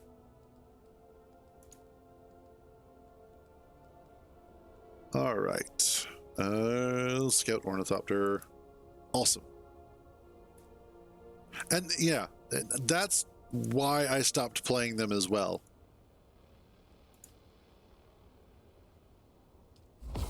Awesome.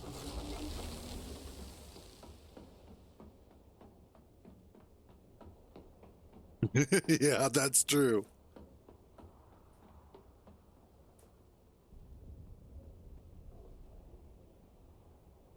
And you know, that's the other problem is, and this has been brought up by a lot of other content creators over time as well, is there is this almost religious adherence to what is the meta. What is the one way to play that is going to be the best way to play?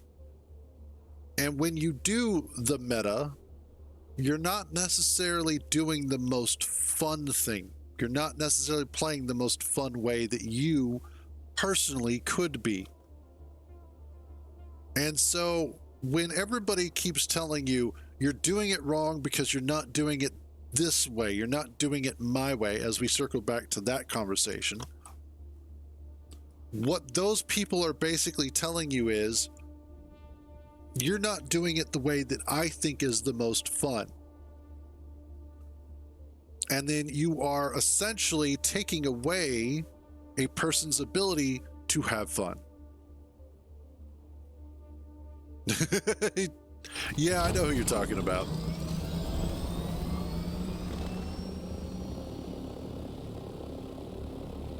I will take your word for it there, Tommy. That is a little bit outside of my wheelhouse as far as Minecraft stuff. So, like I said, it sounds, you know, It sounds interesting, but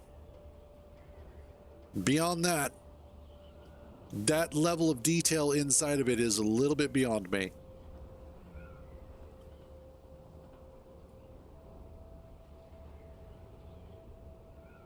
Alrighty.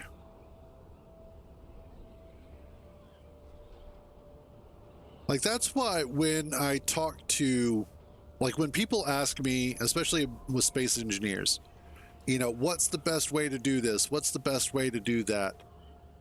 You know, how do I accomplish this? I try and give them the most basic level of information possible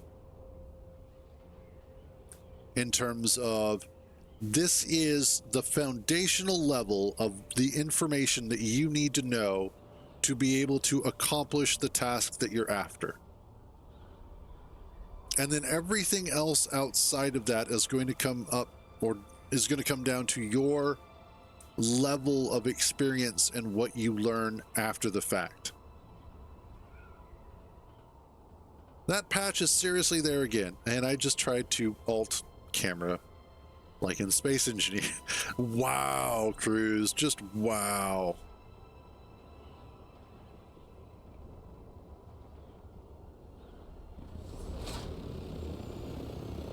Let's get this slid in here.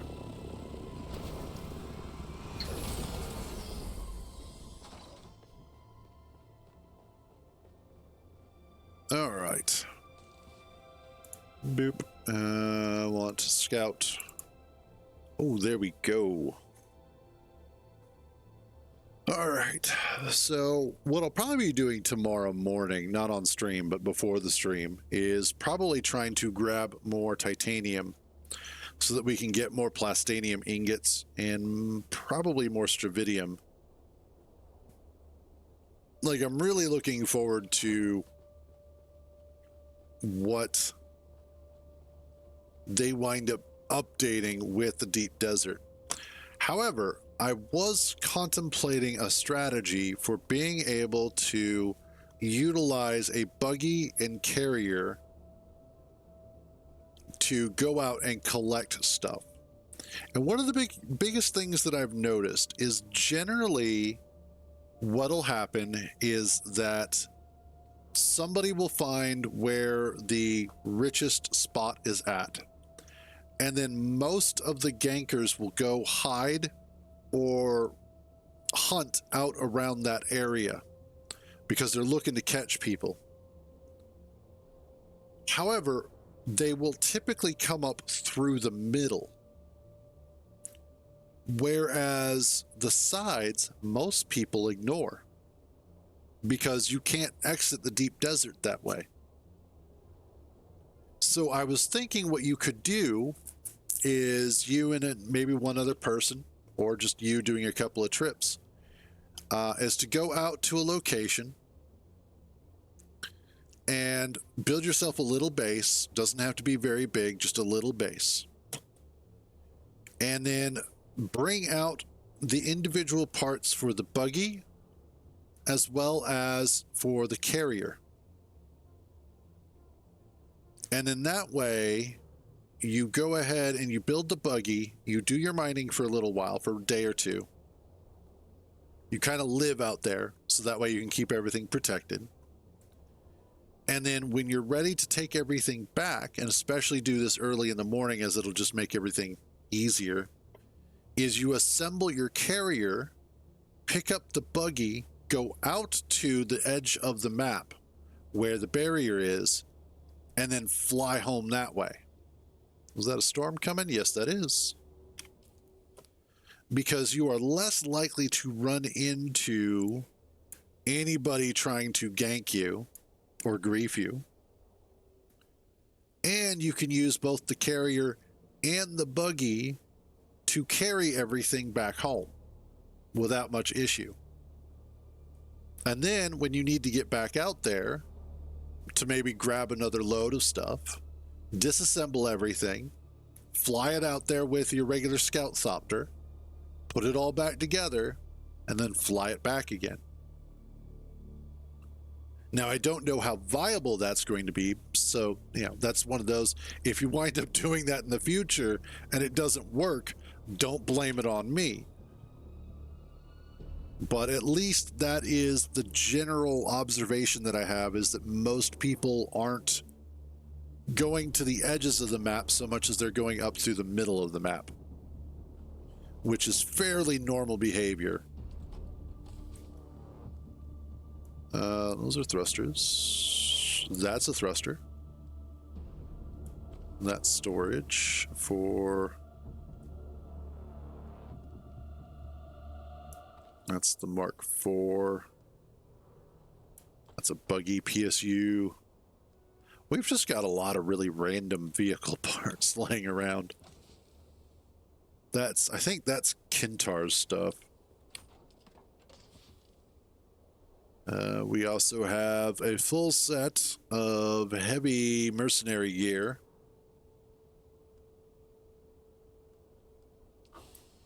Awesome. Alrighty, so you are, where are you at? Okay, you're going past that way. Investigate the syndicate. So I've got this mission over here, making a martyr, and I have attempted to go out and I have attempted to do it twice.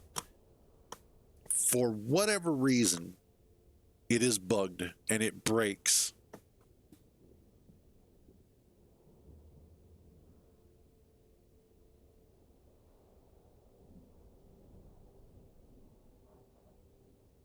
That's possible. I think what makes Shigawire best overall, and especially with the suspensor packs, is that it's very good at crossing vertical distances, more so than horizontal. Because you could also use the Bene Gesserit speed. Let's look at it. What is it? The Bindu Sprint along with the suspensor pack and cover huge distances like that too. So there's lots of different ways to go about it. That's short blade, that's regular. But does that impact swords?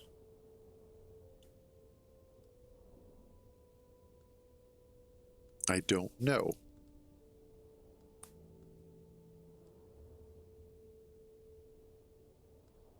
But yeah,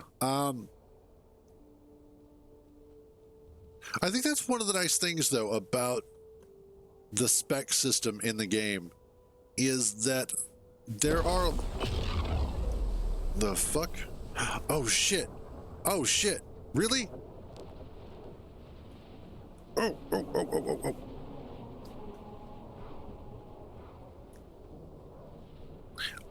That is the... Give me a second. Skills. That is the... weirding step. And yes, absolutely fucking payday. I gotta get out there ASAP.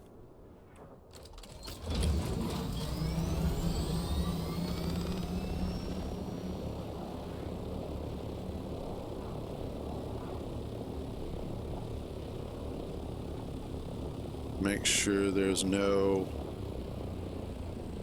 worms.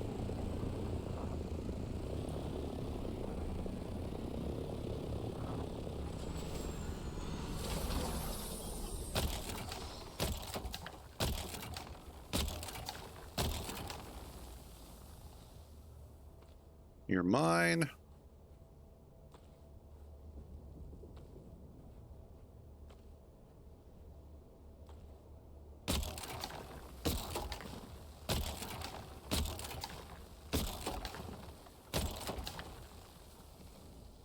Oh. I think the worm is on his way. We'll just take a second real quick. Take a quick eyeball and gander. I think we're okay.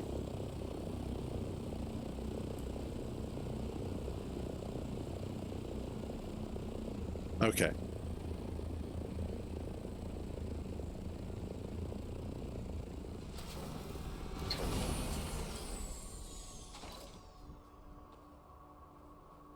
This is why you have your soft step.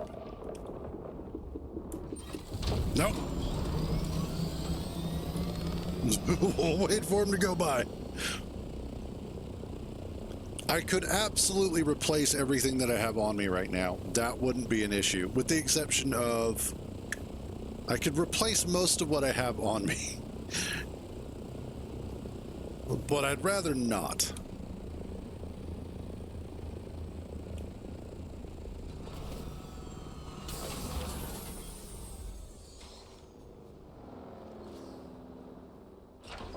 All right, you know what? There you go. I'll let you have the rest. I wonder if that's Silver Fox. Uh-oh. Uh-oh. Yeah, he's like, nope, we're gone. You know...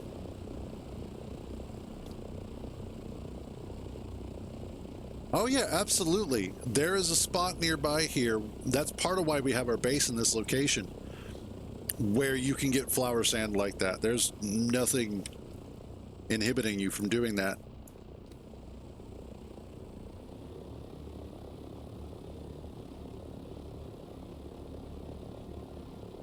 Let's see.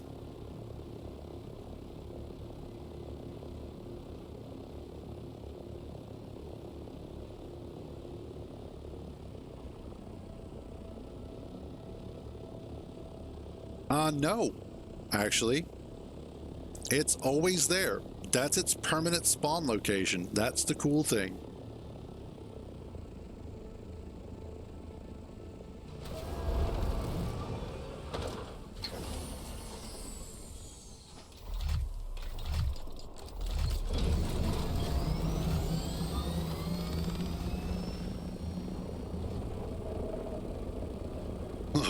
Oh.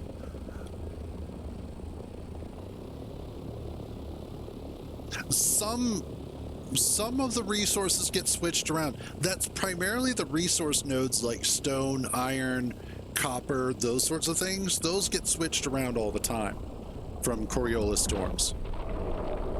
Oh, damn.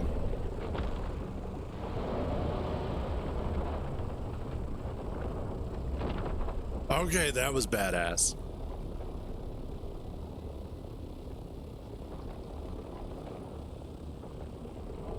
Uh-oh. Run, dude, run! Run! I wonder if that's Silver Fox. Let me see. Yeah, that might be you. That might be Silver Fox, I mean.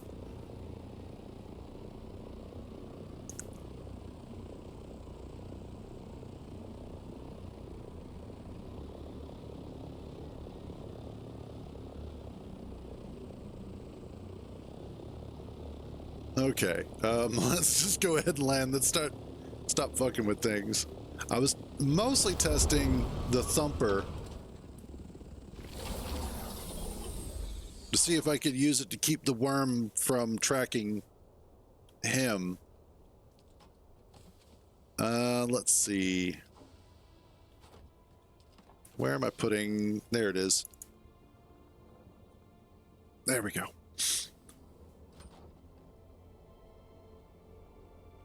Swap out my boots. But yeah, okay, so let me show you where the flower sand is. And it is literally always in this spot. So the first thing I'm going to do is I'm going to come out to it, and then I'll show you where it is on the map, because it is ridiculously easy to get to. But it's this spot here, and it is always over here.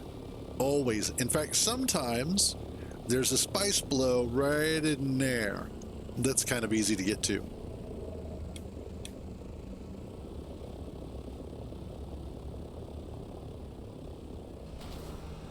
Let's go ahead and land here. But this spot always has the flower sand. And where we are on the map is in the Western Vermilius Gap. And over here is the hammer. And this is basically about due north from, well, almost due north from Old Griffin Hideaway. So basically the Haga South trading post, you come north up here and that'll get you to the ironworks. And then you want to head, gotcha.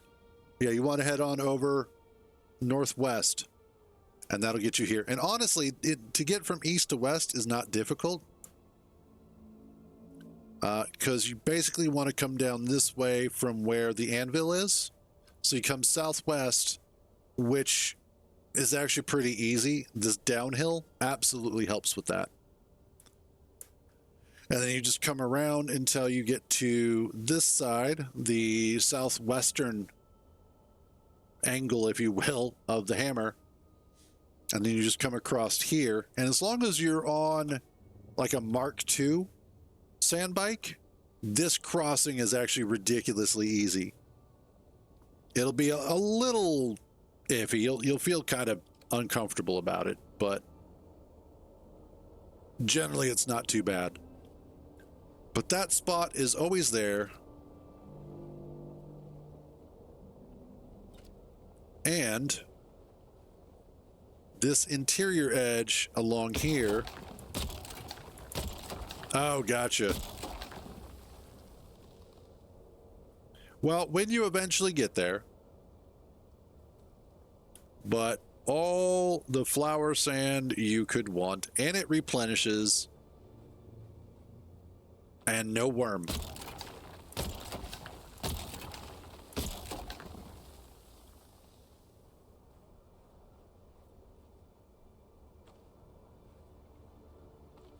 There we go. Bunch of flower sand.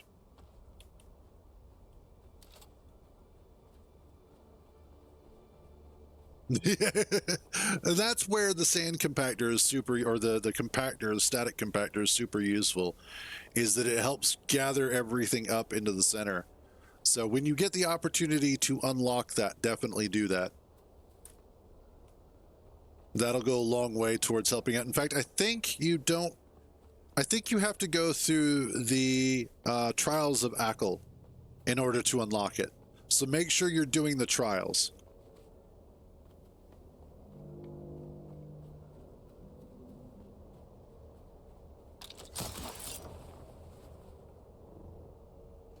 Nope. And here we are. Yeah, the first one is pretty easy to get to. The second one requires that you go north, if I remember. Yeah, because you start down here at like, what is it? One of these areas down here. A little bit of both. The reason why this portion is so big is so that we could house multiple thopters. So that any given point in time, we've got the assault thopter, and then typically Kintar and I will have our thopters here.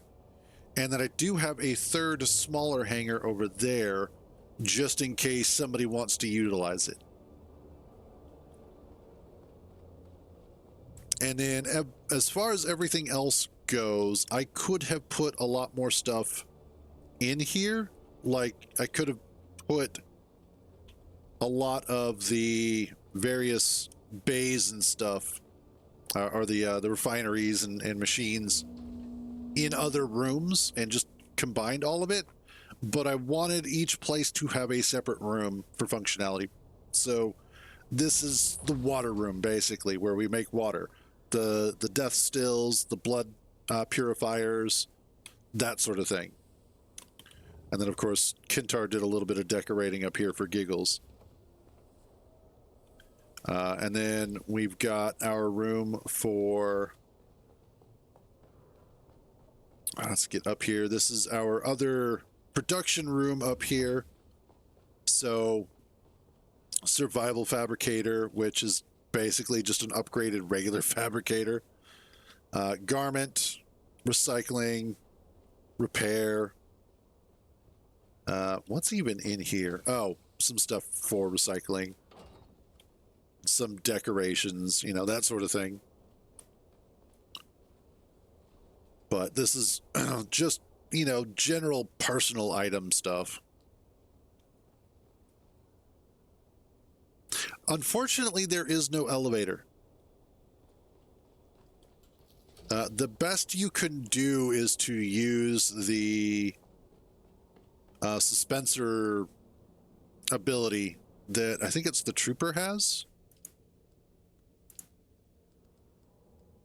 No. Is it?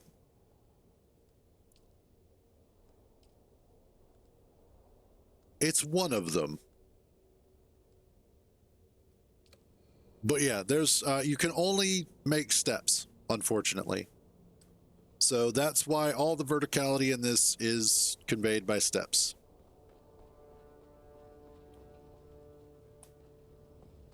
And considering all of the problems that this game currently has with desync, I doubt they have the capability of making a working elevator that doesn't kill people. That seems to be, I don't know what it is, but for whatever reason, elevators are the bane of all multiplayer games. You can't use elevators in any meaningful way that are physics-based.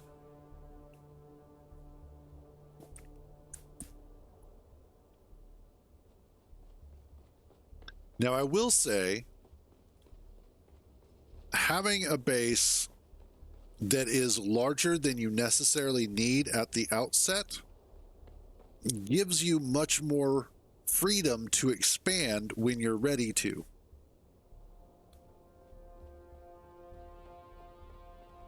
So when you reach that point where you need to put more stuff out, you already have the space necessary to do so. Hey, there goes Shai Halud.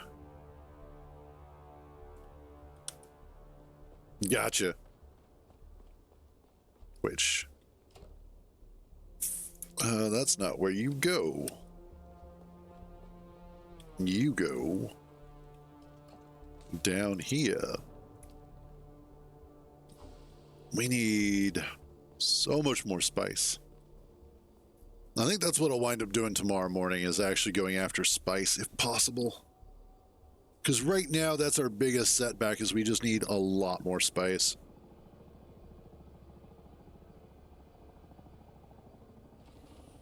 That's not a bad idea. Just make sure that you enclose it, because if you leave your Thopter out and it gets hit by a storm, it will get ripped apart.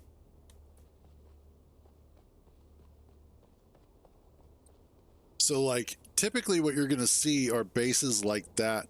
That's actually one of our guild members, Silver Fox. And he started out with a much smaller base. I don't think he has expanded outwards with claims. I'll be able to tell in a second here. Yeah, it looks like that's just... Yeah, that's just one place. It kind of doesn't. So if you played, shit, what was that game that Fant got me, and then that kind of ended our friendship? That's down here somewhere. Give me a second to find it. It was, shoot. It was that game that had so much potential until it came to light that they were going to start doing some really shady stuff with plots and whatnot. But anyway, essentially, unlike that game where you could merge subfiefs together, what winds up happening in this is that every subfief is its own thing, its own separate set of land, and that you can attach a claim or expansion claim to that particular subfief. And if somebody in your guild has permissions, let's run out to mine real quick and we can show that off.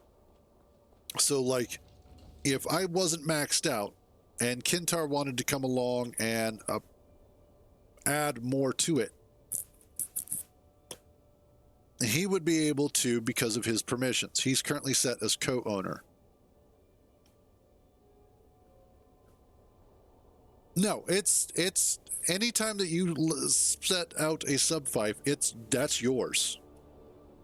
So I'm the owner of this. I could demote Kintar. I could absolutely remove him and he'd have no more access to this base at that point. Everything being permission based gives you a lot more control over things. There's no specifically guild level, which I think their permission system needs a little more work, but I understand it. So that way, like the base up north, he started the subfief. Fourth permission?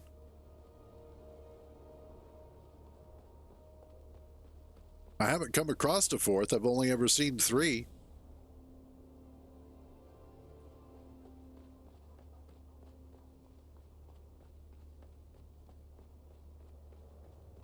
Huh.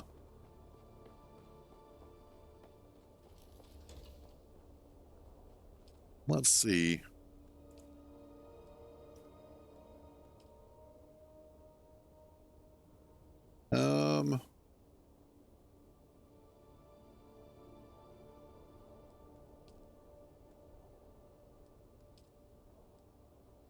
Missions.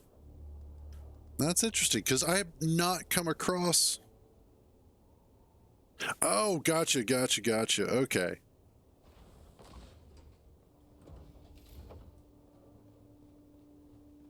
Let's go take a look at a door, Davey. Manage. Associate, guild, public. Okay.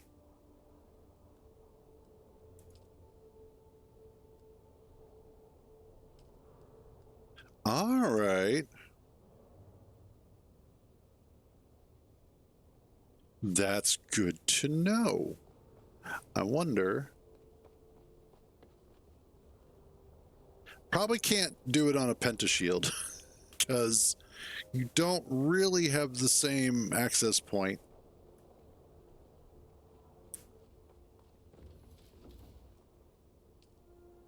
But okay, that makes sense. Thank you for that. I didn't know that. But there we go. New information has been had. All right, so let's see. I want to change my active.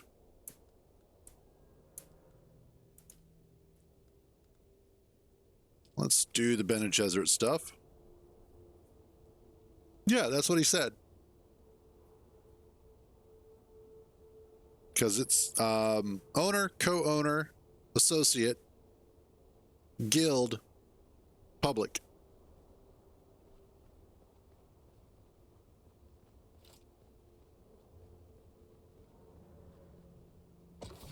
There we go.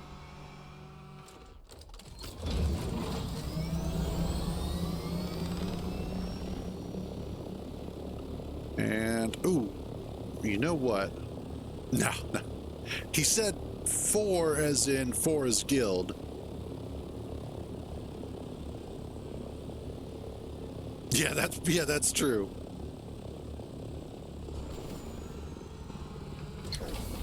Let's actually leave that behind.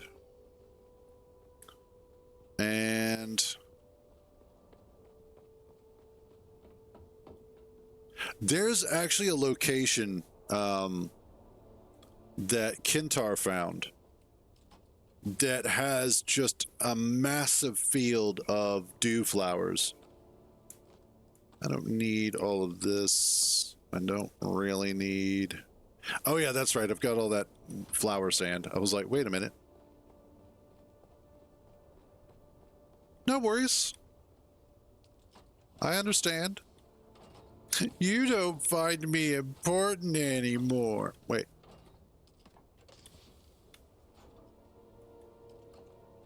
Oh, I thought I saw that differently. I wish we could put fucking labels on these things. I would love to be able to properly label all of these.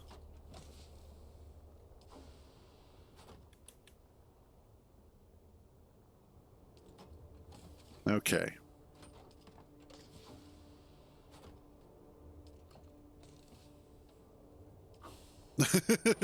No, that's... Do you, man. Do you.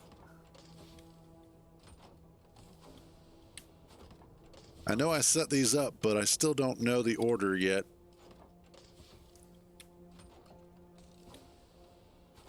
Ah.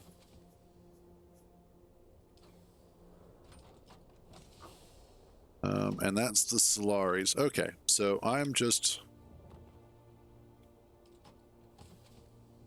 That's those. And, there we go. That's the flower sand. Okay, so what I want to do is we're going to switch over to my suit because I want to go play in the radiation. Yes. Do I have... I do have fuel. Cool.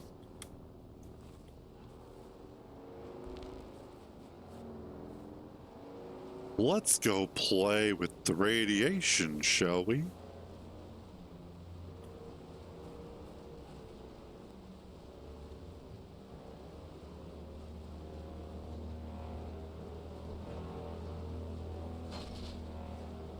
God, this thing hauls ass.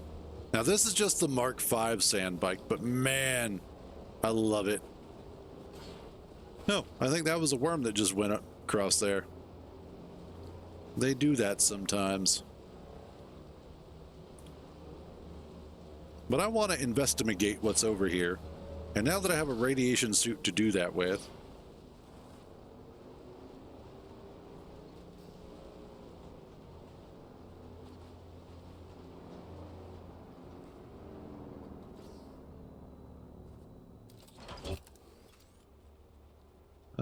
yeah, sure. Nope.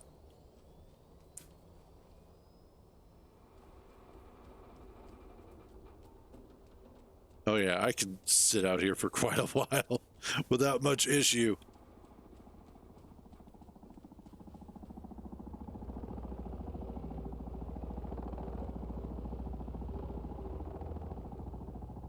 Well, there goes somebody flying overhead. Really, there doesn't seem to be much over here. Like, I figured that it would probably be something a little more interesting than this. The anomaly, yeah. Okay.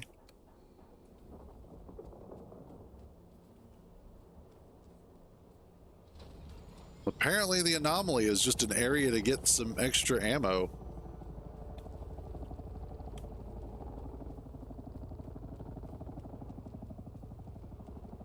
I wonder. You could technically build out here. There's nothing stopping you from building out here. Okay. That's good to know. So, like, if I wanted to, I could... Oh, not enough material. Well, not enough materials, not enough support. Okay. So, if I absolutely wanted to, I could build a base out in the anomaly. And more just general wreckage, but nothing really out here. Interesting.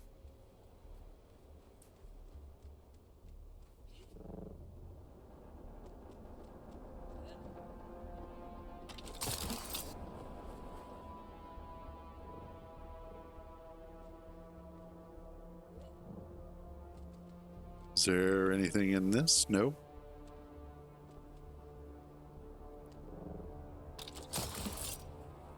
Oh, fine. Okay.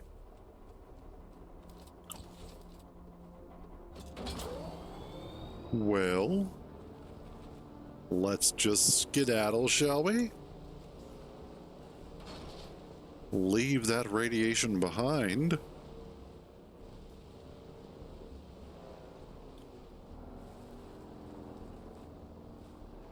Talking about up there?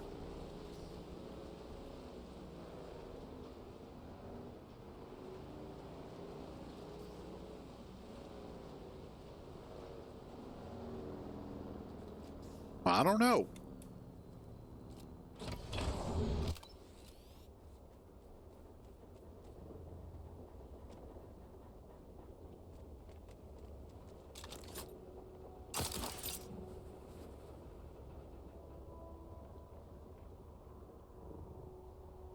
Let's just start from up here.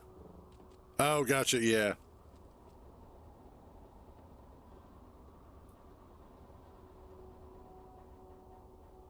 Oh, hey, there's no radiation up here.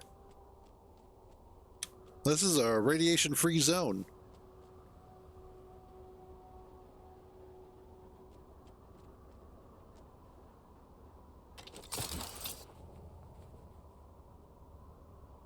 Tempting. Real tempting.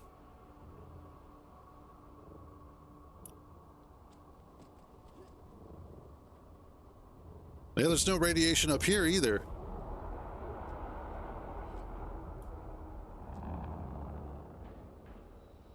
Oh, hey.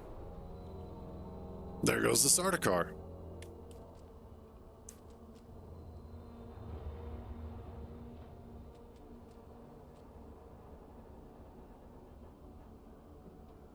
Actually, that's a good question. Can I? Not enough material. Technically, I could.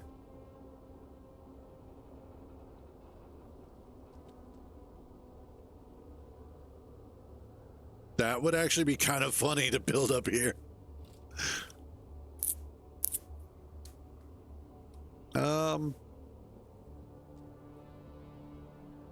But you know, it's strange. I think it would be cooler if there was a reason to come out here.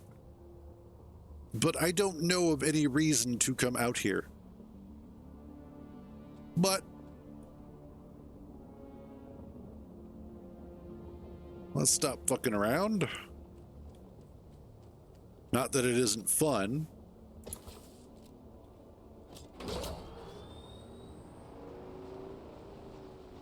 All right, let us switch back to our proper attire. All right, so let's make our way over there. Actually, that gap isn't too bad.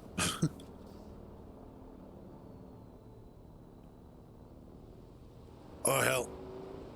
YOLO.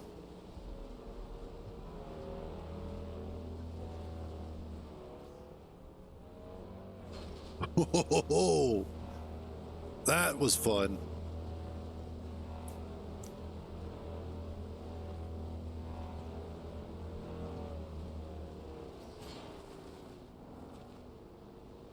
I really do. You know,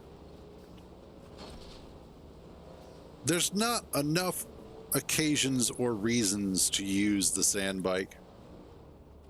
I really think, and well, early on there is, but as you progress and as you get up to like Mark 5 and Mark 6, there really aren't enough reasons. And I really think that they should give more incentive for using the sand bike.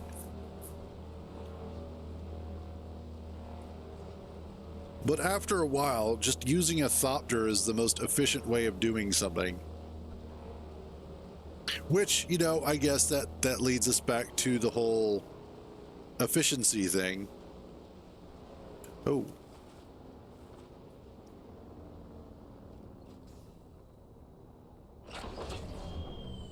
That person didn't finish their base.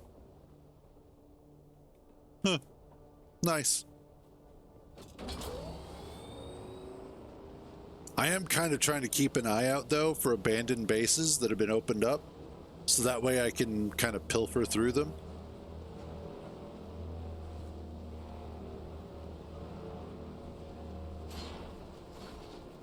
No, damn it. Well, that one's kind of cool. I haven't been over in this area in a long time, so it's kind of interesting to see how it's been built up. All right, well, up we go. YOLO!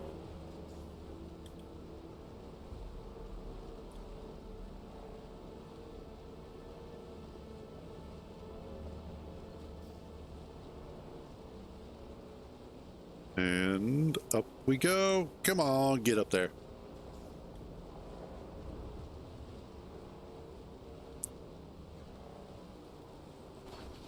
Whee! Oh, somebody thoptering in.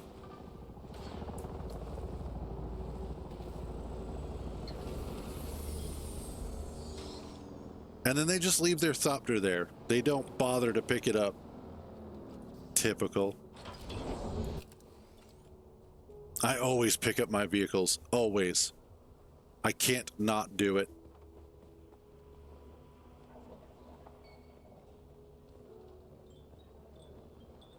What do you have? Still alive? Yes. We had a bet going. That's all sandbike stuff.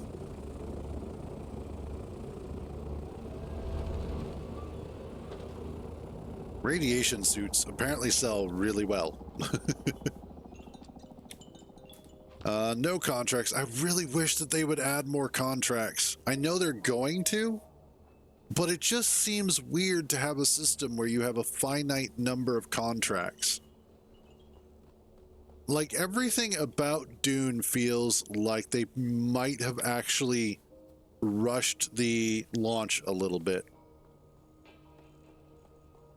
It's just this little feeling that I get.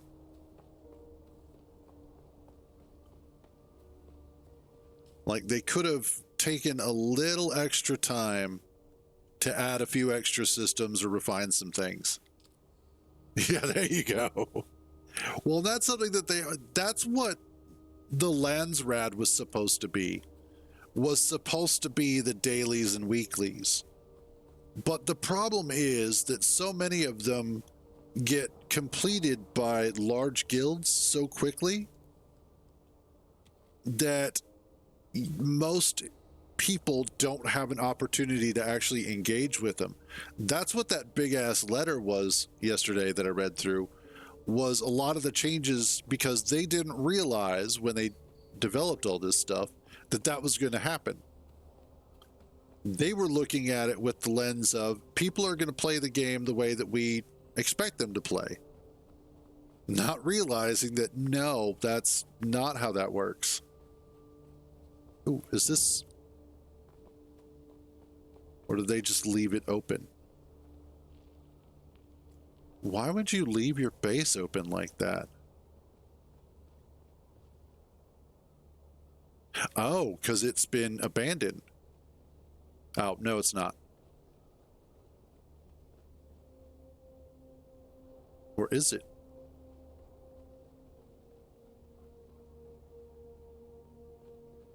It's... Ooh, nice.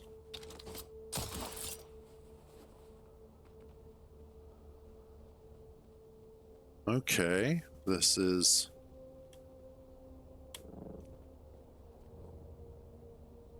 No, that's it. Okay.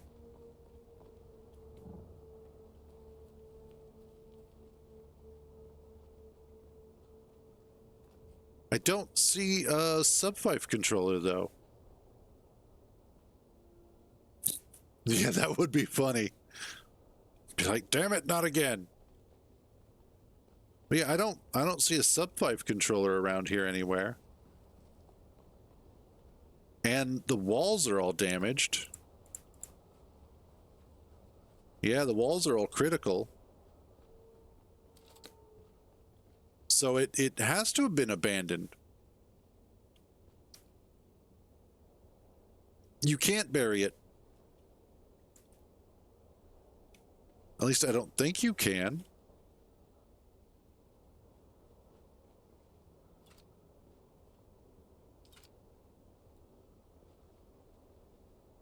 Maybe it is. No, no.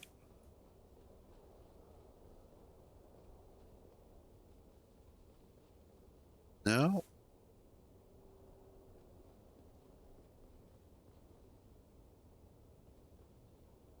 Where did they hide it? This is an interesting conundrum. Where did they move it?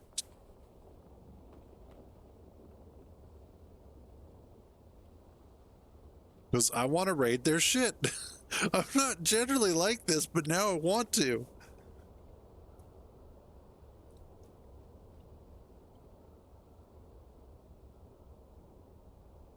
Correct. So essentially what is happening here is if it's out of power, it'll start taking damage. And eventually the sandstorms will start eroding away the exterior. Maybe, but I don't think so. No, because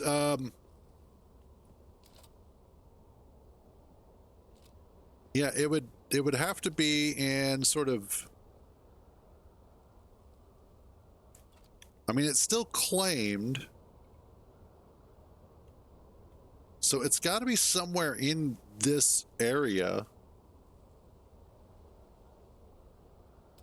And more specifically, it's an advanced one because of the size of it.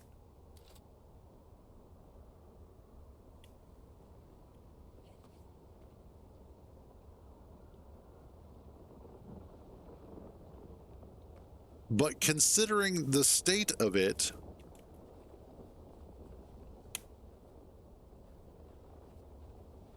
I just want to turn on my jetpack and flip upside down so I can see under here. Actually, that kind of works. But yeah, like there's no sub-5 controller here, even though this spot... Now, what it could be is that while there is no sub-5 controller, it could be a situation where, because the taxes are paid for, that this area still belongs to them. Once the tax period runs out, this will then go up. It'll open up. And this will be rateable. Yeah, exactly. But also a good reason to make sure that all of your stuff is, because like they got all the way up to a chemical refinery. They have the fabricator. They have two. So this looks like somebody's second base. So like they had come from Haga South, Haga Basin, yeah, Haga South, and made it up this far, and then this was their base that they were working on, and then they just either stopped playing or whatever.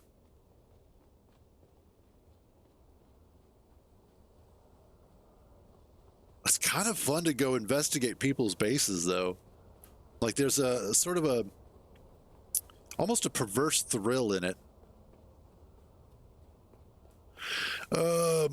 Let's grab. That's sort of a voyeuristic thing. That's possible too.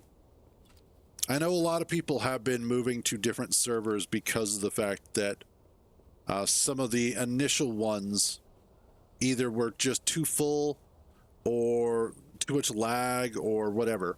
Or, you know, they went to join a friend. Their friend was like, oh, we're over on this server. Okay.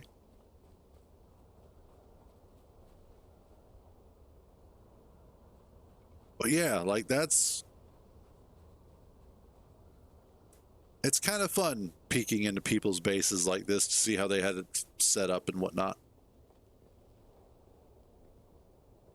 Cool.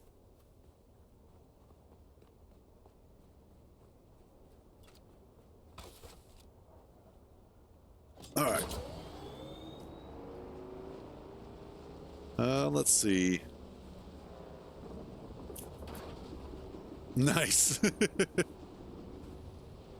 Probably going to be there for a little while. Now, see, I like a base like this, where it's elevated and up out of the way. You know, that's nice of them.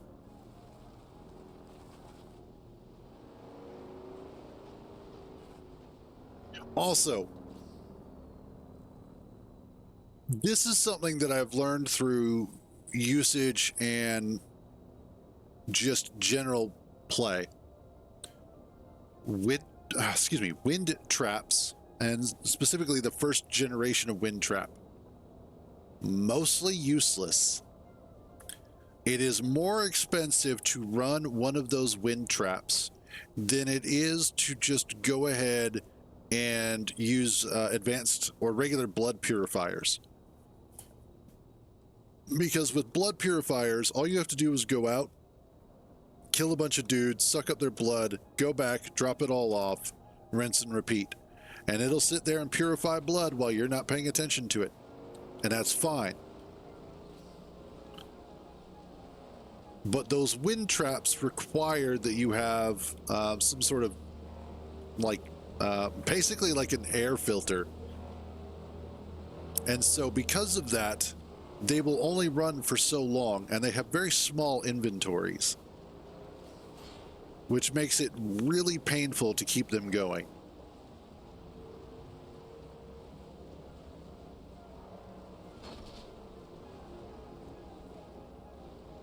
Who's there? Me. What are you going to do about it?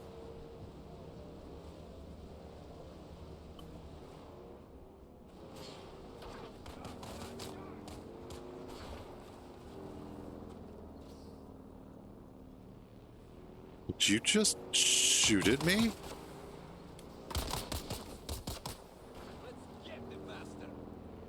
Good luck.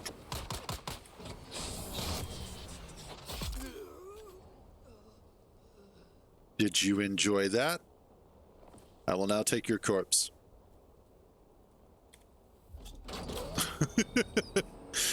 Your body is mine.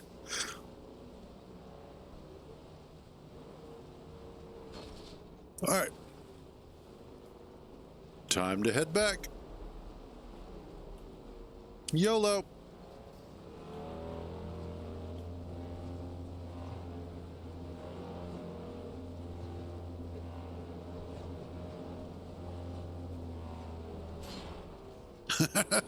Damn. Yeah. I know I mentioned this yesterday while I was playing, but they really, really do need to add some sort of area that'll be like, even if it's like open desert or something like that, just for racing around on sand bikes would be so much fun.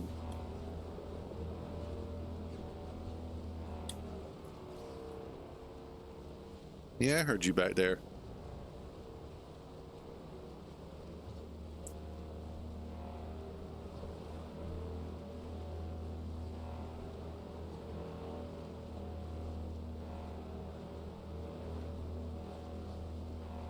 And up we go.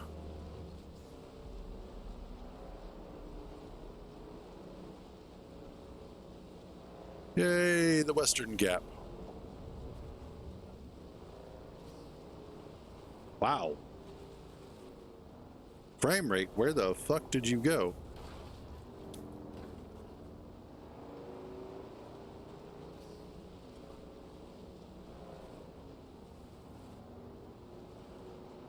Yay, there goes home.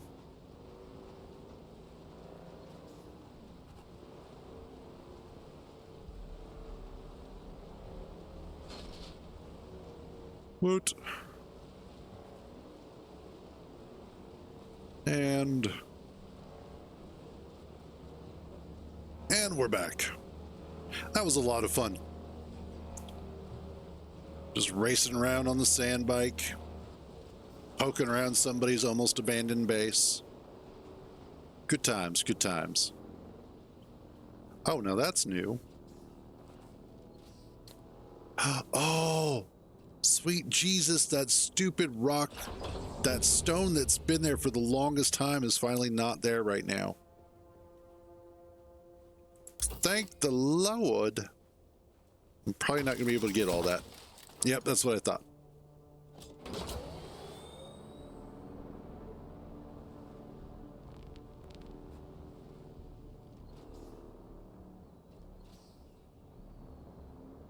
And let's just kind of scooch this. Oh, that's right. I forgot. I do have the scanner on here.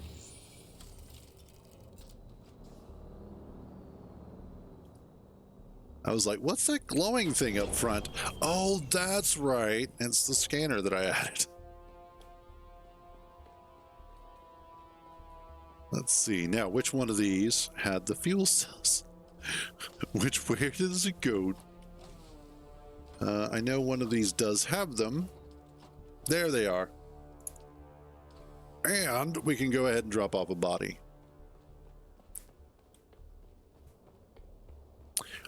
Because sometimes I have stuff in my inventory that I may not want to quick deposit.